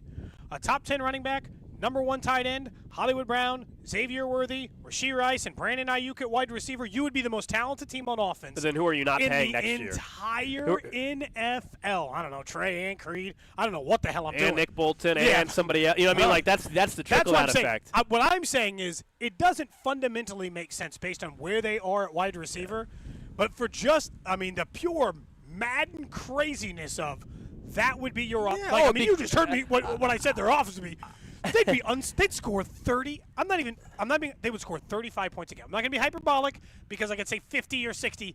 They would score 35 points a game with that offense. There's just no way they wouldn't. I think they would set the single season record for points per game. Oh, you said it in the fun world of Madden fantasy football. I'm all about it. But I find it hard to believe that unless it's a homegrown guy again, I don't believe the Chiefs 3 years after not paying Tyreek Hill, who is still a top 5 receiver in football, are then going to turn around and now pay and trade in this hypothetical for Brandon Aiyuk and give him $30 million. I think that would in a funny way it would set them up to. It would almost make me think that they were just by doing if the Chiefs did that if out of nowhere and the 49ers would be insane. The one team who's been keeping you from winning Super Bowls is the Chiefs. They keep standing in your damn way, and then you give them your number one wide receiver. It'd be crazy. Yeah, someone said the same person that texted in the scenario says the trade makes sense. Tony gone next year, Brown gone next year. Yeah, what I'm saying is the Niners are not accepting your trade proposal, man. For the Chiefs, it makes sense. Sure. I'm with you. I would love it too. The Niners are not taking a second, a fourth in Kadarius freaking Toney. Tony might be for in the street Brandon in a Aiyuk. week. You don't know. Yeah, so you're giving him a second and a fourth round pick? No. Oh, and a second and a fourth round pick that might be picked 32 each round. That's the other part of the problem. No it's chance. not way off of the compensation base because you and I have learned that what you get out of wide receivers or what you get in trade is not always right. But the Browns, what fans Cody, think, the Browns' second round pick is just worth way more. It is significantly. And also, more. they just don't even want Tony. Like, nobody wants you to throw in Tony in a trade at this point. I mean, why? Like, why? Yeah, I don't know. Look between the teams. Back to the actual trades that are being discussed right now. Patriots for Aiyuk, Steelers for Aiyuk, Browns for Aiyuk. Patriots make all the sense in the world because you need something with Drake May. Right now, you're setting him up for failure. Correct. Now, if I'm Aiyuk, is that where I want to go? Probably not, but that makes the most sense. He says he wants a check. He didn't say he wants to be with a winner. He said he wants a check. That makes the most sense if you're the Patriots. You trade Kendrick Bourne back to the Niners as well, and all of a sudden Drake May has a legit, we think, number one wide receiver. Yeah. I mean, if there's a single team that it makes the most sense for, it's the Patriots. Because as it sits right now, and I don't remember who was telling us this, maybe it was Matt Verderam when he came on our show here from camp. He had said the thing that's accurate about this, which is, what are they doing? We've all learned at least one valuable lesson with rookie quarterbacks. Don't set them up like Bryce Young. Don't make their number one target Adam Thielen and second-round Jonathan Mingo. Give them a real, legitimate weapon. You should Caleb Williams the situation if you can. Give him Keenan Allen and DJ Moore and Rome Odunze and just load and Cole Kmet and give him as many weapons as possible. But sure as hell don't load him up the way that Kendrick Bourne is your number one wide receiver in New England. By the time the guy, I think Jacoby Brissett might starting week one. Maybe. We didn't get to all 32 today. That was Joe Milton, baby. My all 32 today was going to be, can we stop with the Joe Milton crap, though? Joe Milton, it was a you don't want to fall in love with Joe Milton? Well, here's just the Brock Purdy was a 7. Can we just be realistic? Like, so, for those that don't know, in New England, there's been reports that Drew mentioned the name, Joe Milton III, has been looking better reportedly than Drake May in camp. Okay. And some have been like, well, maybe Joe Milton will start week one. Can we stop? No chance. Stop. Joe Milton was drafted 6th round. Let me just make it, this is just how it works in the year one at least. Joe Milton was drafted in the 6th round. Drake May was drafted in the top 5, right, or whatever it was. Top 3. Top 3. Yeah. There is no way they're taking in a rookie season the 6th round guy over the guy they spent their first round pick on. And Jacoby Brissett starting week one if it's not Drake May.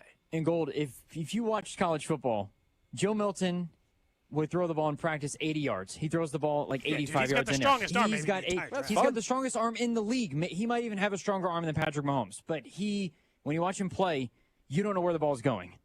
Yeah, it could go 85 yards. Wild thing? That's a little problematic. Oh, yeah. So, yeah, Drake May not start week one. I actually think there's a chance he doesn't. But it's not going to be Joe Milton. It would be Jacoby Brissett for 3 or 4 weeks, and then they go to. But this is the Jarrett Stidham thing. What are you wasting your time for? Yeah. Well, Drake May's not ready in their mind. Just throwing away NFL snaps with the crappy receiver core that we're talking about there. That part. I do agree with that part. You might be hanging your boy out to dry. There's not a single person to throw to in New England once again. Belichick really ran that roster into the damn ground before he walked out, didn't he? And now he's just chilling with the 24, 25-year-old. Are they still dating? Yep.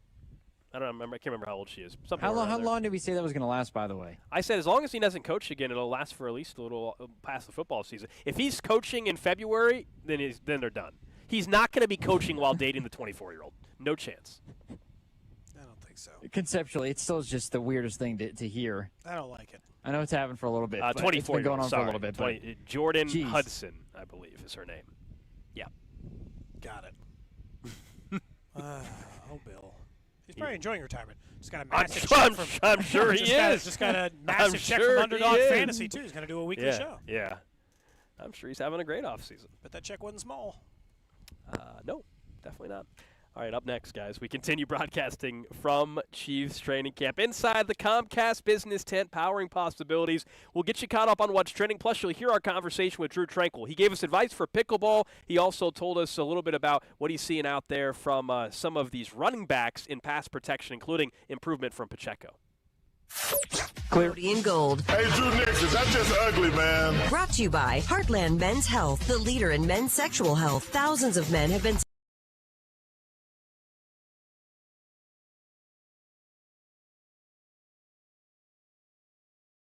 Sports Radio. Well, you guys know we've been driving up to St.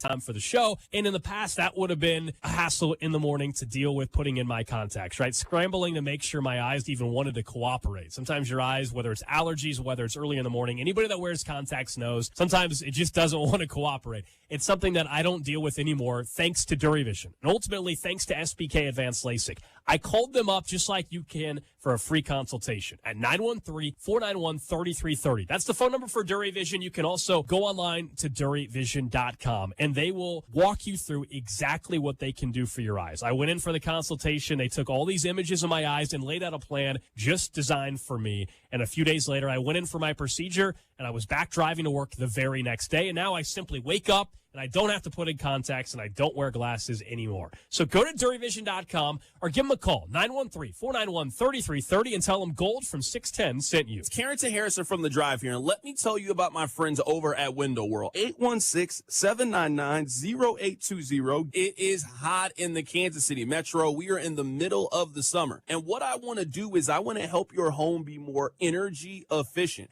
and keeping the hot air out. In just over 20 years of business, Window World has improved the look and thermal efficiency of over 54,000 homes right here in Kansas City. And right now, they're offering an incredible deal. They're giving you 36 months, same as cash financing with approved credit. 36 months, same as cash financing with approved credit. What I love most is, aside from major holidays, they have somebody there answering your questions 7 days a week. So if you got a question right now, pick up the phone and call my friends over at Window World, get a free home estimate, and they can show you how they are simply the best for less. They're the official window managed by the Kansas City Chiefs, and they have had the same team in place for 20 years, and that team wants to help you. 816-799-0820, Window World. Paid for client portrayal and endorsement. The choice of a lawyer is an important decision and should not be based solely upon advertisements. I got hurt in a car wreck, but I don't know what lawyer to hire.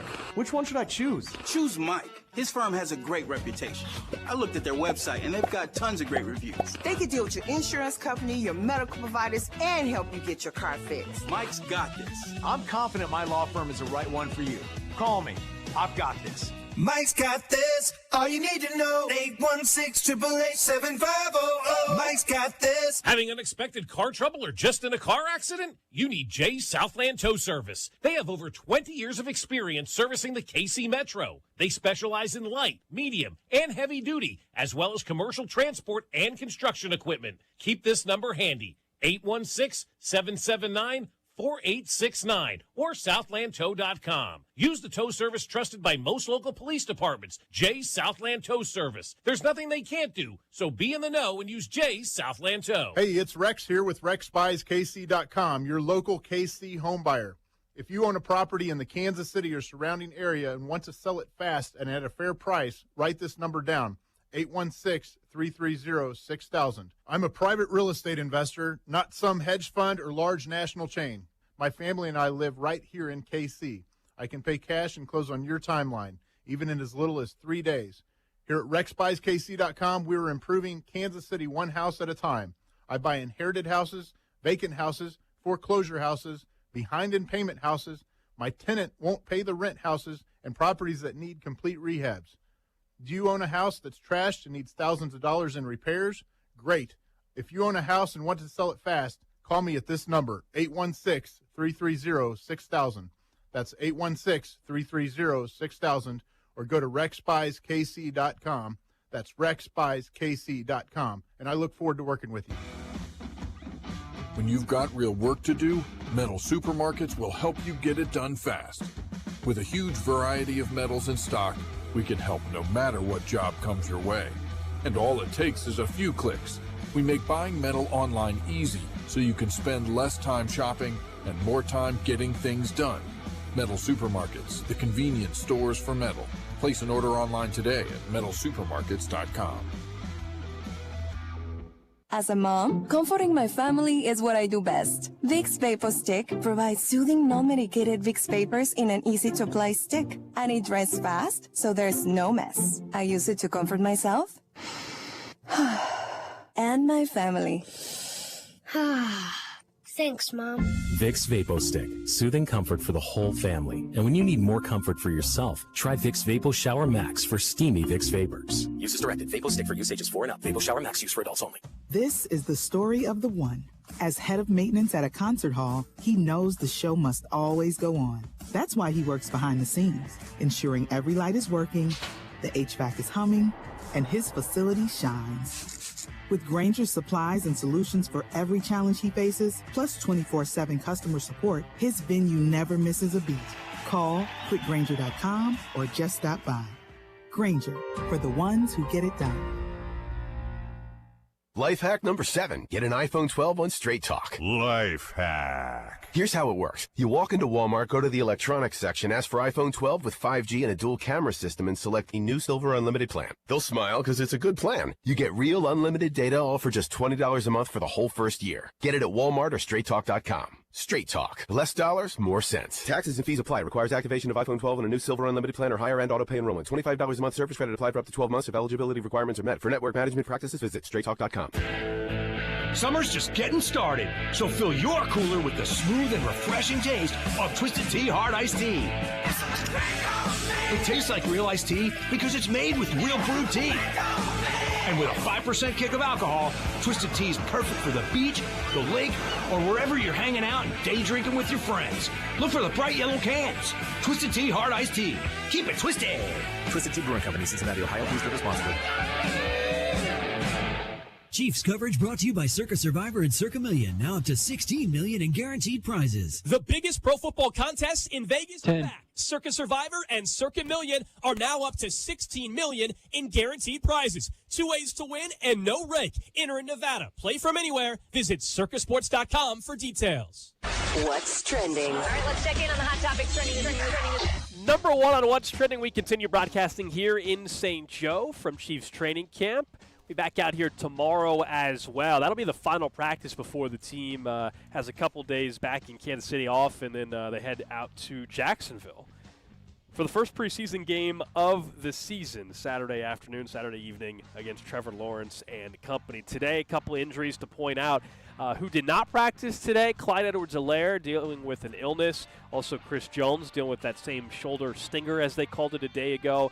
Good news, though, Jalen Watson not wearing that gold non-contact jersey anymore. So seems like he's good to go at this point. Also, Derek Nottie had the pads back on. So those were a couple of the positive ends on the injury front today. Next up on What's Trending, a little Royals news across the way. First in the AAA department, Daniel Lynch named Player of the Month of the International League. He had a sub-3 ERA during 4 starts this previous month. So good month for him in case, I don't know, something happened and they needed another arm in there. But last night, the Royals jumped game 1 of the series against the Red Sox 9-5 after a rough start for Brady Singer, but an even worse outing from the bullpen. Seth Lugo will be on the mound tonight, 7:10 first pitch. It'll be right here on your home for Royals baseball, 610 Sports Radio. Next up on What's Trending, pretty wild story out of Florida, where Florida International is selling its naming rights for their football stadium, not to a company, but to an individual. Amazing. International recording artist Pitbull. Yeah. Mr. Worldwide. He is going to pay the school $1.2 million per year the next 5 years to change the name of the FIU stadium to Pitbull Stadium. They got to still approve it, the board of directors or whatever, our board of trustees, I guess. But he's the first known musical artist to have a college stadium bear his name. They're going to open up the stadium named Pitbull Stadium against Central Michigan on September the 7th. Just absolutely stunning. Next up on What's Trending, an update on the U.S. Olympic count as it sits right now for the Paris Games taking place there right now. They have 76 total medals, 21 gold, sit one shy of the top gold medal getter right now, China, with 22. Picked up a couple more golds last night. All right, there we go. That's what's trending here on Cody and Gold. Yeah, the Pitbull thing, look, it is incredible. Pretty wild, though, like that an individual will be like, I want my name on this. But that happens I wish I had that kind of dough. That's what happens on, what do you think Booth Memorial Stadium is? That's what college campuses have all over the country, whether it's athletic facilities or academic buildings. They're all called blank strong haul or whatever because there's some tie. Either it was a historical tie-in or someone donated money. If you could write a $50 million check, I'm sure UMKC would give you a building. If I could write a check at KU, I'm sure I would have a hallway named after me. Maybe. This is why I don't think it's embarrassing. You just think it's embarrassing because it's Pitbull. Like if it were a little bit 50 Cent. Yeah. Because this is exactly the same as David Booth Memorial State. That man wrote a big-ass check, and they put his name on the building. It's the same thing. But he didn't write a check to get his name on the building. They put his name on the building because he donated money for other things, right? That's the difference. This is a naming rights deal. But I hear you. Sure, but I mean, you're just buying the name either way. I hear you. you. There's no real difference. But Pitbull's not buying a new stadium. No, he's just buying. His name. There is. They're similar, but they're not similar. But overall, in college athletics, this is the place to do it. Though. I can't wait for the new downtown Royal Stadium named Paul Rudd Memorial. And he just bought the naming rights for the new Royal Stadium downtown. I was trying to think of the richest Kansas City alum. He's probably the richest, right? Stone Street was on a lot. Sitcoms pay good money. Well, there's still. Paul Rudd was in Marvel. The Block family and stuff. I mean, is still. I meant like celebrity. Yeah, celebrity name. Well, Patrick Mahomes. He buys the stadium naming rights for the other team. Taylor Swift. Taylor Swift makes a lot of sense. Taylor Swift downtown stadium. Yeah. Dude, I'd go down to the Swift. Who cares? Me, you, Gold, heading downtown? Sure, sounds good to me. Whatever it takes. Taylor Swift really could. She could easily afford it. $1.2 million per year. I still do like, in all honesty, like fast forward 5+ years, 10 years, I do think she'll be part of one of the ownership groups for whether it's an NFL team internationally or something. I really believe that. Yeah, I think you're probably right. I mean, it makes sense for everybody involved. When you get that amount of money, that's just the kind of thing you in get. In fact, I'll bank on it that in 10 years, whether it's an NFL team or an NBA team or a soccer team internationally, she will be part of an ownership group. Sure. And I'm not saying she's running the team, but she will be part of an ownership group and fork over the money that's required to be part of the investment group for that. All right. Earlier today, we had Drew Tranquill join us on the show, chief starting linebacker. And we got some pickleball advice, but we first asked him, hey, now all of a sudden, you're going to be around for a couple of years. Sign a new contract to stay in KC this offseason. We're back in Kansas City, and it's been hot, but how about this? Clear, 9 minutes. I know you guys have been enjoying it over here. I've been coming to St. Joe for 10 years. This might be the nicest day I've ever felt here. It was beautiful. The fans were rocking. It was a good practice all around. Look, we were ridiculous. So we went back up to our car and grabbed some like pullovers. Okay, that's how absurd the weather is. It was a little brisk. Yeah. I'm not going to complain. Was it so when you guys you come here, you think it's a 1-year deal, you go through everything with this team, like how quick were those conversations to be like, how can I get back here? You tell your agent, how do I get back here? Or is it mutual interest? How did the conversation go when you decide to come back to Kansas City? I mean, it was a 1-year deal, but in my mind, like I wanted to plant my roots here. Within a few weeks of being here, I knew I loved the coaching staff. I love the guys. I love the culture. And I'm a dad to 3 kids and, a husband. You want to be done moving? You don't want to be moving your family around. And a lot of guys get stuck in that cycle where, they're going to multiple teams and it can make it difficult. And so I knew I wanted to work and do everything I could to make sure that, we had an opportunity to plant our roots here. What does it mean? Like, how old are your kids? 5, 3, and 1. Oh, man. So, yeah, you're in the – I'm a couple of years ahead of you. I only have 2. Okay. Mine are 8 and 5. Yeah. So, like, at some point, I mean, have they settled into really loving Kansas City, your kids as well? Because, they've now been here a year and a half or so? Yeah, they've got plugged into a great school here and met some good friends. And especially my 5-year-old, he's going to be in sports this year, and our 3-year-old's going to do some dance and stuff. So, they're getting plugged in and they like it. Wow, you're in almost the exact same boat as me. My daughter does dance. I'm sure my son signed up for soccer. We're going to do that one first. Which sport are you doing first? Football right away? Or my son did soccer first. He did flag football. He's done baseball. My daughter's doing dance, but she should honestly do jiu-jitsu or something. She's a riot, man. She's fun. But yeah, they'll be in some sports, and we'll take in Kansas City, take in this season, and get plugged in and keep connecting with all the great people here. We got Drew Tranquill joining us here on Cody and Gold. I saw on your Twitter profile it says pickleball enthusiast. Now this is great timing because we got kind of dragged into something here on the show. On Friday, I guess there's PickleCon that's going on in Kansas City. It's like a huge pickleball convention. Massive tournament, and now we've been told we're taking on another radio station. I've never played pickleball in my life, and this is happening in front of people at Bartle Hall on Friday, and I have no idea what the hell. Any advice? Pickleball is awesome. it's one of the most humbling things. I've played with a lot of older guys who were former tennis players, and being an athlete, you think you're going to go out there, you've got hand-eye, you've got speed, you've got agility, and they humble you so quickly. It's all about angles, all about shots, all about the depth of your shot. And I'll tell you what, this is not good. You're telling me that professional athletes are struggling with this. Yeah, Oh, I played ping pong growing up, but I was never a racket sports guy. And I'll tell you what, pickleball has given me such a great appreciation. You watch the gold medal match that just took place in the Olympics, that tennis bout. I mean, those guys, the shots they were hitting, the intensity. I mean, they're going 3.5, 4 hours just back and forth, back and forth. It's the ultimate, mind game. And so pickleball's you guys are going to enjoy it. It's hard not to like it. Do I need to practice? Should he play up? Should he play up at the net? Will that be easier for him? So in doubles, one of you, it depends if you're serving. If you're serving, you guys are both back. The goal and the objective is to get up to the net. The shots are a little bit easier. You can create angles, and obviously if they hit it too high in the air, you can obviously volley a smash. But when you guys are receiving it, when they're serving to you, the guy who is not receiving the serve should be up at the net, because once you return it, you guys can then volley it out of the air. Oh, boy. You know who's a great pickleball player on the team is Noah Gray. Really? He's an awesome pickleball player. Okay. I'll ask him if we get him tomorrow. And he loves it so much. He's telling his wife, he's like, you got to get lessons so we can be legit. Wow. Oh, you got to he get wants lessons. to go. He's competitive. He wants to win. He's competitive.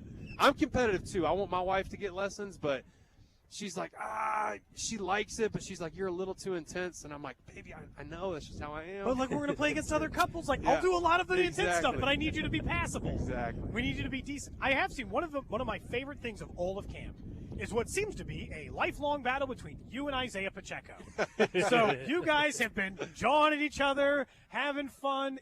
What is it about him in particular that you guys have had so much fun kind of battling it out between each other? It's a little running back, linebacker drama. I mean, you gotta bring a little spark. Gotta have a little fun out here in camp. He's a great player, and so whenever you get an opportunity to go against a great guy, you want to create energy. Whenever you do that, it creates energy for the offense and the defense, and it's all in good spirit. I mean, we love each other. We're dapping each other up after the play, after practice, and he's a guy you want to have on your team. So. How much better has his pass blocking gotten? It's gotten a lot better. Earlier in camp, I got him on a few. The second time we did it, he created some good initial contact, and then today, we'll call it even. I think I beat him, but you call it a wash. Yeah, we'll call it a wash. It's hard to tell. You getting live bullets, and the quarterback's moving and whatnot, and you're able to bring it a little bit harder. You're not trying to bull rush the guys in practice. Out here, you're trying to do a little move, but the running backs in general have gotten a lot better in pass pro, and you have to. I mean, it's a tough job to ask a running back to block a guy who's 230, 240 pounds, coming from 10 yards off the ball full speed, and they're kind of sitting there with their feet, buzzing. It's a hard task, and so we have the advantage in that drill especially, and they've gotten a lot better. Do you think at this point in time at camp, though, do you wish you had a joint practice with another team? Are we at the point at camp where you're kind of sick of going up against your own teammates? Nah, we'll get to go against another team. I personally don't like joint practices, but I know Andy doesn't. I like us getting to be out here, compete, sharpen each other. And to be honest, in my mind, we're going against the best offense in the NFL. And so, why joint practice when you got the best offense here already? And that's how I feel personally. And we'll have a chance to go against 3 other offenses, in a game setting and learn from that and some other great offenses we're playing. But, yeah, I like going against our offense. And then about this time, a little bit later, it's like, all right, let's start getting ready for Baltimore. I always just assume it gets chippier it's when it's hotter. I always assume the fights happen with yes, it's hotter. You're like, yeah, I'm annoyed. I got to be out here in this heat. In addition to this, that feels like prime time to be a little more annoyed. I feel like we got a great team, though. It's not really fights. Like you see a guy do something and they shove a guy, or they do something you didn't like, maybe to one of the guys in your position group, and you give them a little friendly shove and say, "You're not going to do that to my guy," and things calm down. It adds energy to practice, and guys feed off that, and you need it on those hot days to get through. You could make the argument you guys had the number 1 defense in the league last year. What has Spag's message been for what his expectations are for this year's defense? Yeah, our little saying's been D-bet, demand better, and we don't want to fall off at all. We feel like there's a lot of categories we can improve on, whether it's takeaways, interceptions, rush average yards you're giving up per rush attempt. There's some areas we can improve on, and there's some areas we need to continue to be great at if we want to do, win another championship. And so we're just focused on getting better and grinding each day. We say stack another day, and what a great day to have a day, right? Yeah. I can't argue with the weather. I at least know that, like you said. It's not much better than being in St. Joe, at least in this, right? It's been great. We've had a gauntlet of like a week and a half, 10 days here, and to get a nice little breeze is a nice little break. Other than pickleball or whatever, what are you doing in the downtime, the little downtime you have right now when you're in camp in the dorm room? We had, I think, was it Jack Cochran that mentioned, or Carl Loftus, the board games? Yeah, said they've been playing stuff. Settlers of Catan. I think you mentioned you play. We've played some Settlers of Catan. We lost both times. I'll tell you what, Leo Chenal had some beginner's luck. His second and third game ever playing, he beat us. We had a little linebackers. Justin Watson joined in on the action. So a little bit of the receiver group was there, but we've played a little bit of that. I've been watching the Olympics, watching the replays, watching it live when I can. I got a chance to watch that gold, medal tennis match like I mentioned. I love the swimming, love the track and field. Watching Simone Biles and Team USA and the gymnastics has been fantastic. And I'll tell you what, the U.S. seems to be dominating. I don't know what their expectations were coming in, but I know our medal count is like 30 greater than I think China is at right. 2. And as of this morning, I think they had the same number of golds, too. Yeah. So they can't even, China was way up in the gold count, and then the U.S. has been storming back. It's pretty cool to see. So any chance you get an opportunity to watch that, I mean, the Olympics, man, it's awesome. It's the best. Real quick, flag football. 20 seconds. 2026, I right, heard or that. whatever it is. 2028, 2028, yeah, I guess in L.A. At that point in time, I don't know if they need linebackers or not or anything, but are you? Would that be something you'd be interested in? I don't know. Hopefully, maybe we'll see if Team USA calls. I mean, that'd be something hard to turn down. Yeah. Drew Tranquill, Chiefs linebacker, kind enough to join us here. Appreciate it, man. Best of luck this thanks, season. Guys. So that was Drew Tranquill a little bit earlier on today with us. All our Chiefs player interviews brought to you by the St. Joseph Convention and Visitors Bureau. Plan your trip today. In 4 years, it will be an interesting conversation. Yeah, it will.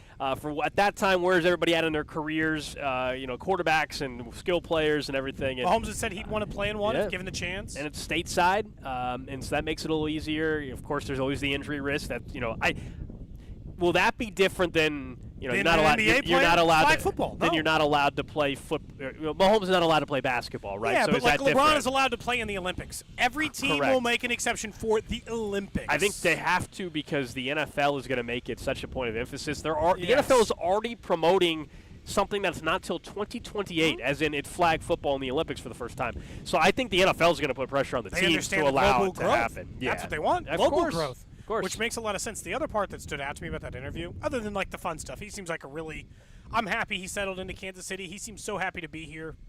All that stuff. If you listen to this interview and look at Drew's face and watch the interview later, if you go back, you can find it on YouTube since we put up the entire show on there or Facebook or Twitter, whatever. Go back and watch and look at Drew's face. There's been like maybe twice in the last week that Drew Tranquill's gotten in some little scuffle. Shove somebody, a little push in, I think Mahomes was holding Drew back yesterday, whatever.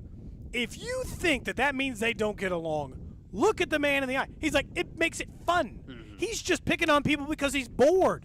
He's getting in little scuffles because it's like, I got to keep the energy up, man. I got to be doing stuff. It's probably how you feel when I'm acting crazy all the time.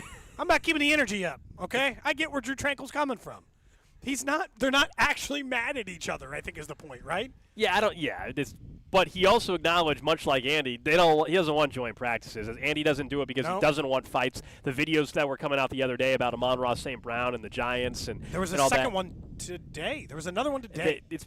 Andy doesn't want that because that is how players get hurt. Versus your own teammates giving each other crap and stuff. That's easier. Everybody you can easily break it up. Little shove. I'm not doing that. You're not doing that. They didn't get in a massive brawl. Someone just shoved it. Someone threw a ball at Kadarius Toney because he or Tony threw it at somebody because Karloff just chipped him a little bit. Mm-hmm. That's just normal. That's very, very. That's every practice at every age level from 7th grade on, whatever it is. It just seems kind of silly sometimes when these videos come out and they try to make a big deal about it. You can see how loose and light and fun he's having. Yeah, it was fun to talk to Tranquill. He also, I think, from the very beginning, we also saw it at the Super Bowl parade. I think he really loves Kansas City. I think his family's comfortable here. He might just make it his permanent home, even if he has to play with another team at some point. He's very comfortable in Kansas City, and of course he was a great addition, fantastic last year. Kind of a surprise impact that he had, and then because of that, he gets a nice deal, and he's going to be a linebacker for this team for a couple of years during this run, and hopefully gets another opportunity to get a ring. He came here to win a ring. We all know the text exchange that he tweeted out back around the Super Bowl, where Andy sent him that text saying, think red or whatever it was, dream red or whatever, yeah, something like that. And here he is, and now he's on the team for multiple years, and a crucial piece because they don't have a lot of depth behind him. They just don't. No. Less than they had last year because Tranquill was the depth last year. Remember, Tranquill was on here on peanuts. They barely paid the man. He rolled in for a few $1,000,000 and made a massive impact on the defense to the point that they were willing to let Willie Gay go, a younger, technically, I don't know, equally like health problem player. Because that's the thing with Tranquill. Tranquill had a little bit of health issues when he was playing with the Chargers. That obviously wasn't a problem last year and hasn't been a problem in the early part of this year. But he is a good energy guy. He seems like, when I think of linebackers, I think of him and Chanel and some of the other guys we mentioned, we're just like never tired. Just 1,000 miles an hour all the time. But it is nice when you see a player, because this happens, I think, I like to think it happens more here. There are a lot of players, and when they get to Kansas City, they're like, boy, I like it here. I think I'm just going to stay here all the time. And you're like, yeah. Well, if you have a family and stuff, and we could all speak to this, I'm sure anybody listening, like, yeah, it's a great place to grow up. It's a great you could raise a family. I mean, like all that kind of stuff. Currently raising my family here. Yeah. So I mean, it's why it's why I wanted to come back after new backpack or not. My goal was always to come back after leaving for work and working my way back to Kansas City. You hated Houston the most? Did you hate? Would you have hated? What about Wichita? Wichita was not great for me. But that was a bad working environment. Did you hate the city too, or just the working environment? The city was okay. I mean, it's Wichita. Houston, the city, I mean, there was always something going on and everything, and there were great restaurants and stuff. It's just different. But Kansas City's been home. What's you guys going to go tackle that bag on the slide? Somebody's been texting in Oh, for because we have video. We had video pointed at the slide. No, not today. We're not going to. Although I will say the jackets are off because it is gorgeous outside. Get outside. Gorgeous today. outside. It's been so miserably hot. It feels fantastic. I don't know if it feels as good in Kansas City. It feels fantastic here. It's great. We're back here tomorrow. Come up to training camp. Say hello to us. Thanks to our training camp coverage sponsors, Technology Group Solutions, the official IT provider of your Kansas City Chiefs. We're back here tomorrow. We'll be talking a little bit more about not only what we saw at camp, but what the Royals are doing in this series against the Red Sox. But now we're going to hand things off to C-Dot and Rob.